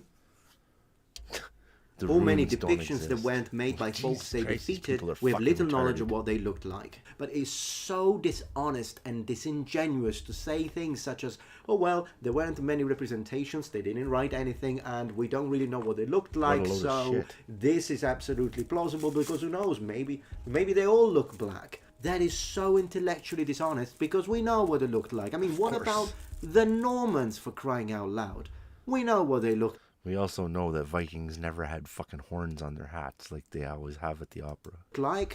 There are a million representations of what they looked like. But I think one thing that typified the Viking expansion was their ability to adapt when they settled outside of Scandinavia. Again, I see no connection. They're bringing forward this idea, oh yes, the Norse went to Sicily and the Norse went to Anglo-Saxon England. They visited so many countries, so they're not white. They were not this little isolated colony up north, Henderson says.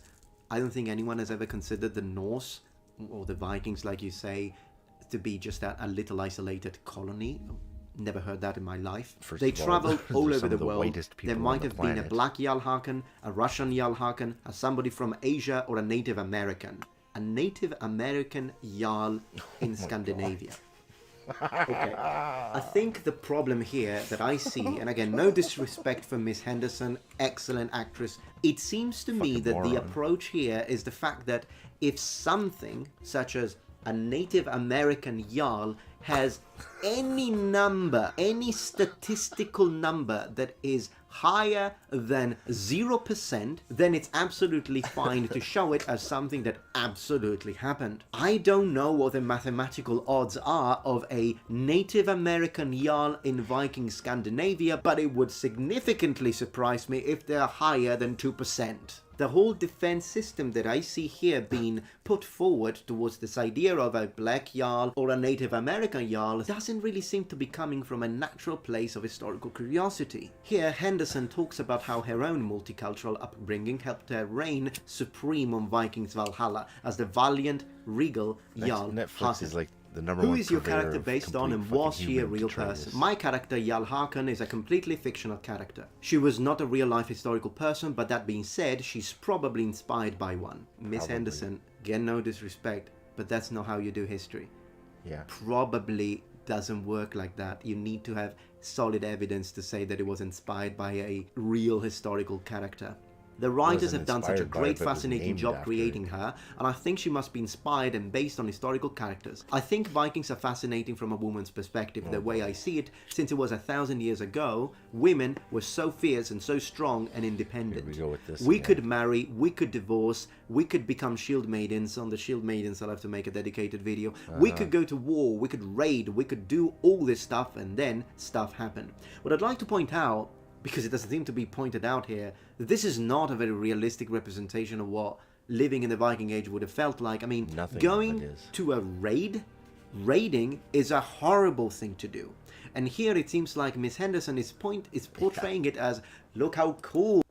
Raiding means that you're fucking going into a village, raping the women, killing the men, burning the fucking huts, stealing the food. Look how beautiful situation was. We women could even go and raid a monastery in England, murdering all the monks, stealing all the silver, and if anyone opposed, we could have butchered them all. Raiding is a horrible thing. I mean, but let's continue, I guess. Also, from a woman's perspective, what we were able to do, we were so empowered. Not that I consider myself to be an expert or an authority on Norse history, but I don't think you're taking into consideration one thing. Your character is empowered, free, and rich because her grandmother married into power. A lot of women from all over the place, Ireland, Actually, her character is empowered because somebody wrote her that way. Africa, Anglo-Saxon England would have been taken by force as slaves and brought back to Scandinavia. They had no empowerment, but you don't seem to care about those women. What would you say to those who say a black woman can't be a Viking queen? I would say that you should do your research, because even though Jarl Håkon is a fictional character, but most likely there have been people of color who ruled. We know that through DNA and research, we know... Okay. I would say you should do your research, because most likely there have been people of color who ruled. So basically your research hasn't shown that that's true. But I'm supposed to do research that's going to prove your point for you? What kind of fucking crack do they make in your fucking part of town? know for a fact that they mixed and traveled all over the place, much more than we knew 100 years ago. Now we actually know through science that the Vikings were really travelers, and of course, they mixed cultures and babies. We fucking knew all that shit, lady. And knowledge and foods and slaves, and yes, of course, they were mixed. They were not this little isolated colony up north. They might have been a black Jarl Håkon or a Russian Jarl Håkon or somebody from Asia or Native American, most likely. Most likely. If you want to know about stuff, what really happened, there's so much research and interesting stuff that you... What do you say about people who say that there can't? Well, there could have been. Okay, well, that's... Basically, the people that say that there can't are just as correct as you are. Can dig into. Now, of course, you're kind of preaching to the choir when you say that things should be researched. I totally agree. I love research, but if you are getting bored about this video, please listen to this next point I'd like to bring up, because I think it's rather poignant. The point that I'm seeing so far is simply because they traveled a lot, they had some slaves, and there were marriages between different ethnicities, so there were people that were half. That is enough to be able to say, Scandinavian? No. They were as much black as they were white. Let's change article. From Decider.com. Well, from that, I can just say, well, if everybody comes from Africa originally, then Africans are just as much white as they are black. That makes as much sense. Was Jarl Håkon a real person? All about Vikings, Valhalla's badass lady. They think everybody was different colors in Africa, and they all just spread out from there. The only reason they say that Africa was the cradle of civilization, etc., is because that's where they found the oldest bones. They just haven't dug deep enough everywhere else to find out that people were all over the fucking place all the time. This is gonna get really interesting now. Netflix's new hit series Viking Valhalla takes viewers into the world of early 11th century Viking culture. Jarl Håkon, Caroline Henderson, a formidable Viking warrior woman whose grandmother is from Alexandria, Egypt. Jarl Håkon, however, is an amalgam of a few Viking figures. There was a white male Jarl Håkon who ruled during this period, but Vikings Valhalla wanted to highlight just how diverse Viking culture had gotten by this time in history. So there you go. First they say fully, completely, absolutely fictional, and now they say, oh no, he existed and he was a white guy, but we wanted to show how diverse the Vikings were. This is the kicker. The Jarl Håkon we meet is a woman of color, but one universally accepted as a Viking. She is one of the most exciting characters in Viking Valhalla Season 1, as she's loosely based on the historic record. Yes, that is one of the first things we notice. She is revered, respected, absolutely accepted. Yeah, the vibe we get from the Norse represented in Kattegat is, oh yeah, we need to be absolutely inclusive. Yes, she is black, but that doesn't matter. Don't even say it. She's a Norse, she's a Scandinavian, she's a... They also treated shield maidens like they were gods too, again. Viking, she's our ruler, and she needs to be respected. Hooray! We see the Vikings showing a lot of disrespect and intolerance towards Christianity, but zero intolerance and zero disrespect towards other ethnicities. Is this a historically accurate representation, or are they just trying to push this inclusivity, yes, rainbows all over the place? Well, I think the answer comes from the saga, because some... What kind of disservice does that do to reality, though? Like, you're trying to say, oh, slavery is bad, but you're also trying to say, well, fucking white people and black people always got along, and they never really, you know, like, there was always black people with white people at the same time as well. White people were horrible because they enslaved all the black people. It's like, make up your fucking mind. Something similar to this actually happened historical. It wasn't a black woman Jarl, but there is a historical character mentioned in the sagas that wasn't a Scandinavian born, was married to a Jarl, and we see in the sagas whether she was accepted or not. Let's check it out.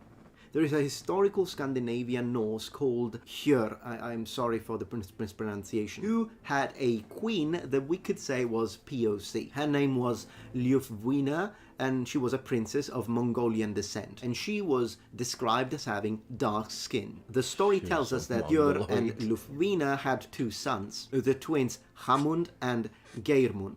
They too had dark skin and were therefore nicknamed the Black-Skinned. Question: what was Ljufvina's life like as a foreigner, dark-skinned woman in Norse Scandinavia? Ljufvina gave birth to two twins in about 850, while Hjör, her husband, was away at a meetings with kings. Now, the two children resembled her mother, and because of that, in the saga, they are described as, open quotes, ugly, dark, and hulking. Close quotes. What a wonderful example of tolerance and inclusivity. Very open-minded.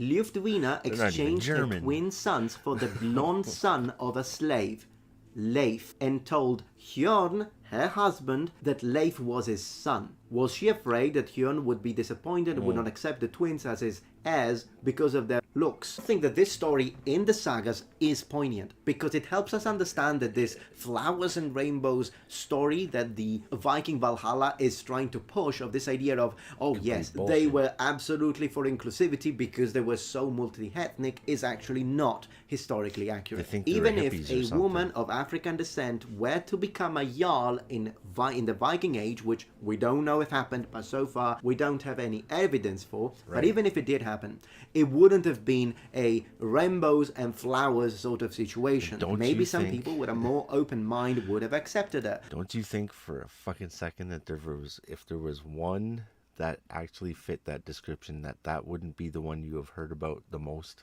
Because that would be the only fucking one.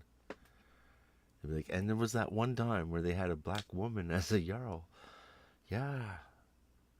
Can you imagine? We would have heard about that a long fucking time. It would have been one of their fucking stories that they would have told. It would have been part of the oral traditions, for fuck's sakes. Perhaps maybe the friends of the Jarl who decided to marry her would have accepted her, but many others wouldn't have, and we have proof of that as we read the sagas. That's not the agenda that Netflix is pushing. Vikings Valhalla creator Jeb Stewart told Decider, "I did a lot of research on the Vikings, and I certainly wasn't about to put a person of color into a role that the actor would spend all the time saying, I don't know why I'm here. But the fact of the matter is that we do know that the Vikings spent a good bit of time by the time of my story going through the Mediterranean, and they spent a lot of time in Egypt. There were Vikings who ended up in Ireland who were from North Africa. There were sub-Saharan Vikings who had come up and had married Vikings or had been brought into it." You want to know how this sounds to me? This is not a situation whereby people who are really interested in history are going to look into it and be like, hey, actually the Vikings are a little bit extra variety than what I thought, so hey, let's try and show things for what they were. This is not about educating people. And if you are part of any of these minorities that you see that Netflix show are starting to push now, make no mistake, these big corporations are not your friend. The only reason why they are trying to push everything now, African, Asian, transgender, gay, lesbian, everything is gonna be pushed forward, is not because they care about what you stand for. It's not because they care about what you represent or what you've gone through or the difficult times that you've been through. They just want your money. The moment it starts becoming less economically viable to start pushing these minorities everywhere, they will stop. Because if they really cared for African people, they would do what I did. They would start talking about Africa. No, he's wrong about that. Sorry. The fucking corporations don't even care about money anymore. They're looking to crash the corporations. It's about brainwashing now. That's why they keep doubling down. They don't actually ever learn the lesson that's obvious that your company's about to crash. They're like, don't care. If this company has to crash because the people that buy the product don't follow my fucking way of life, then fuck them. Take the product away. That's what they're thinking, and it's happening. That's why the shit goes from one beer company to the next, because they're like, you know what? Maybe you guys shouldn't have your beer anymore. And we know how to manipulate you into crashing your own fucking favorite products. Oh, you like beer? Fuck you. I'm gonna make beer gay. And now you're gonna fucking say I can't drink anymore. See how they take that away from you nice and quick? And make you think it's your idea. Sun Tzu.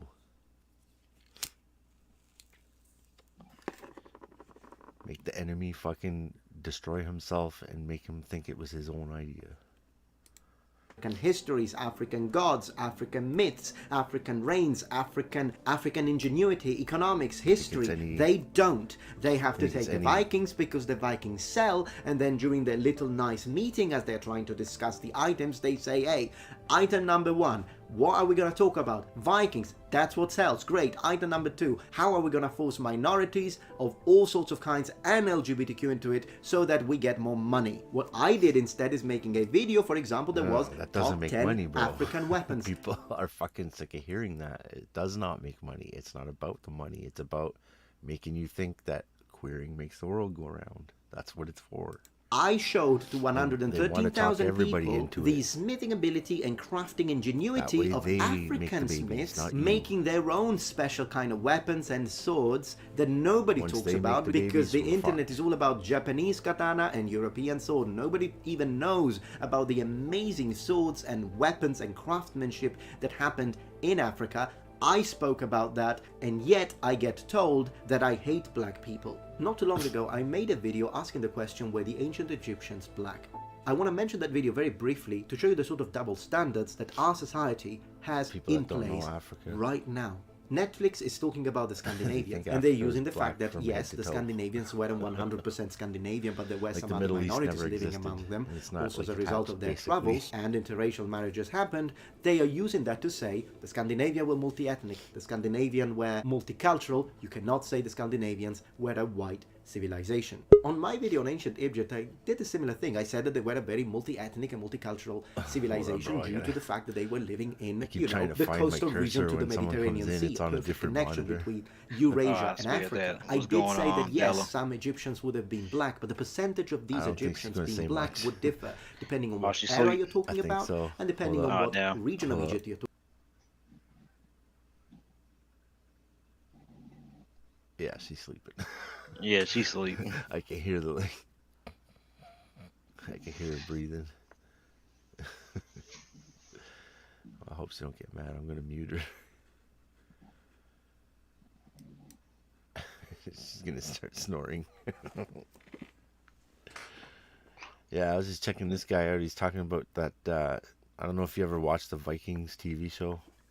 Oh, you talking about the one on Netflix? Yeah, they originally had one that was about the fuck was his name again? Ah, shit. Now I forgot all their fucking names, but it was like a Viking king who's kind of mythical. He's like a real person, but there's like lots of stories around him and stuff. So they based that first one on him and kind of his family.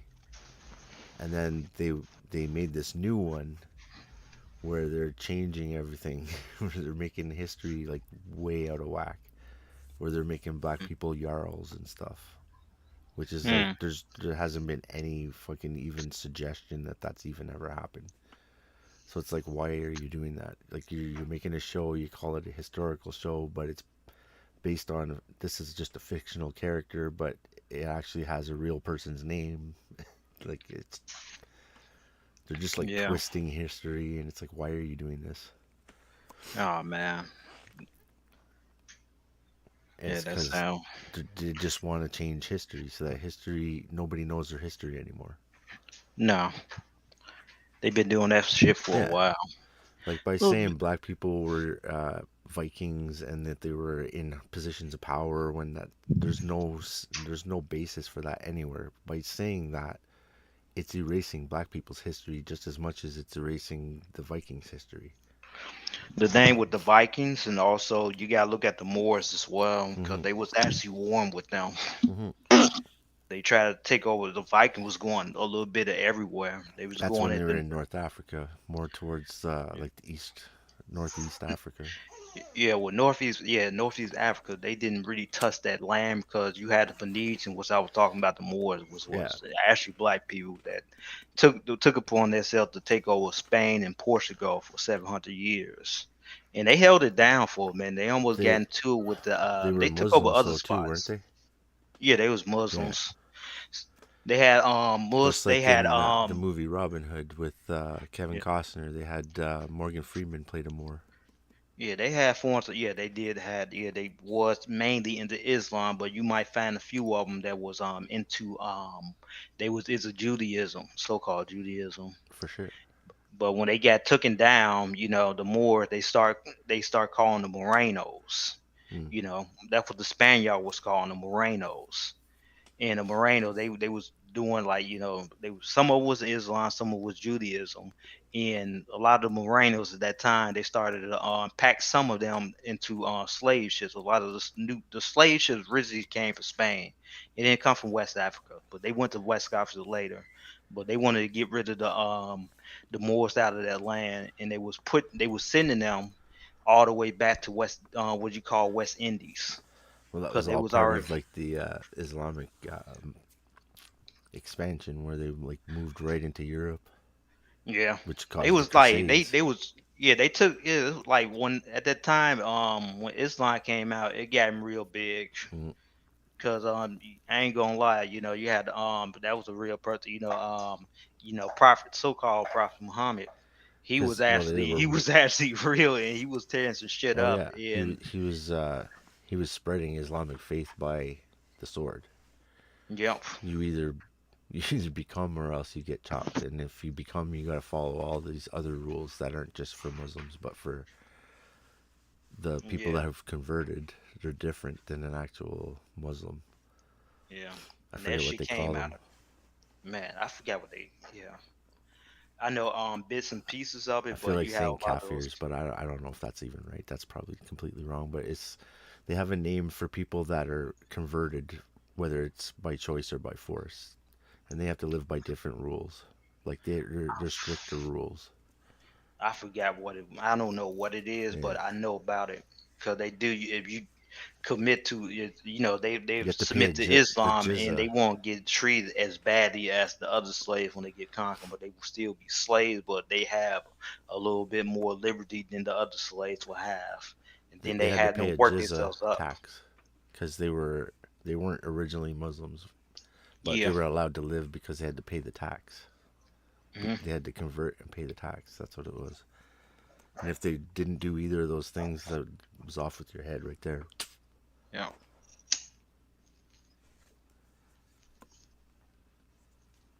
I don't know which is better, to be honest with you. I wouldn't want to live that way either. So I'd be like, man, if you're gonna chop You my head, fucked make it. it quick. Yeah, you fucked anyway. Well, that's how they rolled it. And then that's what caused the Crusades. And then everybody's like, oh, the Crusades were the worst. And it's like, well, they were an answer. It's not like they just got up and decided to start going after people. It's because they were fighting them back out of the territory. Yeah, I gotta watch that show. Cause it just it been popping up on Netflix when I go there. Oh, the I gotta original see. Vikings is good.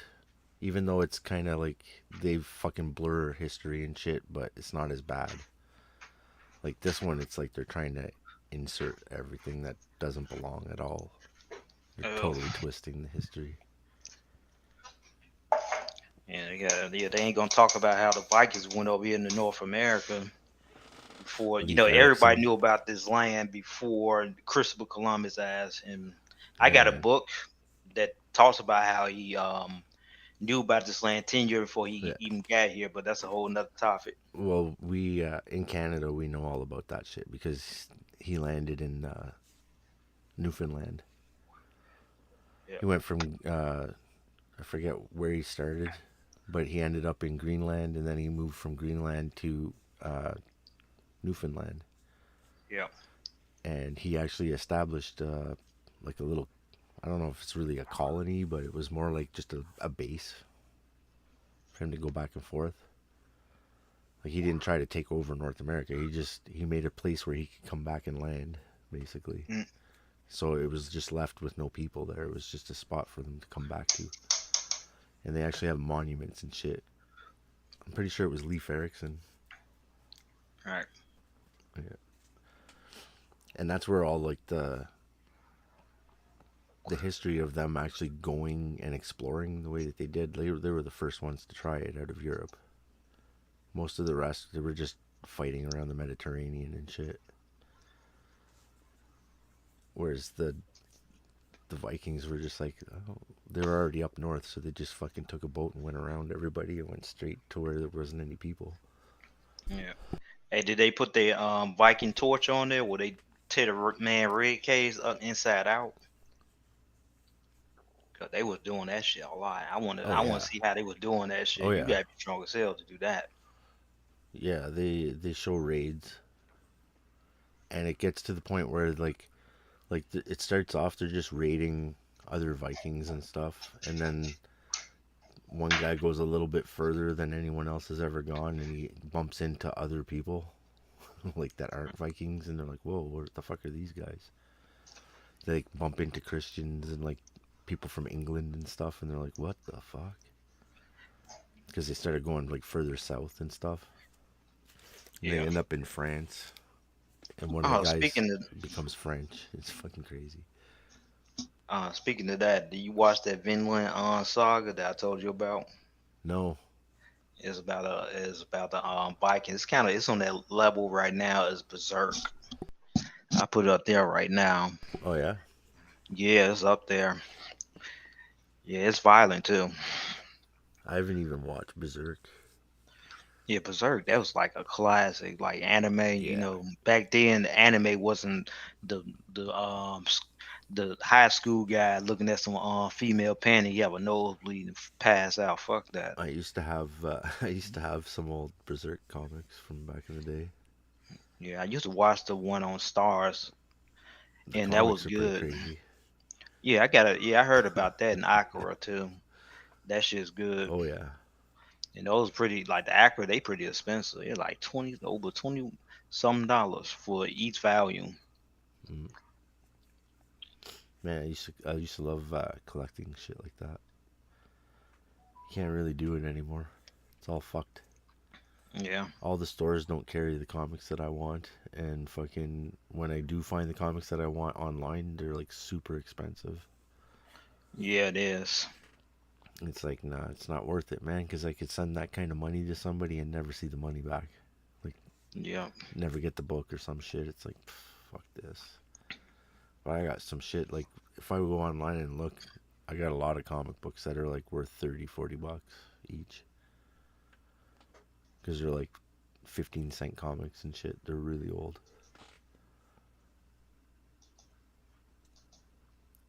I got, I think the oldest one I got is from, fuck, it's like really old. I want to say like late 40s. Ooh, that's gonna be a lot right there. Yeah. Old comics. But they're not in the greatest condition though anymore either. Oh shit. If they were mint condition, they'd be worth like thousands of dollars. But kids that owned them actually read them and shit, so they're kind of like crinkled a bit and stuff. So they're not worth the big bucks, but they're worth enough because it's still alive. You go another 20 years and a lot of books are just going to disappear. They're just going to deteriorate. Yeah. And I might have the best copy in 20 years from now, just because I've got it stashed, sealed, and fucking packed away. If there's 10 of them now, then there might be 3 of them in 20 years. Then it's worth the big bucks, even though it's kind of damaged. I'd love to get something like a Superman #1 or something like that, but fuck, that's like so much money. I think that's up in like the tens of thousands anyway. Superman #1, there's still a bunch of them out there.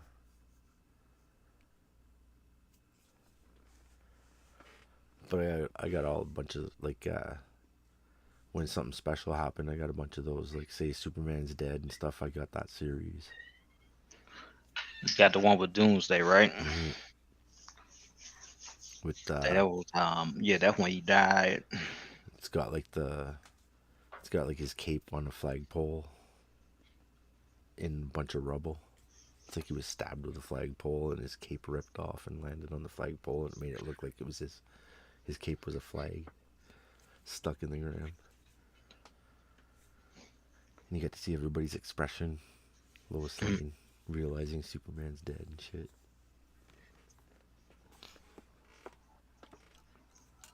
What else? So I got all the first issues of Pinhead that came out. Speaking of Doomsday, it was the latest comic. I forgot what it was. It was like it's not canon, but you had it was Injustice. Superman went crazy and shit, and he about to kill Batman. Batman had one arm left, and Batman took some he shot himself with some stuff. It was actually Doomsday. It was Doomsday DNA, and he just turned to Doomsday and killed fucking Superman. I'm like, damn. Well, the only person that was thinking ahead like that was Batman. Yeah, that's what it was. Batman, he did that. He took it out of his utility belt, turned to put that Doomsday DNA in himself, and killed Superman. He said, "You leave me no choice." Like Lex Luthor always wanted to do it to Superman, but fucking he wasn't smart enough. He was always just a little bit not smart enough. But Batman would be smart enough, just not pull the trigger until he had to. Yeah. Because he doesn't want to kill him. He just wants to protect everybody from him.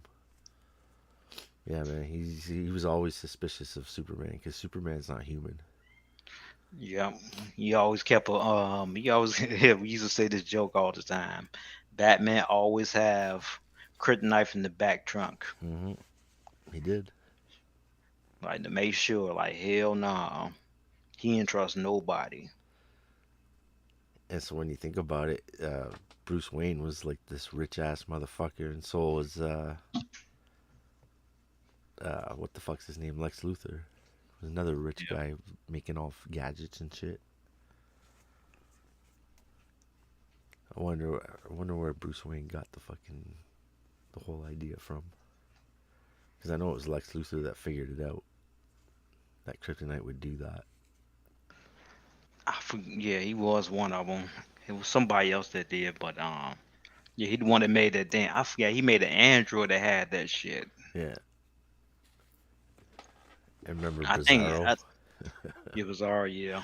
The fucking fucked up backwards Superman. He's really stupid. Me will kill you. Yeah. Like, what the fuck? And because he's extra stupid, he's also extra strong. So Superman has a problem with him. So he has to actually be smarter than him to beat him. Yeah, I remember Superman beat the shit out of him and tossed his ass on his own planet. He was playing with the empty planet like it's a fucking big ass toy. Superman.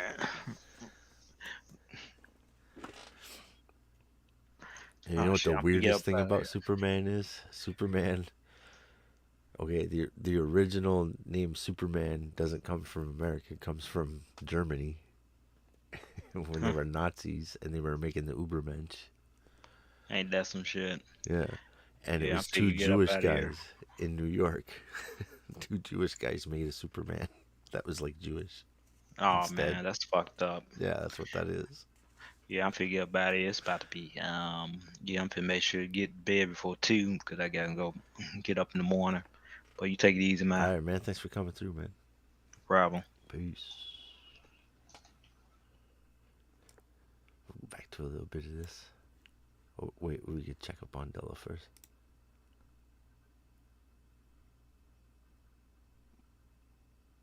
Yeah, she's still sleeping.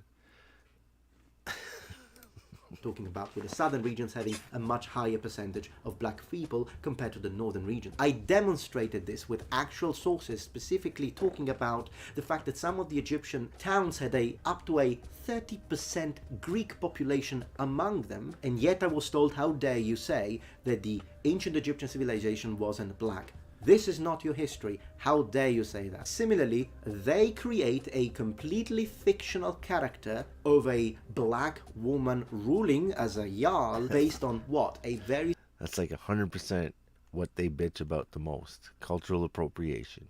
100% happening right here. And they're like, don't you dare culturally appropriate by putting braids in your hair, which happens to be just as much Viking as anyone else. Like, stop with the fucking bullshit. Small probable percentage that maybe that could have happened without any historical character to base it on and tell us, go do your research if we have a problem with it. And yet on my video, when I pointed out that Cleopatra was Greek, she belonged to the Ptolemaic kingdom, which was Greek and ruled over Egypt for over 300 years, and it was Mediterranean. They tell me to shut up. How dare I? Do you see that?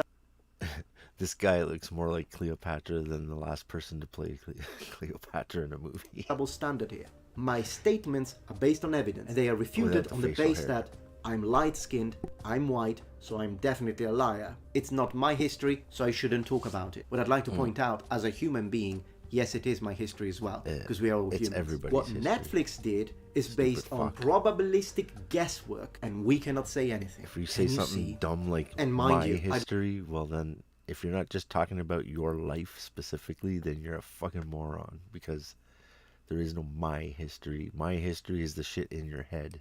I'd like to underline, when I say they, I don't mean black people. This isn't a white versus black. This is a white and black versus people with specific political agendas that are ready to bend the truth. And I just know that there are so many black people that are getting annoyed with this. TV show in school. Stop pretending to care. If you really cared about black people, talk about black civilizations. Exactly. If the Martians become more popular, start selling, let me tell you, the Martians will be black, not green anymore. That is insulting towards black people. It makes it sound as if actual black history, heroes and gods, myths and legends aren't worth of the space on the screen. If I were black, that would offend me. The ultimate... That's how you erase someone's history. You give them someone else's history and then you don't bother showing their history. So then you end up with people not knowing their history and getting really fucked up shit in their heads. And like I said, they're probably going to start showing that TV show in 20 years from now. They may show that in a fucking high school class and say that that's history. Because that's the type of shit that goes on. Ultimate message that I'm trying to bring forward with this video is not that this character could not exist, is that the reasons why they're pushing this character are completely wrong and disingenuous. They're just trying to pander a specific kind of audience, and they're literally grasping at straws to try and justify it. And I believe it's disrespectful towards Scandinavian people to twist their history like that. Of course, academia fully understands now that old and outdated notions such as the idea of the pure, perfect, superior, white, Germanic gene, the sort of stuff that was pushed between 1939 and 1945, don't make me say by who, otherwise I'll get demonetized, was bullshit. And we also do understand that among the North there were some minorities and there were people that also intermarried. It's the same people doing it today, only they don't call them Nazis, they just call them SJWs. But what they really are is socialists, collectivists, assholes, complete fucking douchebags. That they think that if everybody was seeing things their way, they could actually run the shit. They couldn't run wet shit down the side of their leg. They're fucking retarded.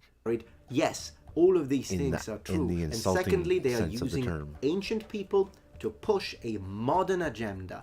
The modern concept of inclusivity this, inclusivity that. Let's copy-paste it onto the ancients and say that that's how they did it. That's a misrepresentation, as we could see by reading for 5 minutes the sound. They should have a disclaimer. They should be forced to put a disclaimer that says this is complete fiction. There is no evidence to base any of this on. This is some writer's fabrications. Do not look at this as history, because it's not depicting history other than the way people are dressed. Sagas. And even that's kind of fucking iffy. It's not that this is absolutely historically impossible, it's the way it's represented, with the Vikings all accepting it in this rainbows and flowers sort of society, when there's is no not for anything. real. And of course you could tell me, but it's fiction, so why does it matter? It matters because in any article and in any interview that we have read today, they are not saying that that part is fictional. They are saying, do your research. That's what history and science says. Alright, number ones. Well, I hope you enjoyed this video. If you did, please remember thumbs up. And if you do the research, you can't find evidence for that. If you're not yet members of this community, become a noble one. Subscribe to my channel for more content from the Metatron. Remember to click the link in the description to check out Viking Jewelry, new amazing offering. And remember, copying people's stories and pasting your fucking characters over it. People are sick of that fucking shit. And when you do it to historical shit, fuck man, shut the fuck up. That is so fucking stupid. The Metatron has spread his wings. Goodbye. That actually wasn't too bad. That whole thing pissed me off. That was pretty good. I don't know. And then he talks about the Cleopatra movie. Yeah, it's not that long. Let's see what he has to say. Where'd it go? There it is.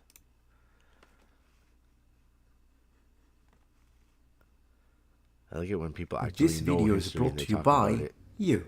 And they give shit to the people that don't know history and are acting like they know. I just love that.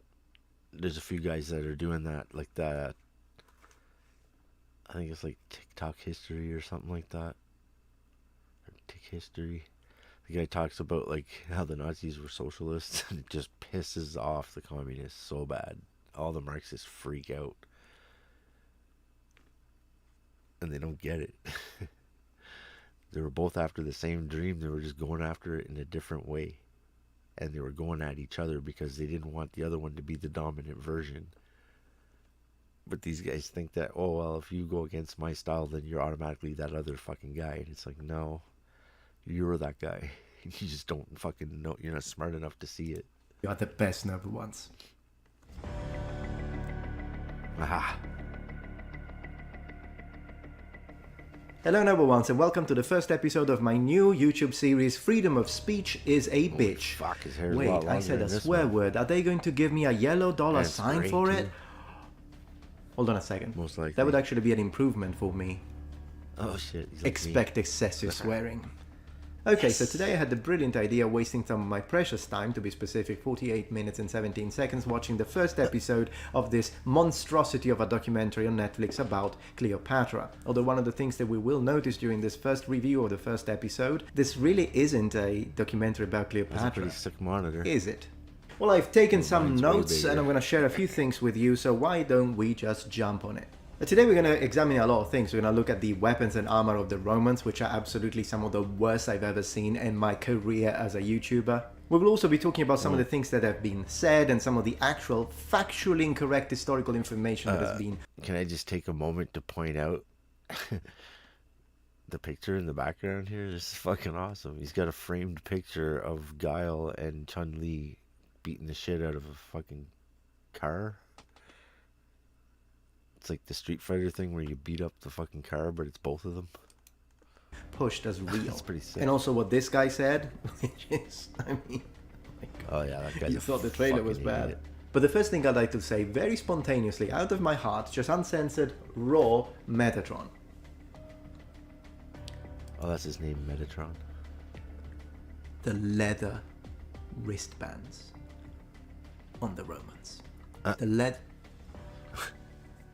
Yeah. Literally every Roman soldier, Roman statesman, Roman general, Roman It's a consular fucking brass or toilet something, cleaner. isn't it? Every single human being who happens to be a Roman in this movie wears leather bands, which we never find in iconography. Who is the costumist?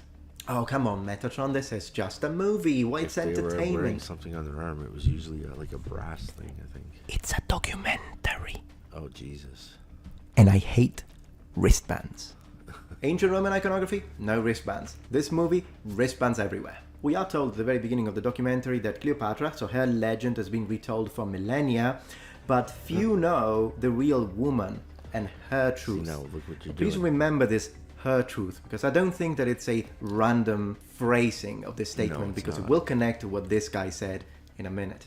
But as you can see, as I thought, as I was watching the trailer, this is not a reimagining, this is not an alternative universe or a speculative representation. This is the real woman that many people don't know, but now, thanks to this Netflix documentary, they will. And there is also something else that you'll finally figure out thanks to this TV series. You'll see. Then we are told that she's a leader of undeniable power that no one could afford to ignore, and we are told that she's a woman who bows to no man. Statement that is then contradicted further on during the documentary when we are told that she's aligning herself with men who have considerable amounts of power. Oh, but that's nothing. Mark Antony. Much of the fuss around this situation was the fact that Cleopatra is represented with a black actress, even though she was of Ptolemaic Greek origin. We know that that's one of the problems, and you will find links to my previous videos, of course. But we can summarize in saying that that was pretty much the center of the criticism that this documentary has received. But what I'm noticing as I'm watching this documentary is not that Cleopatra is not represented in a way that a Ptolemaic Greek would have looked. It's her entire family. This is her dad, these are her brothers, this is her sister. It's not that Cleopatra doesn't look Greek in the sense of Mediterranean, Macedonian origin. No one does. Although one thing they did get right was the usage of blue makeup, which is absolutely something the Egyptians did. Thumbs up on that. Sorry, not enough, you're not getting a thumbs up from me. Do you remember the lady I criticized in the first episode of my series now, that told us that Cleopatra was black no matter what scholars or books or schools say because her grandmother told her so? Well, here she tells us something very interesting. She tells us, quote, ancient Egyptians would have had a variety of different complexions. Skin color ranged from black to pale brown. Let me get this straight. When I said it on my video, I was racist. Yeah. When they say it, it's okay. And also, strangely enough, no mention of the actual light-skinned individuals, aka the ruling elite at this time, the Ptolemaic. Of course, that's not mentioned. Not to mention all the colonists of Greek origins that were actually inhabiting in certain areas of northern Egypt. No mention of that. No. Once again, when they say it, it's okay. When I say it, I'm racist. As we continue, we've got this lady's statement that I also have a problem with, where she says, it seems very strange that we insist on depicting her as a wholly European, given that Cleopatra represents herself as an Egyptian. And I think this is a very dishonest statement because it's misleading. Many other times, in fact the majority of times, we see representations of Cleopatra is wearing Greek or Ptolemaic clothing. But regardless, just because she was born in Egypt, that doesn't mean that she would have looked like a native Egyptian. Very basic biology teaches us that she would have looked like her parents. He tells us with this very nice toned music that is supposed to create the atmosphere that what's beautiful about Cleopatra is the following, that everyone can imagine her in their own way. And then he tells us, I imagine her to have curly hair like me and a similar skin color. So what's beautiful about Cleopatra, according to this man, is the fact that we lack conclusive evidence that can tell us 100% that's what she looked like. That's the beauty of it. Because this way everyone can have their own personal truth about her. Well, here's the thing. First, I disagree, because I think if we did find evidence, that would be wonderful. And in fact, I think every archaeologist on the planet and historian would agree with me on that. The more evidence we have, the more we know about the past, the better we can understand the past and possibly shape a better future. Second, whenever we talk about history, and I want to throw science in there too, personal truth is trumped by factual truth. Why? Because personal truth isn't truth unless it aligns with factual truth. But regardless of what we can learn about Cleopatra in Egypt, we can learn a lot about ancient Rome. Of course, I'm being sarcastic. We are told that at this time, so when Cleopatra is alive, ancient Rome is an emerging power. When I hear someone say my truth, all I hear is my lie. Every time. Because if it's not the truth, it's your truth, then it's not the truth, it's a lie. Ancient Rome was not an emerging power. Ancient Rome was a fully established power by this time. If someone says, I swear on my kids, they're fucking lying to you. Because anybody that would actually swear on their fucking kids is a fucking piece of shit. You do not swear on your kids. You don't swear on people's lives. that isn't your life. Like, what kind of a fucking parent would do something like that? You're trying so hard to convince me that you're not lying, that you're willing to threaten your own kids' lives. You're a fucking dirtbag. Remember that Cleopatra is born in 69 BC, which means that when it comes to the actual historical context of this show's setting, so all the things we see have happened after both Punic Wars had already ended. The first Punic War, which started in 264 BC, and the second Punic War, which happened in 108 BC. Both of which Rome won. That's a fully established power, not an emerging one. Metatron, semantics. You're just nitpicking because you don't like the show. Oh yeah, absolutely, I don't like the show. Can I say that I don't like the show? Overlords? I would also like to take a moment to say a huge thank you to all of you subscribers who have been supporting my work either through direct donations or through becoming Patreons in the last few days. You have been amazing. This has been stellar support. It's very humbling for me and I wear it as a badge of honor. Now let's continue. When you look at the helmets, they look brass, which I suppose it's okay. The Romans called brass mountain copper, which is kind of cool. They had a word for it. Orichalcum, which is, yes, the same word that they use in Skyrim for the orcish metal. I thought it was really cool. But would it have been brass or would it have been bronze? Which one of the two would have been more common? Well, that could be a cool, interesting topic for a dedicated video. If you're interested, let me know in the comments. I just feel like Little brass nitpick. makes more They sense. look like they've been mass-produced. Now, by this time, which is clearly after the very famous Marian reforms of 107 BC, the army would have been standardized, so mass-produced, sort of off-the-shelf helmets would have been the For the norm. rich guys, With that being said, what we are told by the sources is that Montefortino helmets, as they started being mass-produced for the troops, lost quality. Before the Marian reforms, only landowners and relatively wealthy individuals could have afforded to have a helmet made for them, and so they were made really well and they would have looked really well shaped. But as we go after the Marian reforms, and now you need to issue helmets to as many people as possible, these helmets start to be put together very quickly. And I think something that would have made it look a lot more realistic would have been to show helmets that don't look exactly the same. In fact, helmets that have been roughed together quickly. We know that specifically in this period, some would have had the knob at the center actually off-center, because they were put together very quickly. Most legionaries are actually wearing a lorica hamata, which is the Latin term, once again, not period, because we think that the ancient Romans actually called it lorica gallica, because they got it from the Gauls, as I say on my video dedicated to the Celts. Still, the lorica hamata is accurate in the sense that, yes, these guys on the horses, they do not look like Roman centurion guys. They look like fucking, you're the front lines guys. Like, get out there. Here's a fucking brass helmet. You got some money, I can make you a nice one, but otherwise you got to put this shitty one here on. This guy's got some cash, so he's got one that makes his head look kind of cool. This guy's like a, I don't know. I guess he's like a, he wants to protect himself from rocks in the head or something. Mail armor, that's what they wore. And if you see in these shots, we can see that this is not just a mail shirt, but it also has double shoulders. Well, those are called umeralia. Previous models wouldn't have had those, but for this period, umeralia are correct. What's not correct is the way they're wearing them, because clearly they don't know how they are supposed to be connected in the front. Also, here's another thing that we are told on this documentary. That's pretty bad. The Nile River hasn't flooded for a couple of years, which has led to horrible crops. And this wasn't Cleopatra's fault.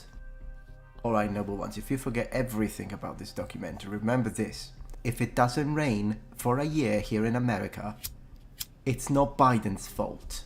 What would we do without Netflix? Also see several soldiers wearing the gladius on the left. Now, generally speaking, Roman legionaries would have worn the gladius on the right, but there is an exception when it comes to iconography, and it's that of officers. So officers did tend to wear the gladius on the left instead. The general legionaries would have worn the gladius on the right because it makes it easier to draw it when you have the shield in front of you. So drawing the sword is not a problem as you get ready for combat, because you don't have to remove the shield from in front of you, whereas if the sword is on the left and you have to draw, you need to remove the shield, and that could be problematic for regular soldiers. But officers are kind of an exception to that. Now, are these all officers? Maybe it's me, and I don't know. I tried to rewatch those scenes several times to be like, did they give a gladius to the left to an actual officer, or are they just giving it randomly to regular soldiers? I don't know, but I still thought it was a good idea to bring it up, just as a fun fact to learn a thing or two. Maybe they got it wrong, maybe not. Also, those are the worst looking Roman scuta or shields I've ever seen in my life. Those are really bad looking shields. Also, they're wearing green. Note that, green scarves and green tunics. This is an interesting choice because green tunics were used by some forces in ancient Rome, but generally speaking it's palace guards. Why? Because green, even though it could be produced in ancient Rome as a color for dyeing clothes, it was a more expensive one when compared to, for example, pale red or, of course, undyed tunics, which were most likely the norm, simply because a tunic, in order to be dyed green, needed to first be dyed yellow. So it was a double process, it would have made it expensive. Here, I see a bit too many soldiers having green, so I don't know if that's a specific choice because these are, I don't know, high-level palace guards. Doesn't seem like it, so I think it's a little bit of an odd choice from the costume designer. But if I'm wrong and they have a reason, more than happy to learn from them, since they're not going to teach me much else on this documentary anyways. One of the first shots that we see of Roman legionaries, and that's going to be actually a recurring equipment, if you will, is that of Roman soldiers wearing leather, what would appear to be muscolata armor. I'm already kind of weirded out by that choice. Also, they look horrible, they don't fit, and they're clearly not being worn over a subarmalis, which is the modern Latin word for what could have been called imperial thorakomachus, which is a sort of padded garment that ancient Romans most likely wore underneath their armor. Secondly, lorica muscolata in both of its forms, because lorica muscolata existed in both a short version and a longer version, most likely the longer one being used only by generals and very high-level officers, also because it kind of impeded movement, whereas the short one we see used by soldiers, including soldiers that are in the Roman navy. Still, as I say, this was the most expensive type of armor that could be issued. Now hold on a minute, Metatron. How does this video even make sense? I decided to speak about Cleopatra again, and many people in the comments on my Twitter believe that possibly the reason why I lost the ability to monetize on this video in the first place was because of my original Cleopatra critique. And if I'm just naive, and everyone is right, including Shad, by the way, thank you so much for your support, brother. If everyone is right, and Cleopatra was indeed the reason why this whole platform got demonetized, isn't this upload going to make it, in fact, much harder for me to regain monetization in the first place? What is my public, official, articulated, possibly long-winded response to this question? Don't care. Yes. Oh.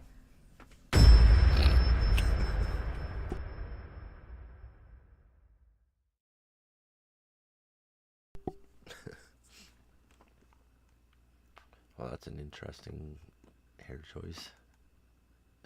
Oh man, I watched that one before. This lady's completely fucking nuts. She tried to say that the Roman Empire doesn't exist. It's just Catholic propaganda. Fuck. What? Oh shit. It's my favorite. It's a Gundam. The Little Mermaid. Like, she's seriously, her eyes are very far apart, man. I have questions. I have questions about that actress.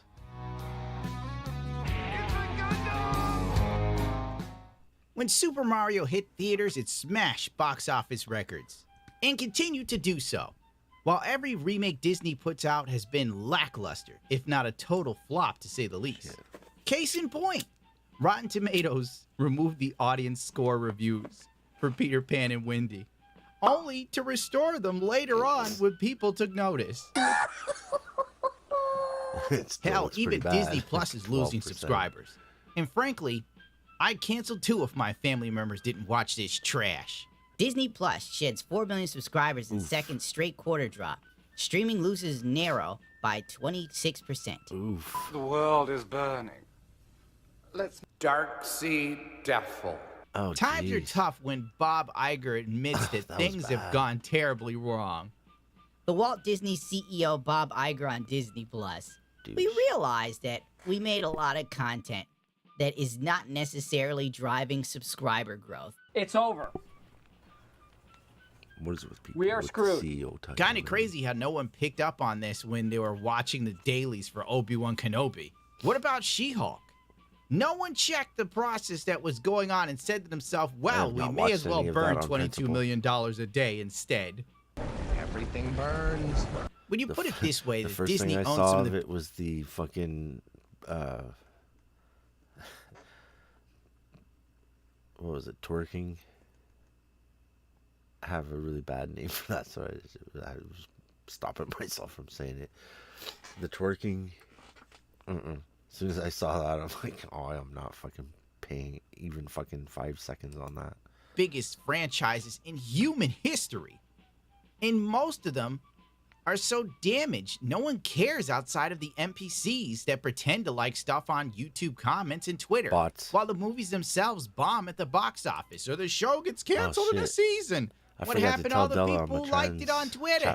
I guess they didn't watch. So we're going to continue to go after subscriptions, but we're going to be more judicious about how we do that.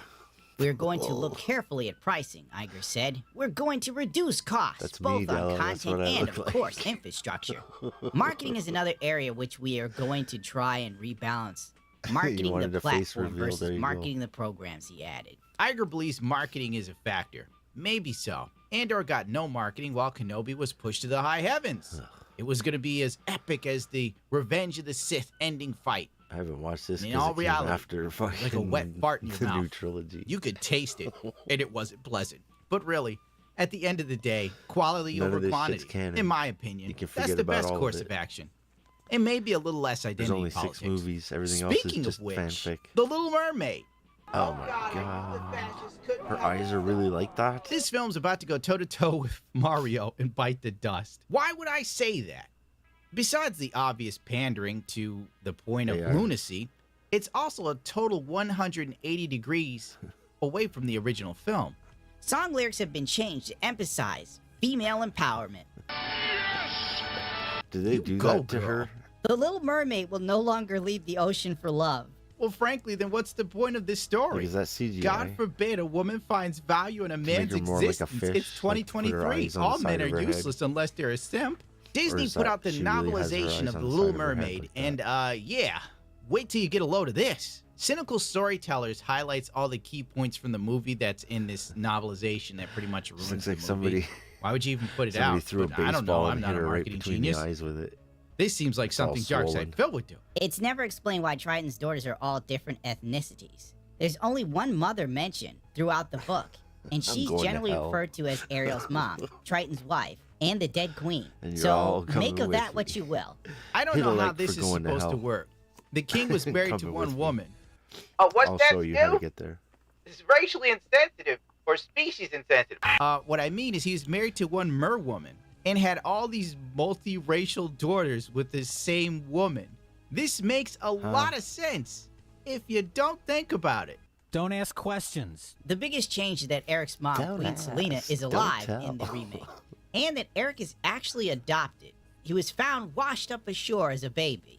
Europe had a lot of black aristocracies back then. Remember, Selena. It all makes sense if you don't think about it. Don't ask questions. Just consume product and then get excited for next products. Wait, what? Ursula pulls off one of Ariel's scales to add to the potion. She also makes Ariel forget that she has to kiss Prince Eric in 3 days via the spell, and gives her amnesia. When Sebastian tries to remind her of the time limit, Ariel's mind wanders off. This is stupid. I regret to inform you that the rumors are true. Ariel is the one who defeats Ursula by steering the ship, while Eric is the one caught in the whirlpool. Again, the climax is otherwise the same as the original. But they just swapped around who's the hero. I love modern Disney, because they have no respect for their own stuff. Ariel takes out Ursula, and not the prince. God forbid a man has any agency or is useful, because as we all know in modern filmmaking, men are totally trash and worthless and don't do anything. She doesn't need no man's love or help.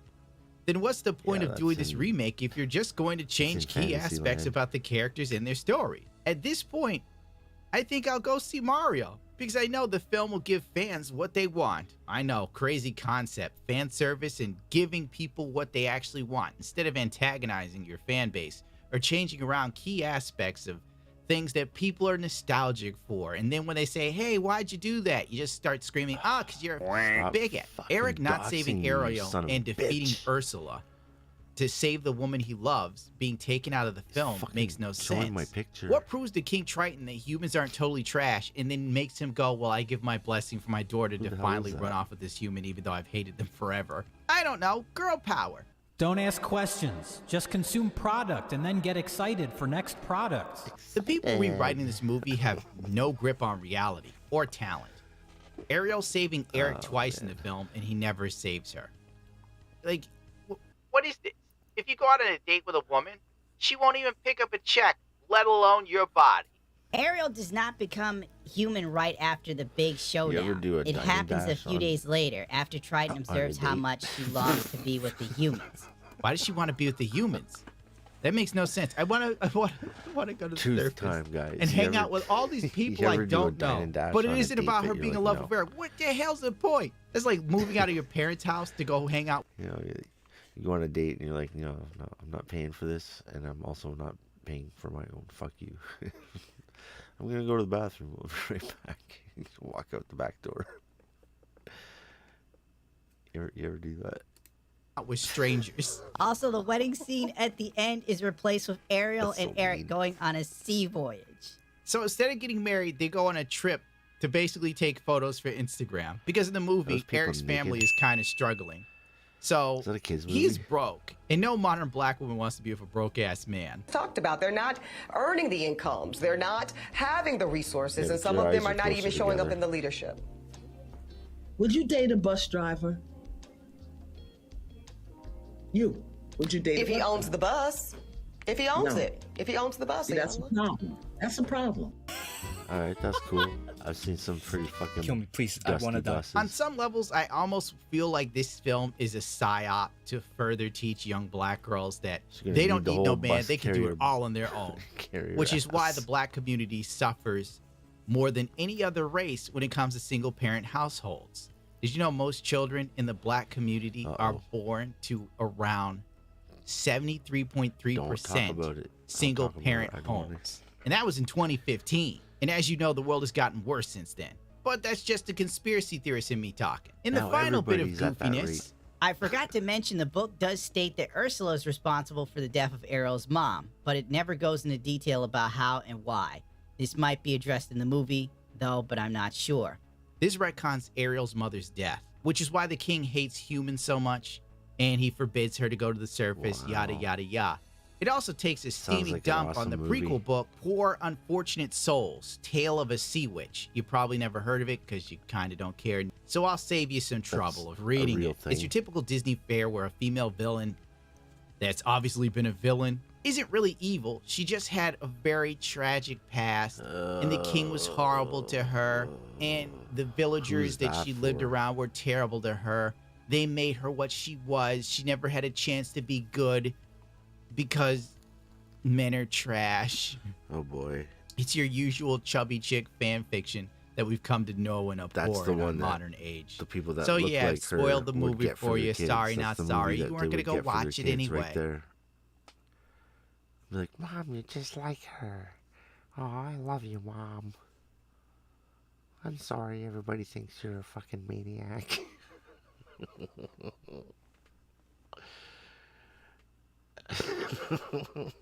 Oh no. That's the thing I was talking about. The fucking Dove soap thing. I was talking about that last week. They make these fucking cartoon characters for these people that are like they're definitely not superheroes. They make them into superheroes for a video game.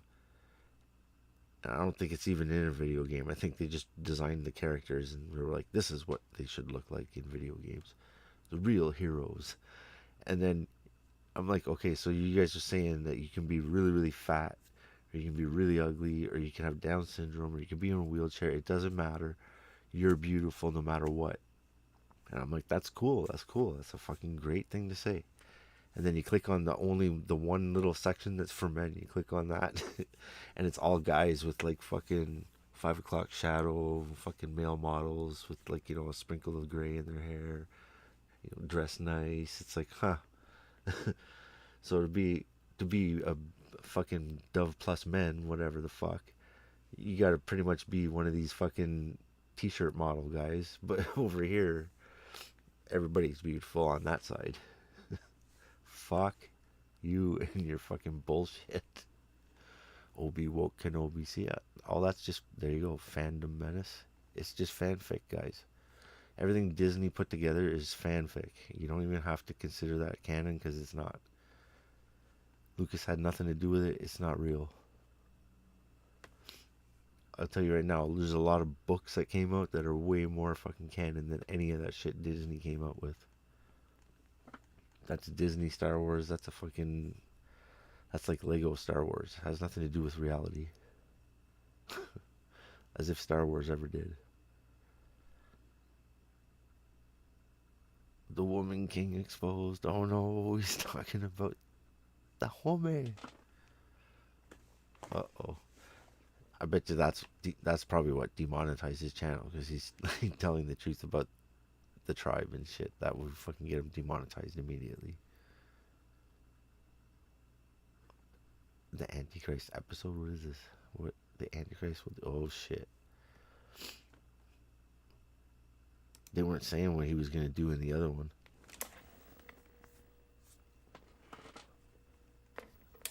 So yeah, he's pulling that shit from movies, man. I want to know what movie that is where it's like showing the guy. Red pill episode. It puts it in quotations. You know who used it. And then everybody used it.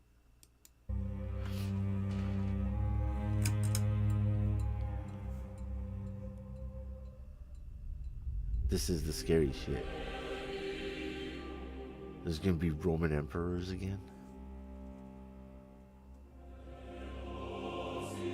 Crucifying people again. Oh man, they got the cheap crucifixions too, man. There's no fucking, it's not a cross, it's just a T.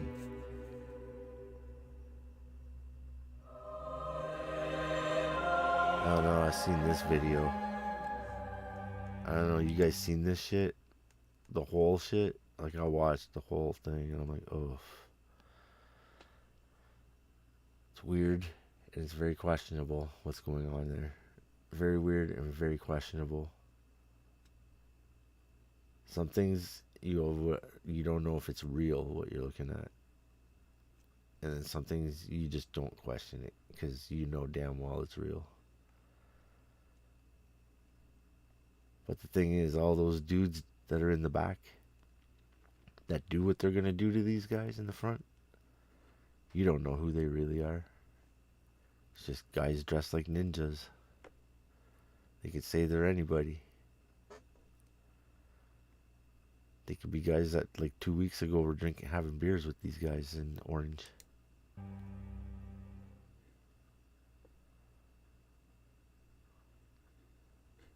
John, what did you see? Tell me. Please, tell me. That's the way I don't want to. In the last video, we saw from the book of Revelation how the Apostle John received many visions from God about the end times. We saw his vision of the two witnesses, the wrath of God, and we saw his vision of a beast that would one day arise out of the sea. And we saw how an angel came to John and explained that this beast represents a man who will one day come, a man of evil, a man of lawlessness, the Antichrist. And in this episode, we reveal exactly what the Bible says the Antichrist will do. I wonder how literal it's going to be. It's like watching a horror movie about the future.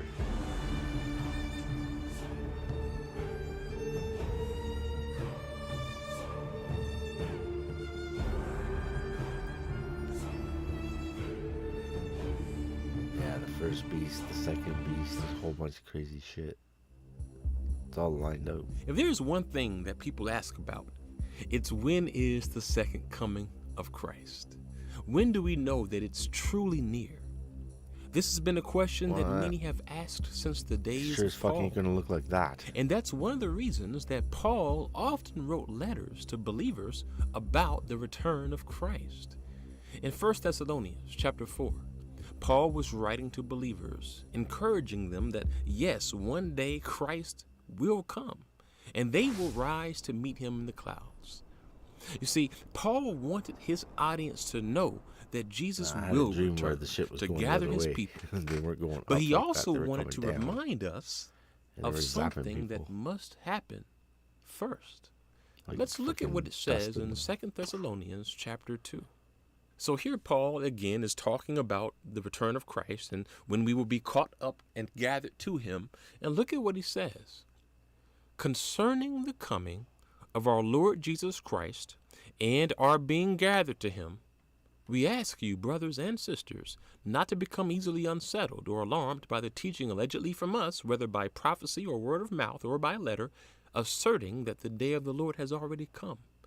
Do not let anyone deceive you in any way, for that day will not come until the rebellion occurs and the man of lawlessness is revealed, the man doomed to destruction.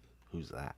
And so Paul here, he says that concerning the coming of our Lord Jesus Christ, and when we, the believers, are gathered to him in the air, he says that day will not come until first the rebellion occurs and the man of lawlessness is revealed. So Paul clearly wanted his readers to know that before the return of Christ, the man of lawlessness, who is often referred to as the Antichrist, is going to be on the scene. So now you see why we are talking about the Antichrist. Because the time of the Antichrist will eventually come, and so we cannot ignore it. Now, in the last episode, we saw how Daniel had many visions about the Antichrist. Daniel saw how the Antichrist will come onto the scene as this false Messiah, and just as Jesus had a 3.5-year ministry, we saw how the false Messiah will also have a 3.5-year ministry, but his ministry will be evil. So if there's one thing that we have learned about Bible prophecy, it's that God is a God of patterns. He often works in prophetic parallels, or some call it typology, so that we can understand what will come from what has already taken place.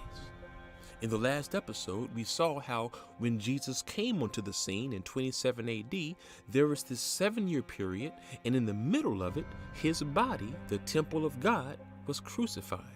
And after that, he rose again. Well, we also saw how in Daniel chapter 9, that the 7-year period from Jesus' day will have a future parallel. And in the future, just as Jesus' body, the temple of God, was destroyed in the middle, the false Messiah will come onto the scene and will try to destroy the temple of God in the middle of the future 7-year period. Now, I'm going to share something that we didn't have time to look at in the last episode. Remember how Jesus came on the scene at the beginning of his 7-year period, and then 3.5 years later, he was killed and then rose from the dead? Well, believe it or not, there is reason to believe that something similar will happen with the false Messiah in the future. Remember, in the last episode, we saw that the Antichrist is going to be given satanic power in the middle of a 7-year period. But it is likely that he will exist and be in the world before that point. And so, if he is on the scene at the beginning of his 7-year period, well, during that first part of it, it won't be obvious who he is, because the Antichrist is given power and is revealed in the middle of the 7-year period. And then that's when he starts trying to destroy God's temple and tries to destroy God's people. And so many people believe that the Antichrist will be here at the beginning of the 7-year period, but just in a different form. Now, one interpretation, which is where I lean, is that at the start of the 7-year period, the Antichrist will be a national or political leader. And he will be completely human. He will seem like a normal guy. But at the middle point of the 7-year period, something for the whole world. Death to the tyrant! Many believe that he will be assassinated. You see, the Bible says that when the man of lawlessness begins his reign of terror, he will be given satanic power, and that Satan will try to deceive people with counterfeit miracles. And so look at what it says in Revelation chapter 13, verse 3. One of the heads of the beast seemed to have had a fatal wound, but the fatal wound had been healed. Then the whole world was filled with wonder and followed the beast. And this is why many teachers make the point that one reason the world will begin to worship the man of lawlessness is because he will appear to be assassinated. But Satan will deceive the world with a counterfeit miracle, causing them to believe that he rose from the dead. And then the world will believe that he is divine. Now, why is this interesting? That'd be so easy to fake. Well, when Jesus began his ministry, after 3.5 years, in the middle of the 7-year period, what happened? He was killed. And then he truly rose from the dead. And so if Satan tries to deceive people into thinking that the man of lawlessness rose from the dead, that would be another prophetic parallel, because it would happen in the middle of the future 7-year period, just like the resurrection of Christ happened in the middle of his 7-year period. Yeah, but when Christ did it, you wouldn't be faking that shit. Everybody gets to see you right there fucking doing it.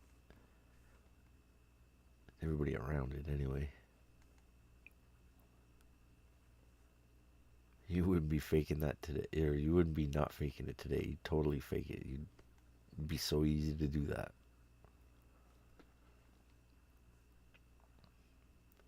You can make an AI fucking guy and fucking make an AI guy die, make an AI guy live.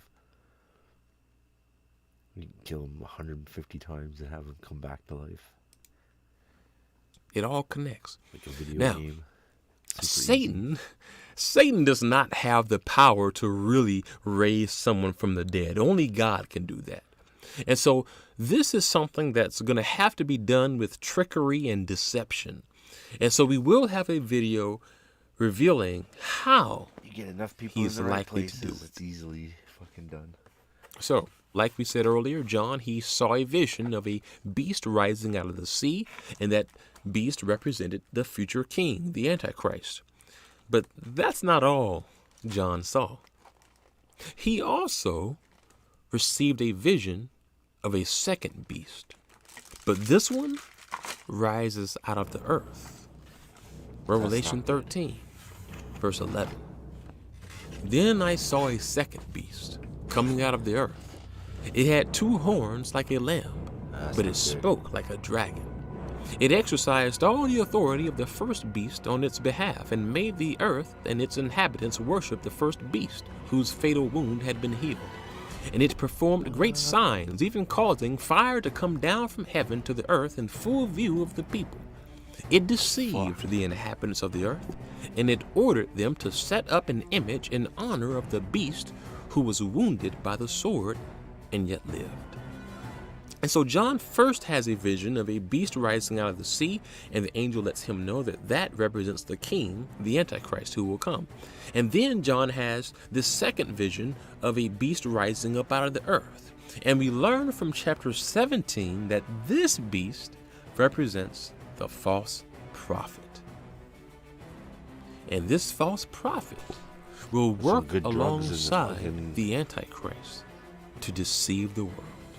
It will set up an image that people will worship in honor of the Antichrist. And this false prophet will be extremely, extremely wicked. He's going to even perform miracles to make it seem as if the Antichrist is divine. But that's not all the false prophet will do. Look at what it says in Revelation chapter 13, verse 16.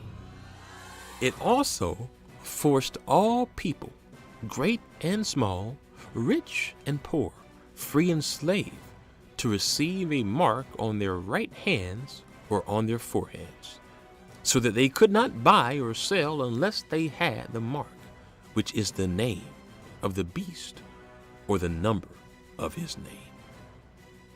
So once the Antichrist and the false prophet rise to power, they will cause all people to receive a pledge of allegiance, a mark.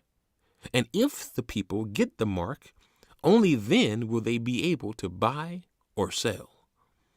The beast, the Antichrist, is going to enforce a worldwide economy. So, what will this mark be? Well, about 12 years ago, most people, most teachers believed that the mark would be some type of a stamp or maybe a tattoo that one would receive on their body. And anyone who wouldn't take the tattoo would then be persecuted and wouldn't be able to buy or sell things. That was a general consensus. But the only issue was, it was hard to understand how a tattoo would somehow be able to control what you could buy or sell. It was also hard to imagine how there could be a worldwide tracking system that could tell if you had a tattoo or some type of stamp. But in recent years, everything has changed because technology has advanced at light speed. There are now systems in place that can track individuals not based upon if they have a tattoo, but based upon if they have a mark, the incision of a chip.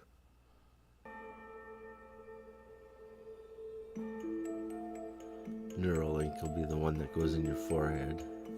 This RFID one is the one that goes in your hand.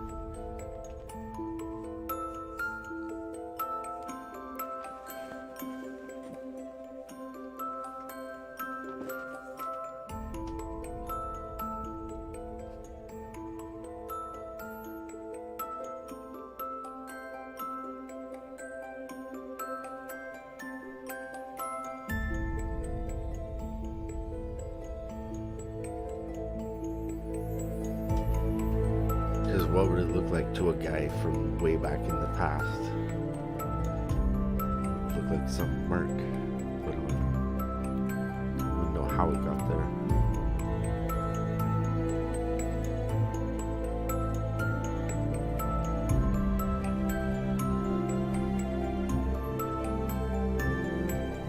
Shank uses it to open his front door and manipulate his smartphone. Chrissy Heischman uses hers instead of a key card at work. They're among a growing number of people implanting technology under their skin. We don't want to carry devices. We want devices built into us. It is about the size of a grain of basmati rice. I got it. Can buy their goodies here in the break room by just using their hand. And 6 cents, guys. So the question again, as we asked you last week, are you ready to be chipped, guys? Let's send it back to you. Maybe. Yeah, I don't know. Not for a Kit Kat bar. You will be chipped. It's right.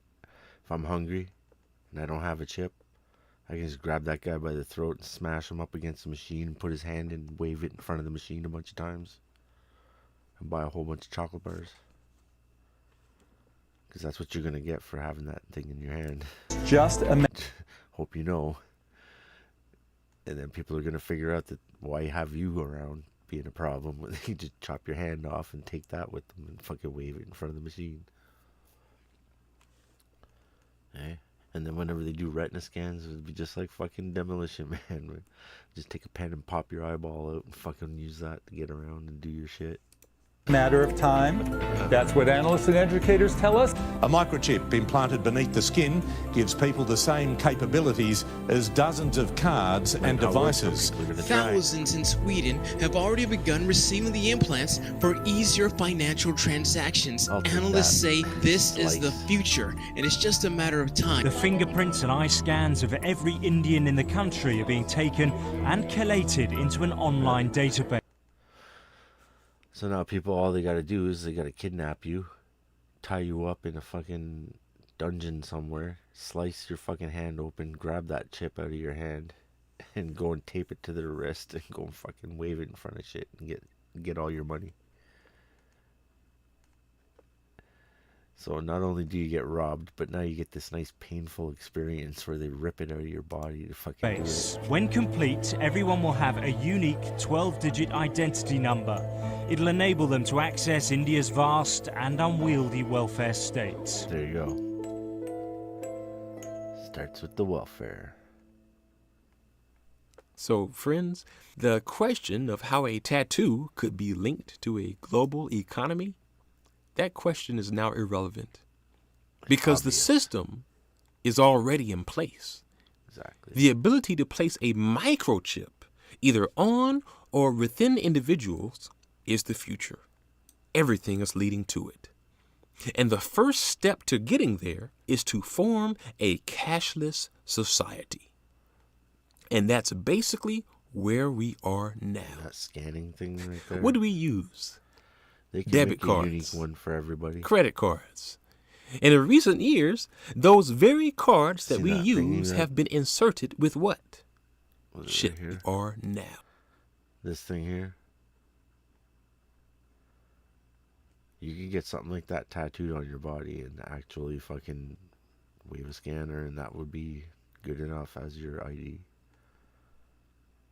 And they can make enough for every person on the planet 2 times over, guaranteed. There's so many configurations for that thing that we could go on forever with it. What do we use? Debit cards, credit cards. And in recent years, those very cards that we use have been inserted with what? Chips. To track your movement, to track your identity, and to track what you buy. The system actually is already here. When the Antichrist arrives on the scene, he's not going to have to create.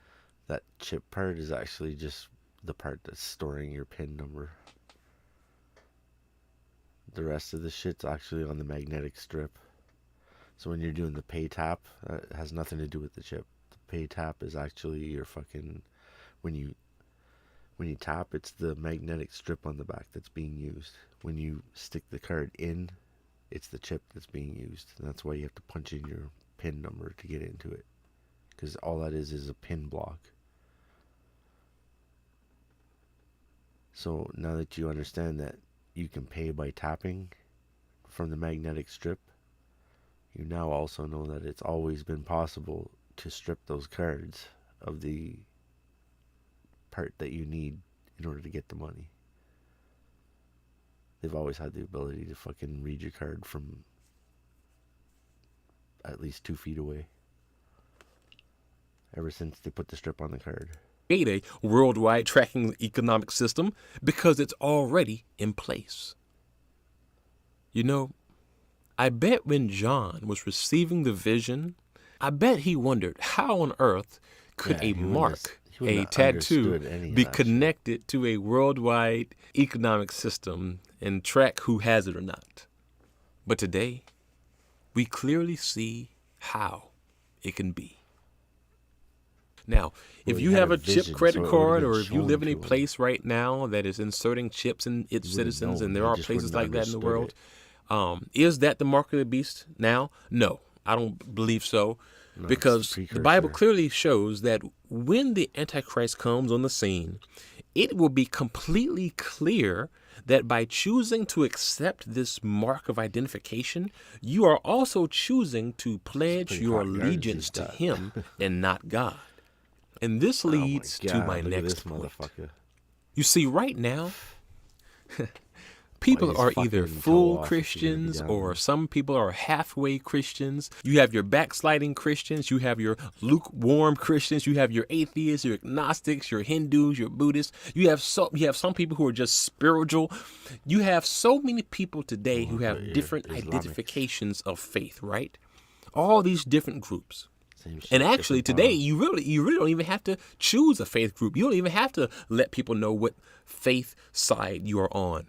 You set up a Facebook page. You don't have to even say what religious preference you are anymore. You can literally exist in today's world being religiously anonymous, right?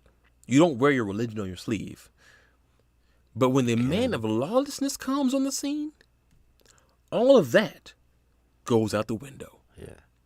No longer will people be able to be halfway Christians or full Christians or agnostic or atheist or enlightened. No, when the Antichrist comes, everyone is going to have to make a choice. Either stand with Christ and refuse the mark or stand with the false Messiah and take it. There will be no middle ground. There will be no anonymity. And we truly will see who the hard way, is on God's side.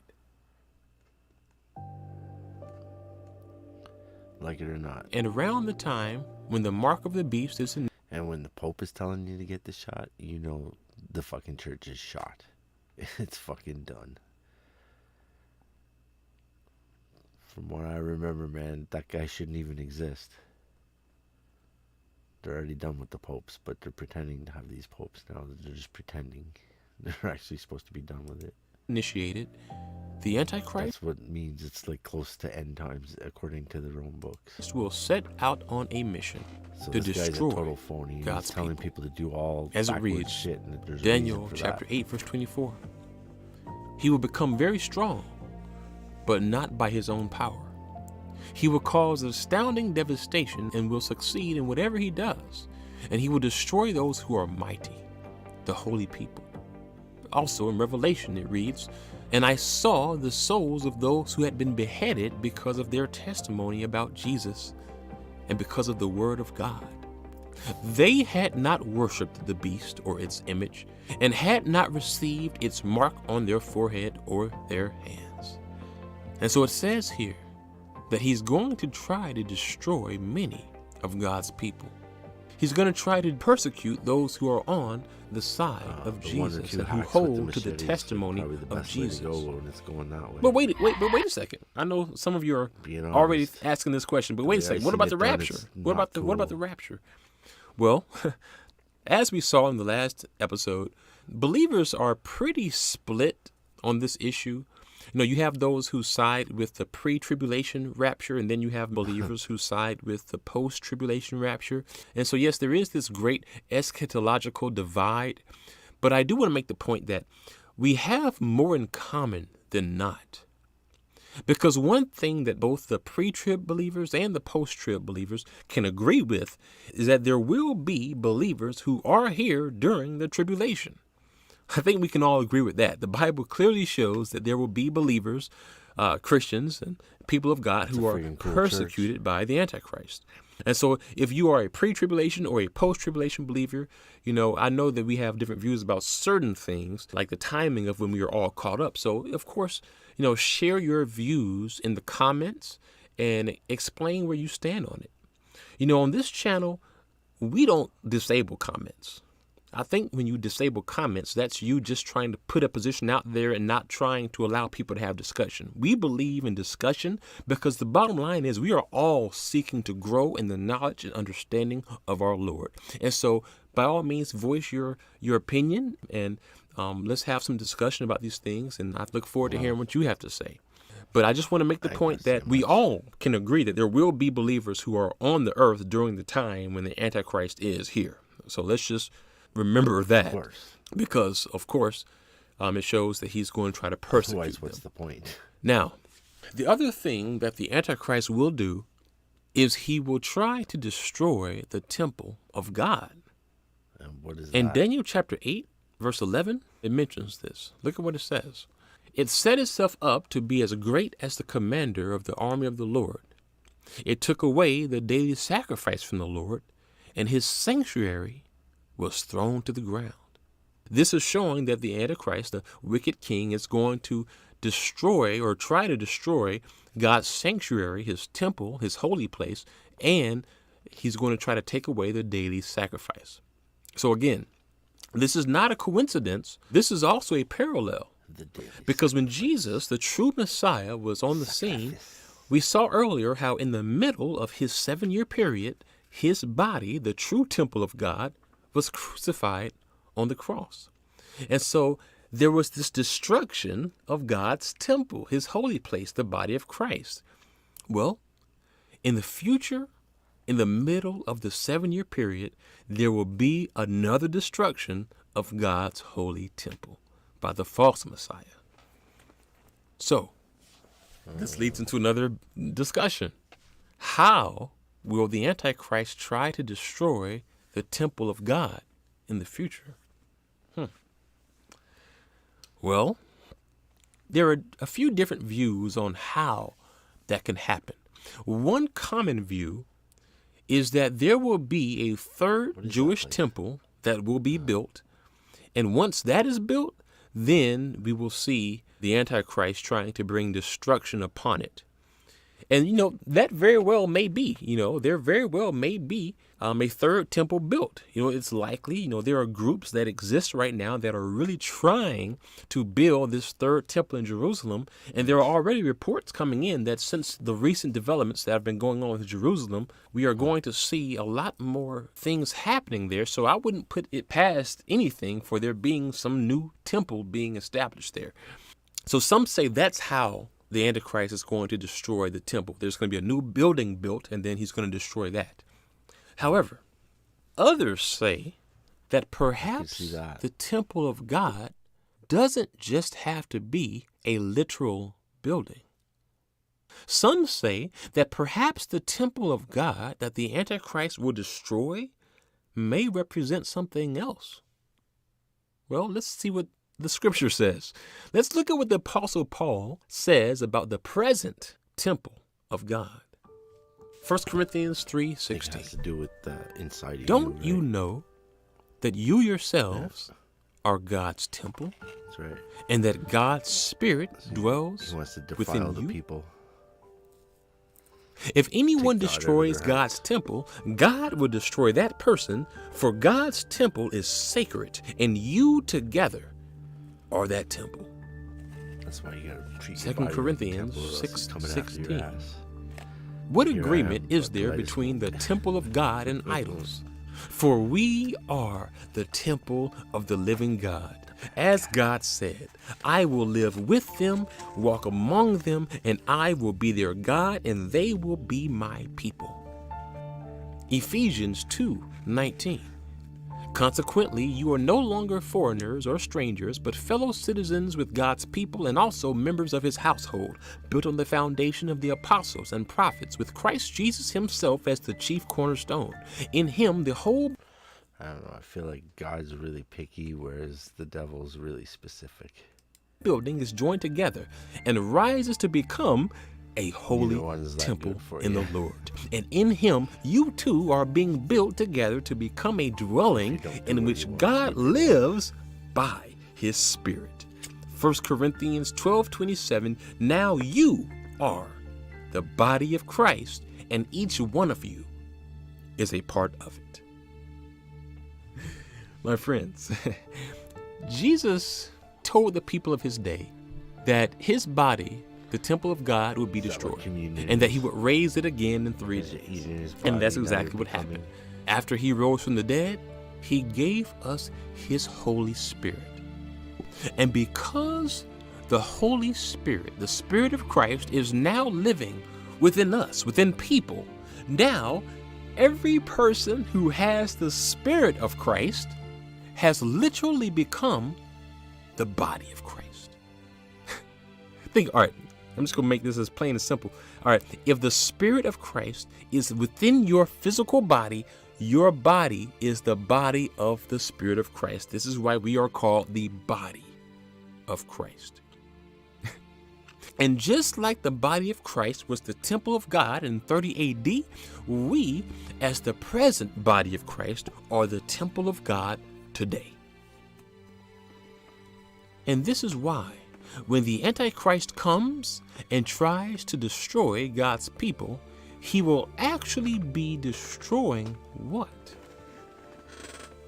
The temple of God. Man. He doesn't have to chop your head off. So now we see a pattern. Another pattern. Because just as there was a temple destruction in the past with the true Messiah, there will be another one in the future with the false Messiah. Now, like I said, there still may be a third temple that is built. That can happen. But I do want to make the point that even if there is a third temple that is built by people, there is only one true temple of God. And that was and is the body of Christ.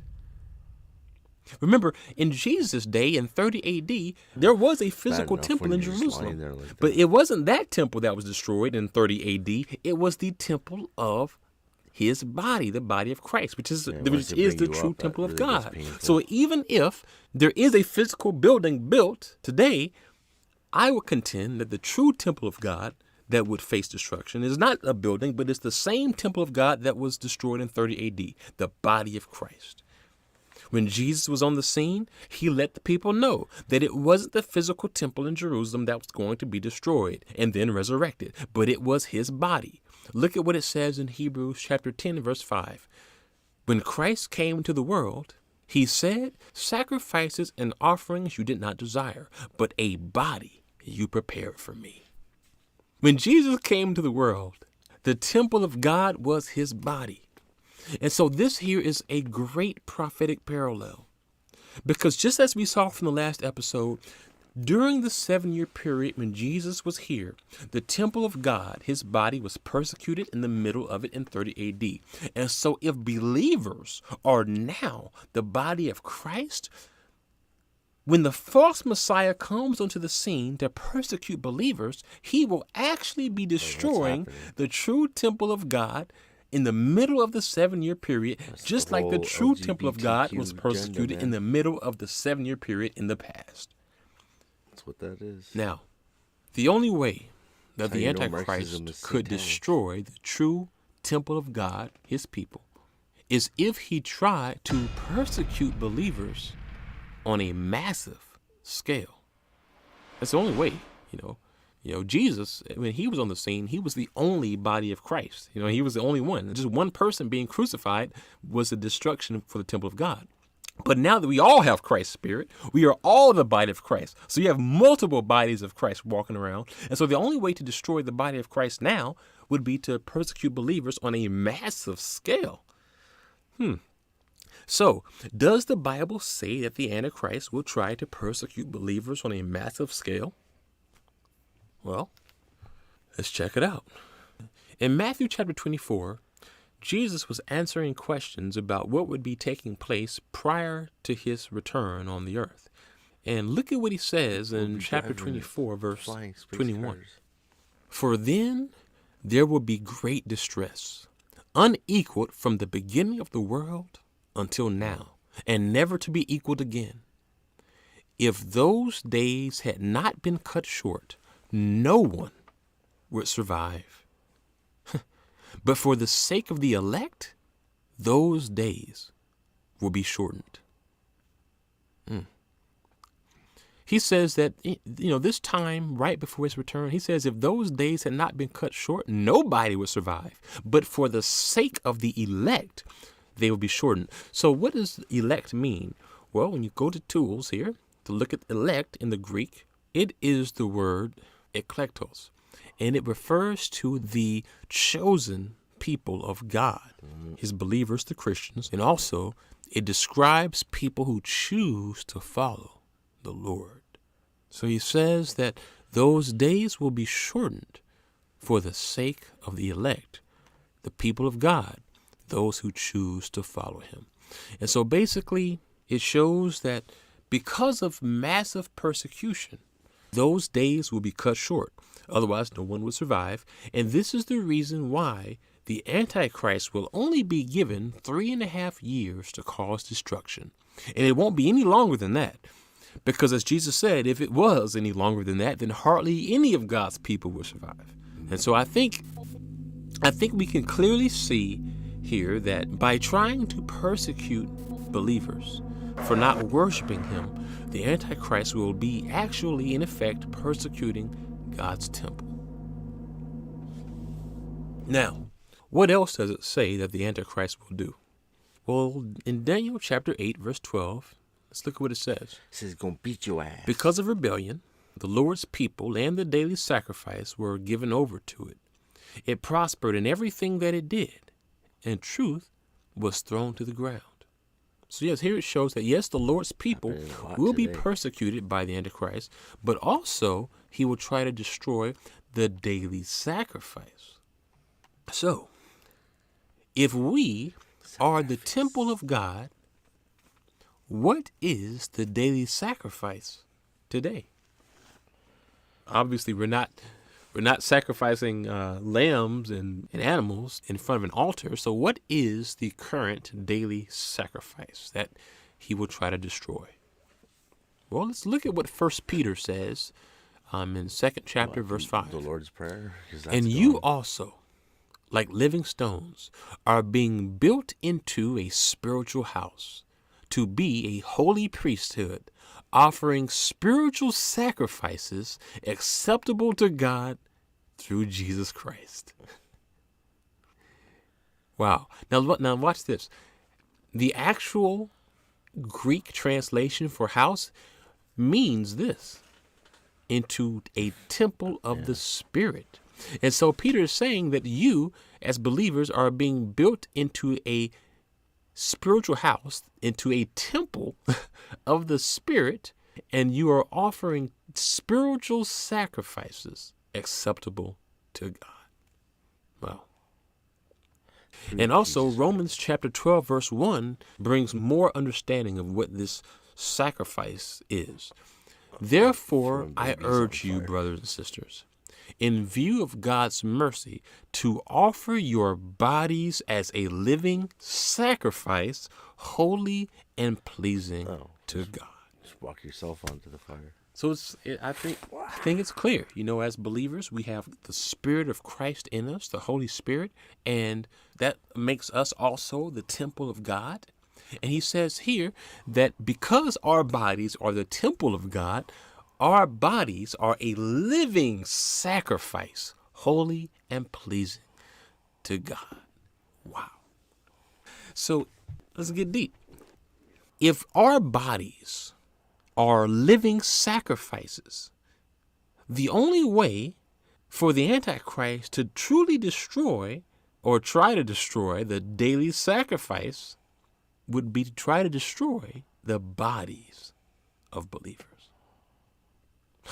So if believers' bodies are sacrifices, when he tries to destroy believers, he's in effect destroying the sacrifice, which is also destroying the temple of God. It all connects. That's deep. That's God's word for you. It's amazing. It's all laid out. It's right here in front of us. It's showing that, you know, when the Antichrist comes, yeah, he will try to destroy God's temple and the daily sacrifice. And that is symbolically referring to how he will try to destroy the true sacrifice, the true temple of God, his people. Now, Paul says something interesting about the temple in 2 Thessalonians chapter 2. Let's check it out. In verse 4, Paul is talking about the coming of the Antichrist, the man of lawlessness, and it says that he will oppose and exalt himself against every so-called God or object of worship, so that he takes his seat in the temple of God, proclaiming himself to be God.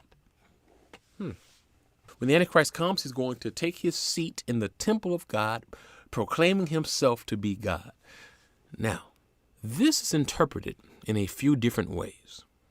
Some say that if there is a third temple that is built, that the Antichrist is going to, basically grab a chair and sit down in it and claim to be God. in a building. Others say that this is perhaps more symbolic language referring to the body of Christ. And if that is the case, the only way for him to take his seat in the body of Christ is if he was to claim that he is the head of the body, Christ himself. Because when Jesus was resurrected, it says that he took his seat at the right hand of God. He became the head of the body. And so if he is taking his seat in the temple of God, the body of Christ, that's in effect him claiming to be the head, which would be the same as proclaiming himself to be God. So it's interesting how it says here that by taking his seat in the temple of God, he will also be proclaiming to be the king of the body. He will be proclaiming to be God. And so we're really just going to have to see how this plays out if we happen to be around here for it, because it could be both. You know, perhaps it does also refer to a literal physical temple that he will sit in, or maybe it just refers to him claiming to be the head of the body, God, the Christ. So we'll just have to see, what happens. And I know we all have different perspectives on, the temple of God and things like that. So by all means, of course, share your insights in the comments so we can have a discussion about these things. That's one of the great things about YouTube, is that not only do you get a chance to watch the video, but you can respond to it and have this dialogue so that we can all really grow in the faith together. Now, we looked at how the time period of the false Messiah will in many ways be a parallel of the time period of the true Messiah, Jesus. Well, there is another great parallel that must be mentioned. You see, the actions of the Antichrist will parallel one of the most evil men who have ever existed. Just as the Antichrist will persecute Christians for 3.5 years, there was a man in history who also persecuted Christians for 3.5 years. His name was Nero. Oh boy. Nero was a Roman emperor who was the first king to have massive persecution of Christians. And he didn't just kill Christians, he tortured them. Yeah. He had lions come You see, eat them in front of you. when you study the history of the first Christians, you realize how easy we have it today. In today's world, the very idea of Christians suffering is something we never want to talk about. But the first Christians, they suffered. They died for their faith. Nero threw many of them to lions. Many of them were crucified. Some were even burned at the stake. Nero, he hated Christians, and he made it his personal mission to annihilate them. And in a future video, we will look at many parallels between the Antichrist and the reign of Nero. And we will see how, just as the first Christians were persecuted by Nero, the last Christians will be persecuted by the Antichrist. And there will be parallels between both men. And so when that video comes, let's just say it's going to be eye-opening.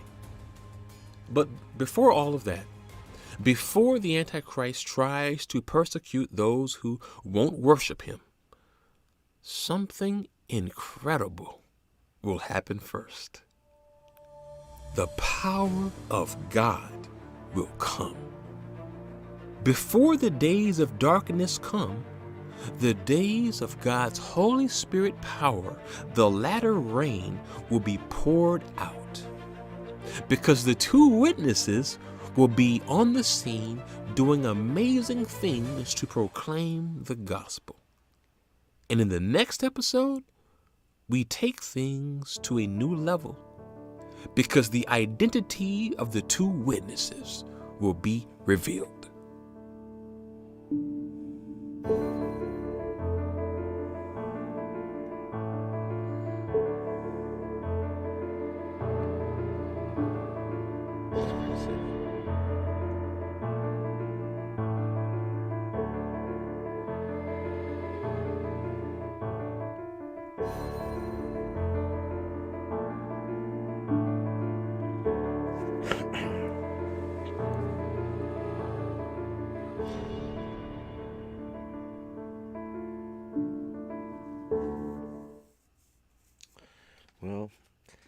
It's 4 a.m. over here. I don't know, man. If I put something else on, I may not survive it.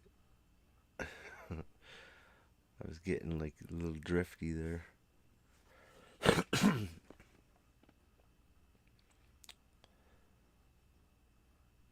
This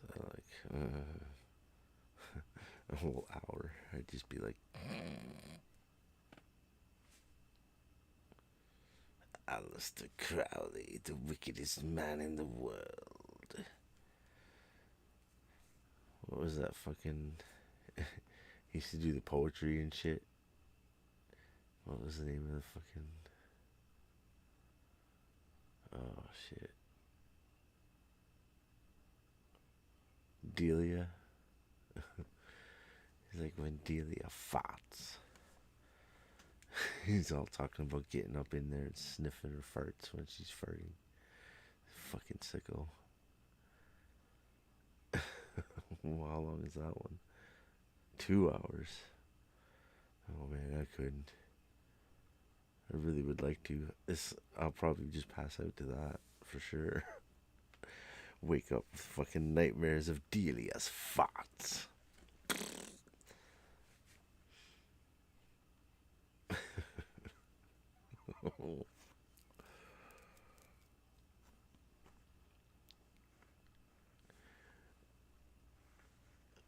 It's fucking the Antichrist. It's fucking Biden. I'm telling you, it's Biden. No, man, they never say that he's gonna be an old fucking completely Alzheimer's riddled, decrepit old man.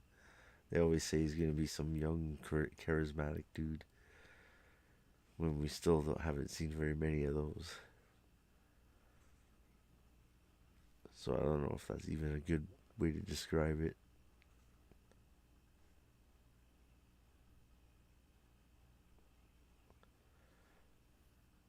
Oh man, I used to...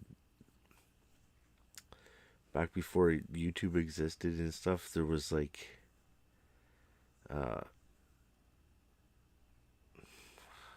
what the fuck was it? It was like Winamp, right? But there was like websites that would give you links to all channels that people had made to play stuff on Winamp, where they're just playing it off their computer into the fucking Ethernet, and anybody can patch in and watch the shit. And there was one that was called like Freedom TV. I think it was on Shoutcast. It was like Winamp TV, Shoutcast kind of deal. And it was all like fucking stuff about 9/11 and fucking all kinds of like Alex Jones documentaries and shit. So it was like a guy that had gone to like InfoWars and paid for his membership and then downloaded all the movies and then was playing them for free.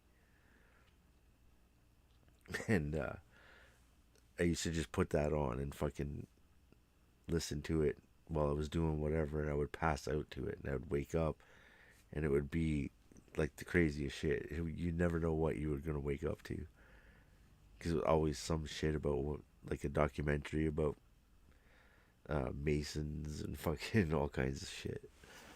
Like the guy was just throwing anything that he could think of in that channel, and it was on like a loop. So anytime you patch in, it was like it was a live stream that just never ended. And that's kind of how that shit was. Like, you would hit the link, and if the guy was streaming, then you would catch it. And if he wasn't streaming, then you wouldn't catch anything. It would just go dead. And that was like, fuck, man. People didn't even have very good webcam capabilities back then. It was like a long ass time ago. And I was doing like radio shit back then. And I was like, man, I really wish I could have like a channel on this thing where I could just tell people to come and watch whatever the fuck. And eventually it happened, but it's like YouTube. It's like still not really the best way to be doing it. But I got a channel. Like it's been a long time since then. That's like pre fucking Facebook, pre was like during MySpace time, basically, where you could actually live stream, but you weren't live streaming yourself. You were just live streaming videos in a playlist off your computer. The problem with that shit was it was very easy to fucking find people's IP addresses and shit, and there weren't VPNs or anything like that. So it was like a really risky proposition to be doing that type of shit. But most people didn't know anything about computers.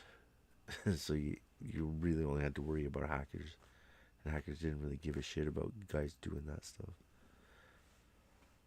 Not like it is today, man. You say the wrong thing on the wrong platform, next thing you know, there's all kinds of fucking hackers that have been paid 50 cents to come and fuck with you. 100 people pay 50 cents to a guy each. Just enough to fucking get him off his ass to fucking hack you and shit.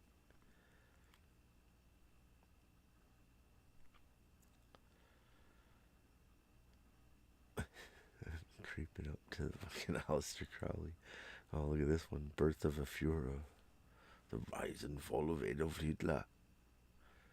Put that on it, yeah. Della wakes up. She's like, what the fuck? I wake up and Adolf Hitler's goose stepping across the screen. What the fuck is going on? There's a way to make an entrance. My destiny. It was now a conspiracy of witches. Download Veely today. Well, that was a very interesting way to jam a commercial in there. They just made it part of the video. As if like that isn't like being done everywhere.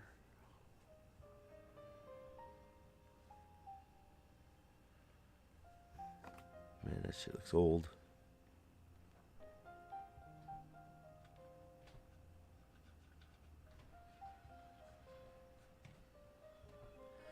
Are you afraid of the dark?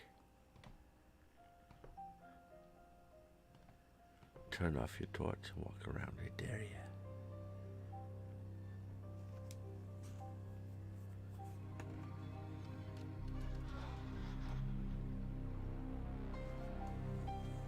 Yeah, they don't usually make doors like that anymore. That's for sure. It's more of a gate than a door. In search of the great beast. What do you mean in search of? You try to say he's out there wandering the streets? I think not.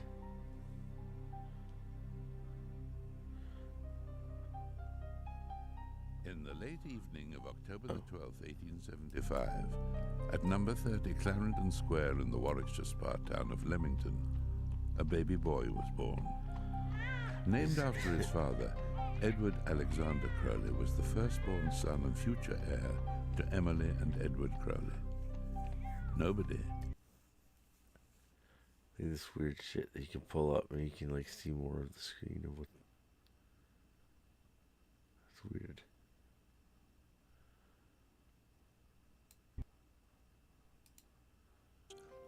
Supporting one another as emerging artists, Crowley often sent Kelly his poetry for comment. No doubt including the pornographic collection of poems White Stains, which he had self-published that same year. Crowley also claims to have enticed Kelly in later years to dabble in magical rituals. Sir Gerald Kelly went on to become one of Britain's leading portrait painters and one-time president of the British Royal Academy. The second of Crowley's new acquaintances he once painted Aleister Crowley's penis. Was Oscar Eckenstein, an eminent mountain climber of some distinction. Both Crowley and Eckenstein shared a passion for the writings of the Victorian author and intrepid explorer, Sir Richard Burton. Eckenstein would later take an important role in Crowley's development as a skilled mountaineer. The third friendship struck that year involved Crowley's spiritual enlightenment when, after leaving university, he was introduced to a man by the Crowley sniffed his first fart in 1928. Name of George Cecil Jones. It was Jones a fact from chemist George Cecil whom Jones. Crowley discovered used his knowledge of alchemy to further his studies of magic and the occult. And he said, Crowley "You would had become a turkey for regular dinner guest last of night, did you Jones not?" at his house in Basingstoke, where he would And the receive laugh his was first had all lessons in around. magical practice. Within a Don't few get me writing weeks, stories Jones at 4 in the decided to morning when I'm confide in all Crowley fucking fried and and passing out. disclosed that he was in fact Because a yeah, member of a I will magical make some society very called weird the Golden fever dream Dawn. type shit. A meeting was set for Crowley to be introduced into the society. You know,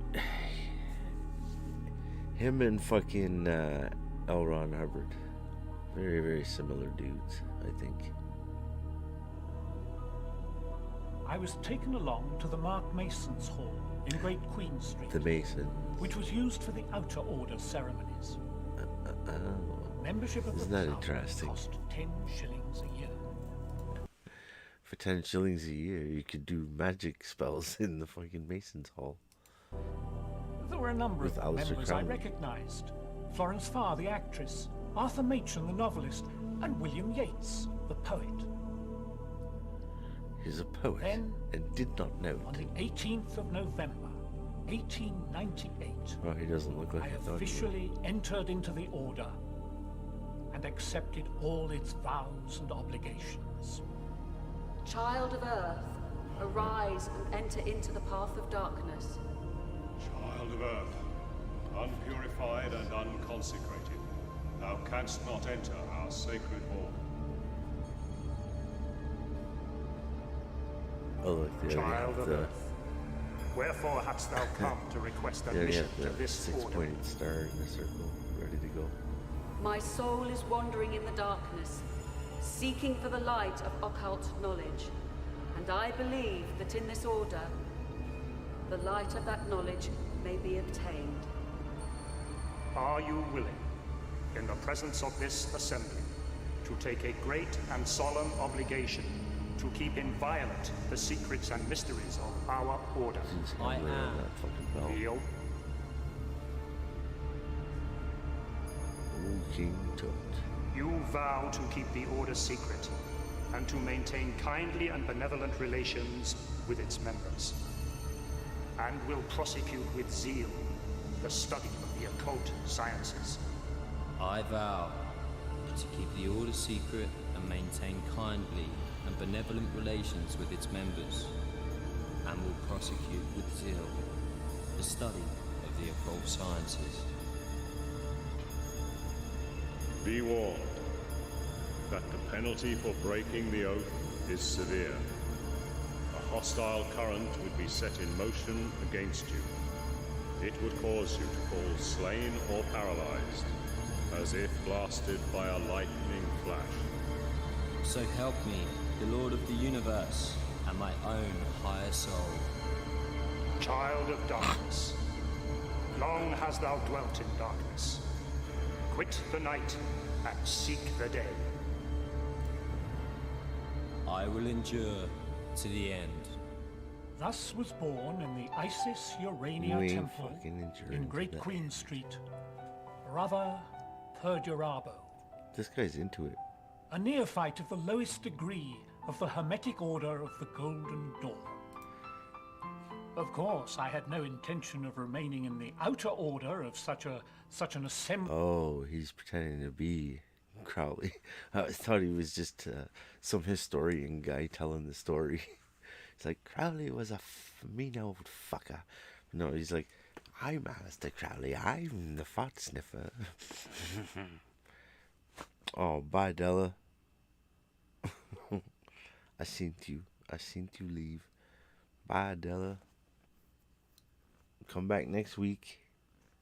I'll try not to bore you. She did that to herself. She wanted to masturbate to this smooth voice. Ginger over here ended up putting herself to sleep.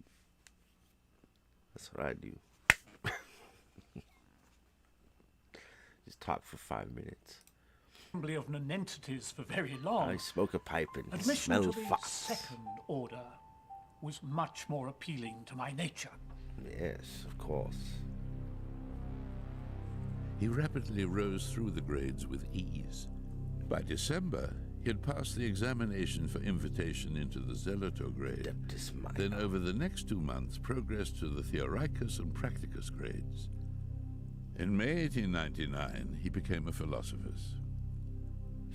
Alistair desperately wanted an invitation into the Second Order. Oh, look, there's lust. But there was a required 7-month period before that could take place. He would also need a special invitation from the Golden Dawn's mysterious leader, Samuel Liddell Mathers. And there was something about Crowley that made Mathers cautious. As well as being a master Freemason, Mathers had spent many years translating one of the oldest and most famous books on magic, The Key of Solomon. He had also written a book, The Kabbalah Revealed, which he had translated from the Jewish Zohar. Many years ago, I discovered another Hebrew manuscript, the book of the Sacred Magic of Abramelin the Mage. Here's another stuffy British fart sniffer. Teach yourself guide on how to impose your will on nature, using contemplation, prayer, and abstinence. A very good sniff. Not that far away from yoga. Very Joe Biden-like. There are two schools of magic. Good sniff. On the one hand, you have white magic, which invokes the forces of good. That's a bunch of bullshit, bullshit, on the other hand, bro. you have black magic, which invoke the forces of It's evil. all black magic, you lying sack of shit. Abramelin teaches that the good forces are superior in power to the evil or satanic forces, and that by prayer and leading a pure life, the practicing magician can call upon his guardian angel to help him use and harness the forces of the power of darkness. There are no real rituals. This guy's going to hell. Just lists of angels and demons which can be evoked. There are also talismans which can be used for such things as bringing the dead back to life. He's basically equating prayer that summons forth guardian angels to magic spells that summons demons. And it's like, nah, the prayer isn't a magic spell for guardian angels. What a fat sniffer. Obtaining riches. Obtain sniff the farts. Flying in the air. I'm getting fucking whacked out. They can also be used for provoking desire in persons of the magician's choosing. I don't even know if Access to the anybody's second watching order anymore. of the Golden Dawn eventually led This is to the best time access to watch my to one's shit. guardian I angel. get really fucking stupid. I wasn't convinced that Alistair Crowley could steer clear of temptation, or indeed that he knew where to draw the line between I don't good think you could either, because you think that there's a fucking During such the thing. months of studying for the Golden Dawn, Crowley moved into new lodgings in numbers 67 and 69 Good Chancery magic, Lane, bad London. magic. Who are you trying to fucking fool? He Dude? leased magic the rooms, is magic. claiming to be a Russian aristocrat under the guise of Count Vladimir Zverev. Mathers' suspicions were not unfounded, for when Crowley decorated his new lodgings, he turned 2 of the rooms into temples. Both had magic circles and pentagrams on the floor. There you go. One large one, covered with huge mirrors for the practice of white magic, whilst the other, much smaller one, was kept empty, save for a figure of an ebony Negro in his hands, supporting a small altar on his feet and a human skeleton. This temple was for the practice of black magic. What's that, a bunch of fucking Brother syringes? Perdurabo would feed this skeleton with blood, small birds, and beef tea in an effort to bring it back to life. During one of the ceremonies of the Isis Urania temple, Crowley became aware of a powerful force. It appeared to radiate from a young man within the group. This man was Alan Bennett. Bennett was a highly revered member of the Second Order of the Golden Dawn, almost as highly esteemed as Mathers. And in addition, he had a formidable reputation as a magician. I had heard of Brother Perdurabo, Alistair Crowley, from Mathers, and had been asked to keep a watchful eye over him. What's this guy supposed I approached to be, him after the Jedi? ceremony and told him he had been meddling with the Gotir, the Dark Forces.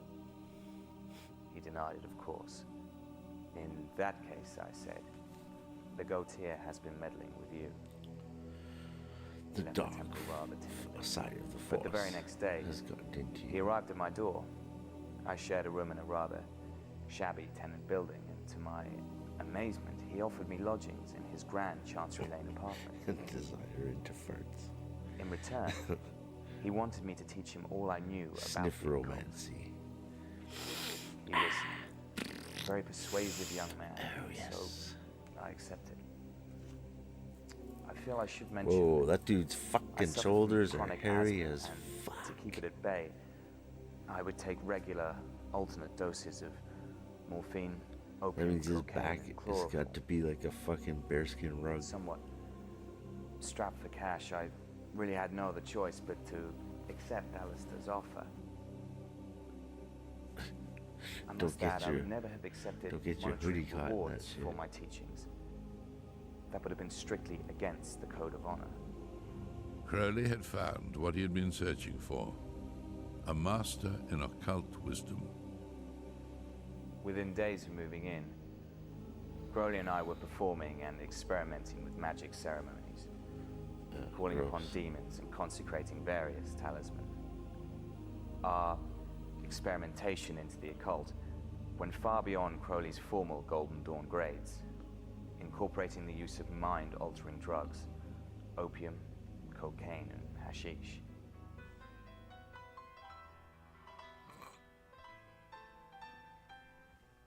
In Is that him 1899, smoking his pipe way drugs the of fuck this back? nature were openly available for those that had the means to pay for them. The first Dangerous Drugs Act was not passed until much later in 1920, so it was quite legal and fashionable amongst many high society revelers to Do dabble one, in then you do the other. narcotics. Yeah, but they What weren't doing pot. They wasn't were doing legal like in the heroin Victorian and era, shit. however, was homosexuality. Oh. And Alistair had been warned by a female acquaintance that his Chancery Lane apartment was being watched by the police. Uh-oh. We did, how should I say, bend the rules a little. Alistair and I were close, but never that close. Our relationship was based upon one another's devotion to understanding the occult and indulging ourselves in the affairs of magic. I was concerned, however, that he was becoming addicted to narcotics and was always searching People and jizzing on his back. experimenting with his state They of consciousness. fertilized his back. Rumors of the questionable Jesus occult Christ. activities in Chancery Lane were filtering back to the other eminent members of the Golden Dawn, as well as bad. whisperings of Crowley's many promiscuous sexual relationships with both men and women. Oh, no, not with both men William and Yeats, for women. one, highly disapproved of the man and let it be known to Mathers. In May 1899, Like, I'm not sure Crowley if went this to man Paris to meet is the having leader sex of the with everything Golden that Dawn moves. for the first time. Mathers wanted to be assured of the obedience and harmony amongst the members in London. Is he related Crowley, on the to other Marshall? hand, wanted to be assured of his entrance into the Another Second fat Order. sniffer? Despite Yeats' protestation, Mathers trusted the judgment of Bennett. Consequently, Crowley returned from Paris, feeling reassured that despite the claims made against him in London, That other dude looks entrance like he's to the wearing a Second Shriner Order hat. would soon be his. Or I guess it's him. But whatever. Bennett's health was deteriorating, brought on by the damp London air. He wanted to travel to the warmer climate of Ceylon to study Buddhism, but lacked the fare. No, you're not. going. Crowley could have paid it, but this would have broken the bond.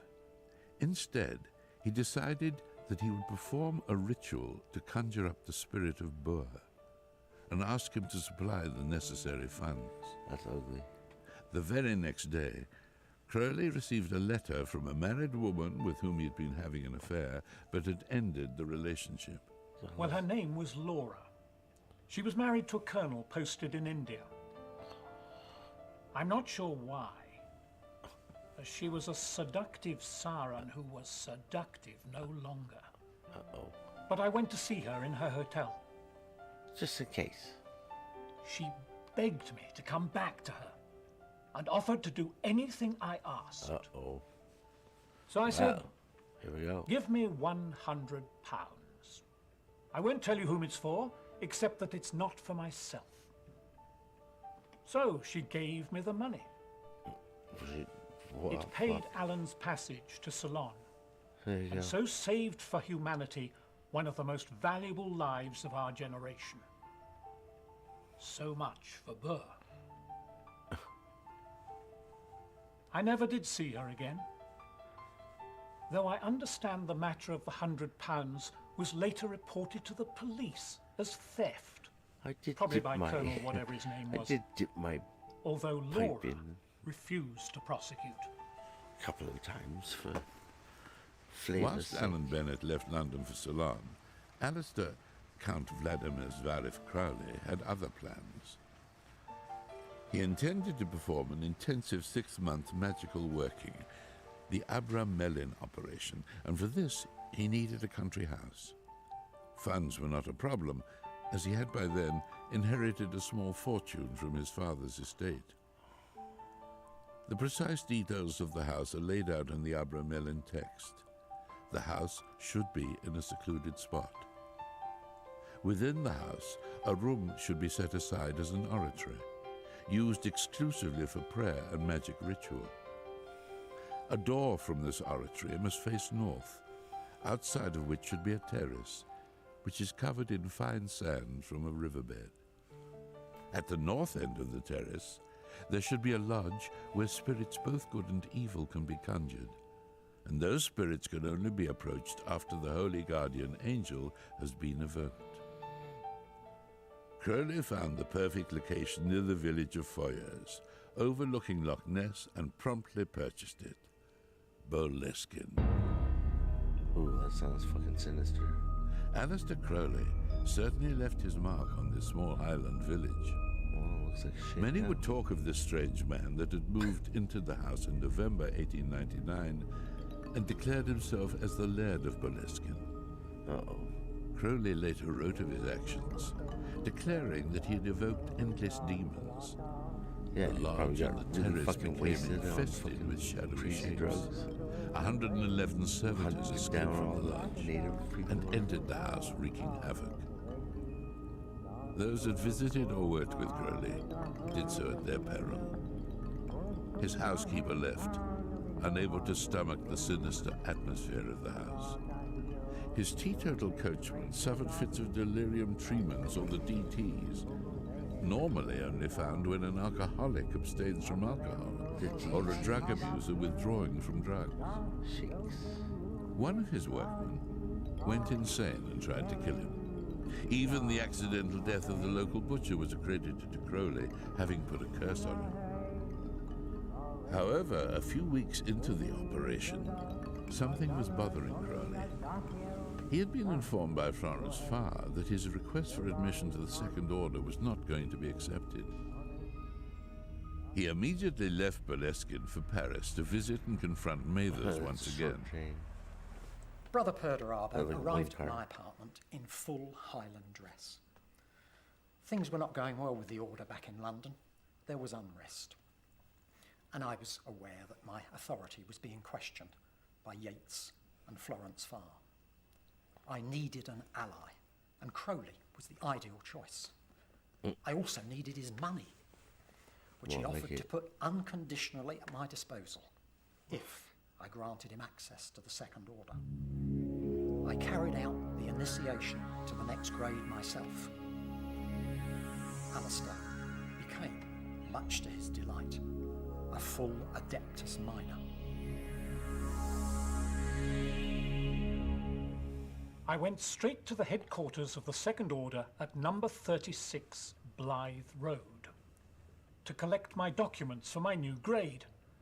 But to my astonishment, they refused to give them to me, on the grounds that they did not accept Mather's initiation. There was mutiny in the camp. So, Mathers and I hatched a rather grand plan to seize back control. I would gain access to the rooms by persuading the landlord that I, the Laird of Boleskine, had the authority to enter. Then simply change the locks. As the other members arrived, they would have to swear allegiance or be downgraded to the outer order. So, after watching the premises for a couple of days, my mistress at the time, Elaine Simpson, and I carried out the plan. It all went rather well. We arrived and simply took possession.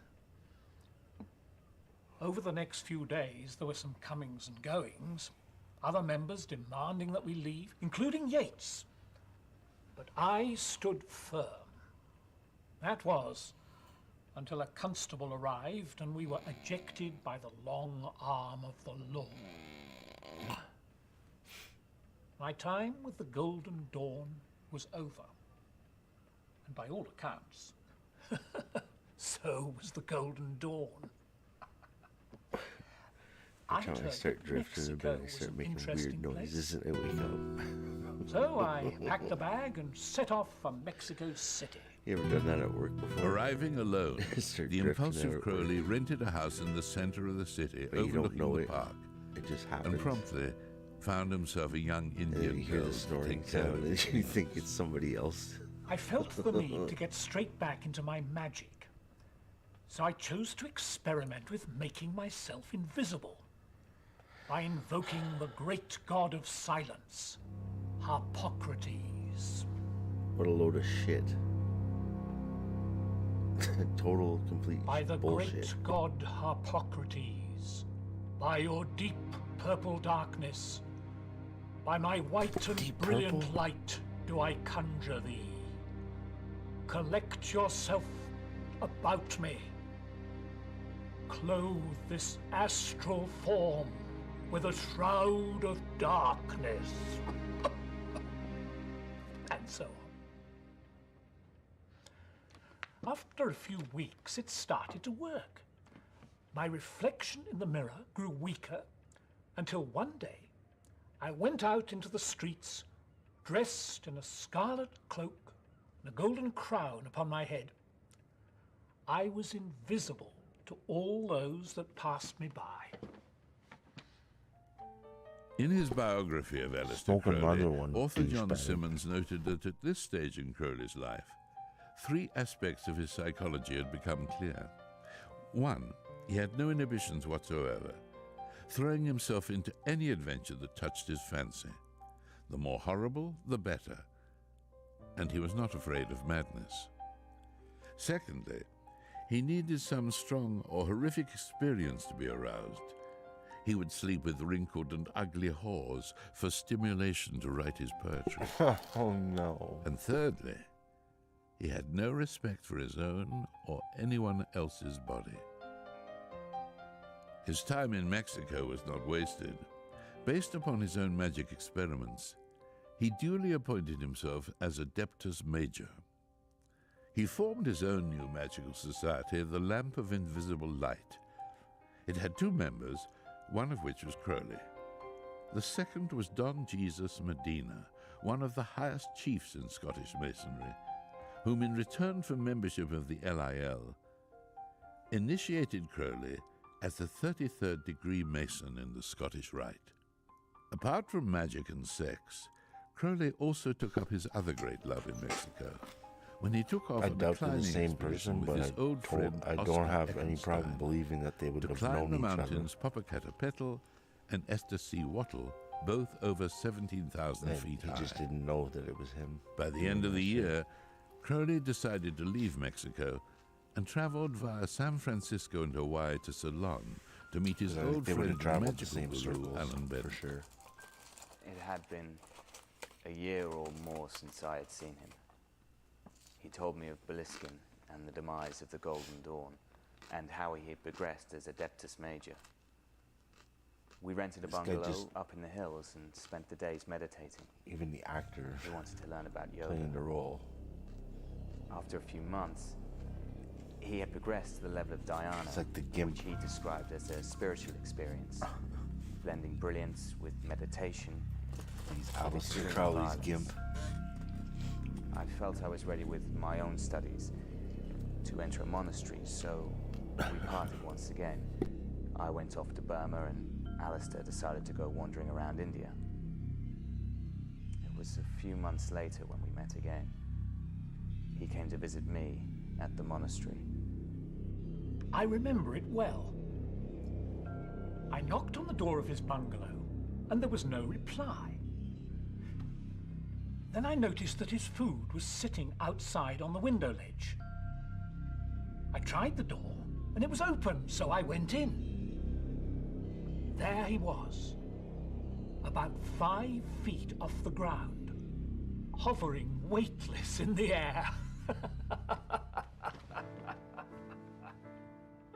One mountain that Crowley and his friend Eckenstein wanted to climb was K2 in the Himalayas. Shit. The second highest mountain in the world, and nobody had attempted to conquer it. Whilst Crowley had been spending time with Bennett, Eckenstein had been preparing for the attempt, and in March 1902, the assembled team met in Delhi. By the beginning of July, the team had reached 20,000 feet, but conditions were atrocious. Eckenstein had fallen ill with influenza, and Crowley was suffering from snow blindness. 2 of the group continued and managed to get to 22,000 feet. Quotations. But by the 10th of July, the conditions worsened. A few days later, they decided to abandon the climb. This expedition was the first ever attempt on K2, and they'd lived for longer at the height of 20,000 feet than anyone else before. In October of 1902, Crowley left India for Paris to visit his old friend Gerald Kelly. He also intended to see Mathers to collect some items he had left with him for safekeeping.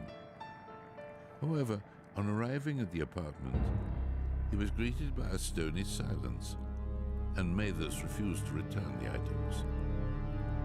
This was a meeting of 2 very similar minds, both deeply rooted in the occult, both wanting absolute power.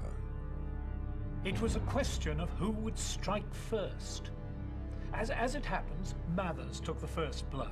I don't mean fist fighting. We both had far more powerful means at our disposal.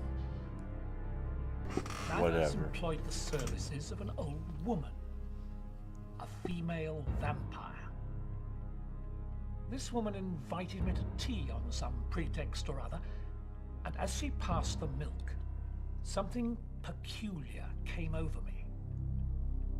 I felt a strange, dreamy feeling, and something soft was touching my hand.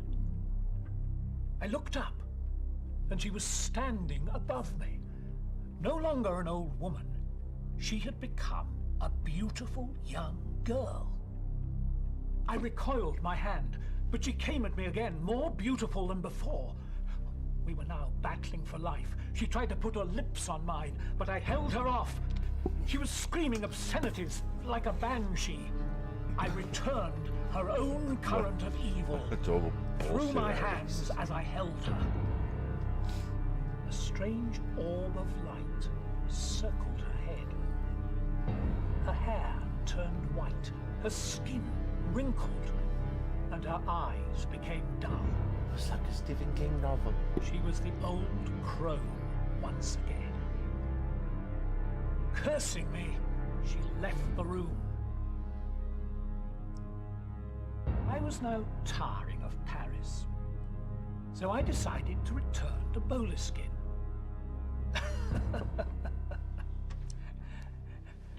Given the choice, under different circumstances, I would probably have fucked the ugly old woman.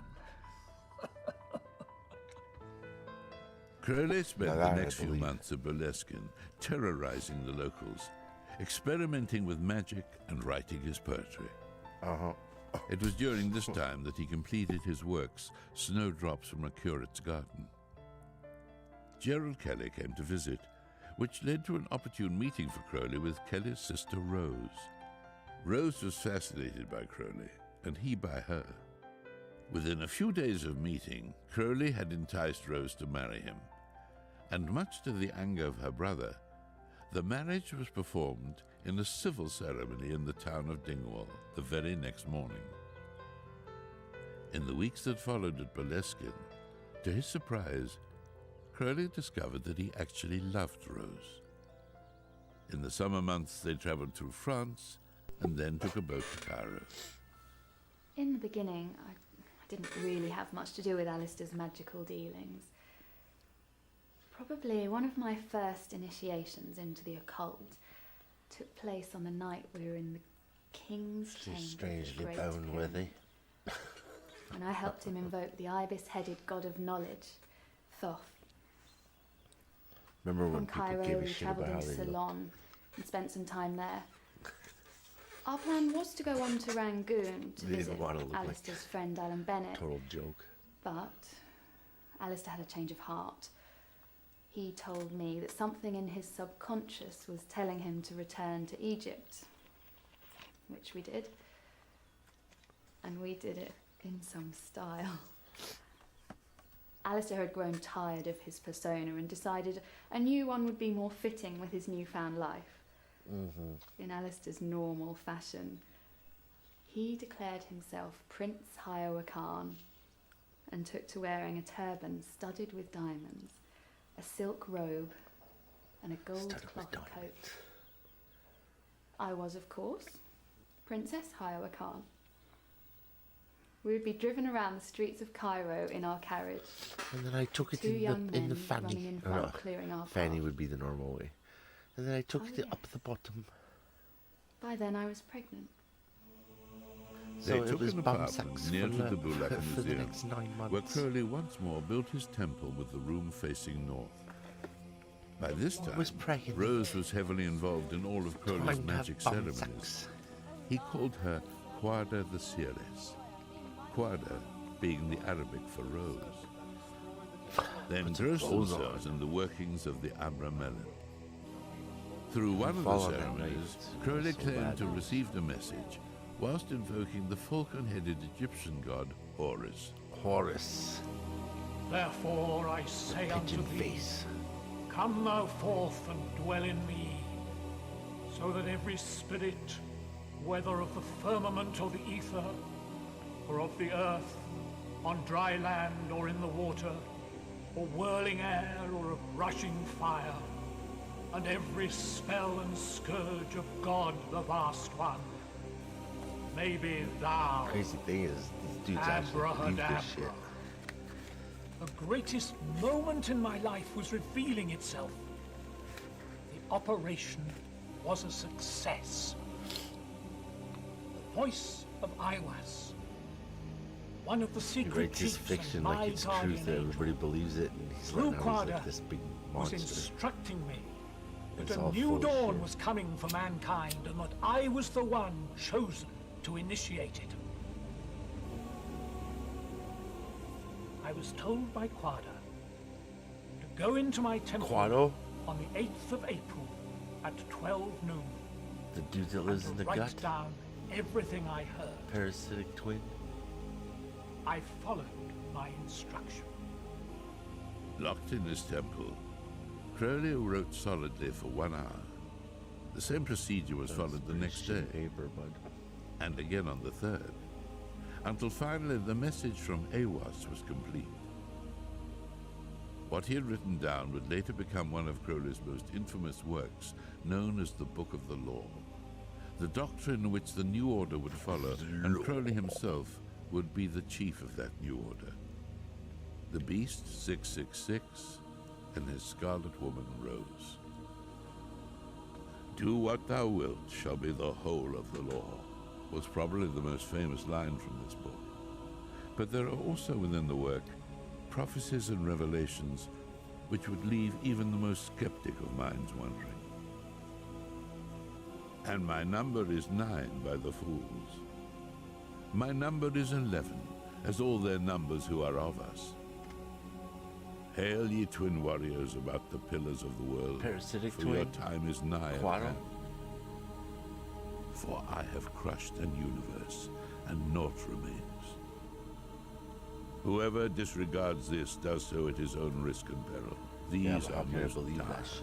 There's no way to prove that. Well, I was aware at the time that there existed a certain amount of prophecy in the words of Aiwass.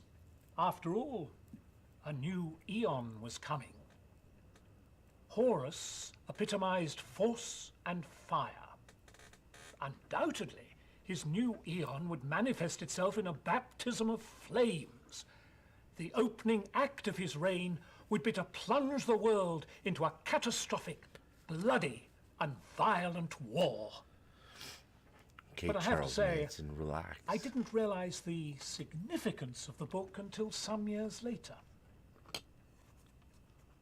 I had the work translated by the assistant curator at the Bulak Museum on a stele of the priest Ankefen Konsu. The stele was exhibit number 666. Crowley packed up his belongings in Cairo and What was returned the to stele? Boleskine, The resuming the stick he life put on of his the bum. laird, a Scottish nobleman with his pregnant wife Rose. Or in his A few weeks pregnant wife, later, Rose, bum. she gave birth to a baby girl. Ew. Crowley, in his inimitable picture of flamboyant it. style, named the child Nui Ma Ahatur Hecate Sappho Jezebel Lilith. Rumours pick all amongst the the locals worst. were rife, some saying that Crowley was in the adjoining room when Rose gave birth, performing rituals, That's that the calling her child the may be worst born fucking a thing monster. possible. For the next Like few calling months, your there was a baby sense daughter of normality slutty amongst the Crowley fucking household. whore, There were trash hunting bitch. parties and fishing Like, trips, what the fuck? climbing expeditions. Crowley turned his time to writing more poetry, and during the winter, they holidayed in Samoritz, ice skating and skiing. For a while, Alistair Crowley had become the proud father. By the spring of 1905, he was bored, and once again the challenge of a great mountaineering expedition beckoned. He still yearned That's to actually climb quite the higher fucking than any scenery, man had though. climbed before. This time it would be the 5 sacred peaks of Kanchenjunga in the Himalayas, and he would lead the expedition. His insistence on leading the party caused his old friend and climbing partner Oscar Eckenstein to decline. The risk was too great. Alistair was a great climber, but there was no way he could lead an expedition. He was too much of a loose cannon. I remember, on our last climb on K2, he actually pulled a gun and threatened to shoot Knowles. I'll shoot you, you bastard. So, No one will Alistair, know. 3 Swiss mountaineers, and an Italian who had no experience of climbing at all. Perfect. In fact, I believe he was a hotel manager that Alistair had picked up along the way. They set off in the late summer with 7 tons of food and equipment, 230 porters, and 3 personal servants to make an ascent on Kanchenjunga, the world's 3rd highest mountain at 28,150 feet. The climb did not go well. About halfway up, They had to eat half 130 of of the their porters, fearing the god of the sacred peaks, refused to go any further. The climbers began to argue among themselves, the Swiss not liking the brutal way Crowley treated his porters. More of the porters suffered from snow blindness and mountain sickness. I Others can see. deserted. One Get of the them fuck falling out. to his death 1,500 feet below the group. Crowley refused to go and help retrieve the body. Morale was low, but worse was to follow. The group was hit by an avalanche. One of the Swiss mountaineers and 2 more porters were killed. Crowley abandoned the mountain and returned to Judge Ealing without knowing if the rest of his colleagues were dead or alive. The climb was destined Rage to quit. fail. What a bitch. I cannot lay blame on Alistair for the tragic deaths on that attempt. When you're climbing a great mountain, you're completely in the hands of the environment. Don't be so sure. He's the one that made them go up there in the first place. Accidents can happen. It's a dangerous business. He needed some sacrifices. Alistair did cable an account of the attempt, to the Daily Mail in London, but it was quite inaccurate, expressing his disappointment at the rest of the team and how he hoped to make another attempt the following year. But when I later asked him why he had left his friends, he confided in me. Kanchenjunga phobia. Alone, in the desolate conditions of the snow and the ice, he had heard voices. Voices of the dead. When you throw one of your porters down, and the voice of the demon causes of the an five avalanche sacred that kills peaks. a bunch of your other porters. And he said that for the first time in his life, he was afraid. Why couldn't you just die alone? And fled. Around his 30th birthday in 1905, oh my God. Crowley meets up with his wife Rose and daughter Nui in Calcutta. They decide to embark on a journey to China. Having arrived at Bhamo by steamboat on the Irrawaddy, Crowley, Rose and their daughter set out on their journey. Rose and Nui carried in a chair by porters, and Alistair walked ahead. Oh shit, man. Across Okay, the breadth I gotta of fucking China. call it, bruh. 4 months later, their journey complete, they arrived I really at the want to seaport watch this, of but I'm Haifa. going to fall asleep to it. Alistair had become very distant. If anybody's The experience interested of the in mountains had continuing left watching its it, mark. it's He was called tormented by Alistair his Crowley, very the wickedest man in the world with a question mark, the great beast. Sadly, as the days passed, he became more and more hostile to. At some point, he'll read the Delia farts because I recognize the guy's voice. So I'm sure it's in there somewhere. But I really gotta fucking go. So I want to thank the guests. I'm pretty sure it was 2 tonight. ITB and Della. Thanks for coming through. And thanks to Lord Sauce for keeping that chat room booming the whole fucking time. And of course, Mr. Foreman came through in the chat. There was some more friendlies. There's Mr. Foreman. I'm gonna have to watch it later again to see what he's saying, because I know what he's responding to in a lot of these things.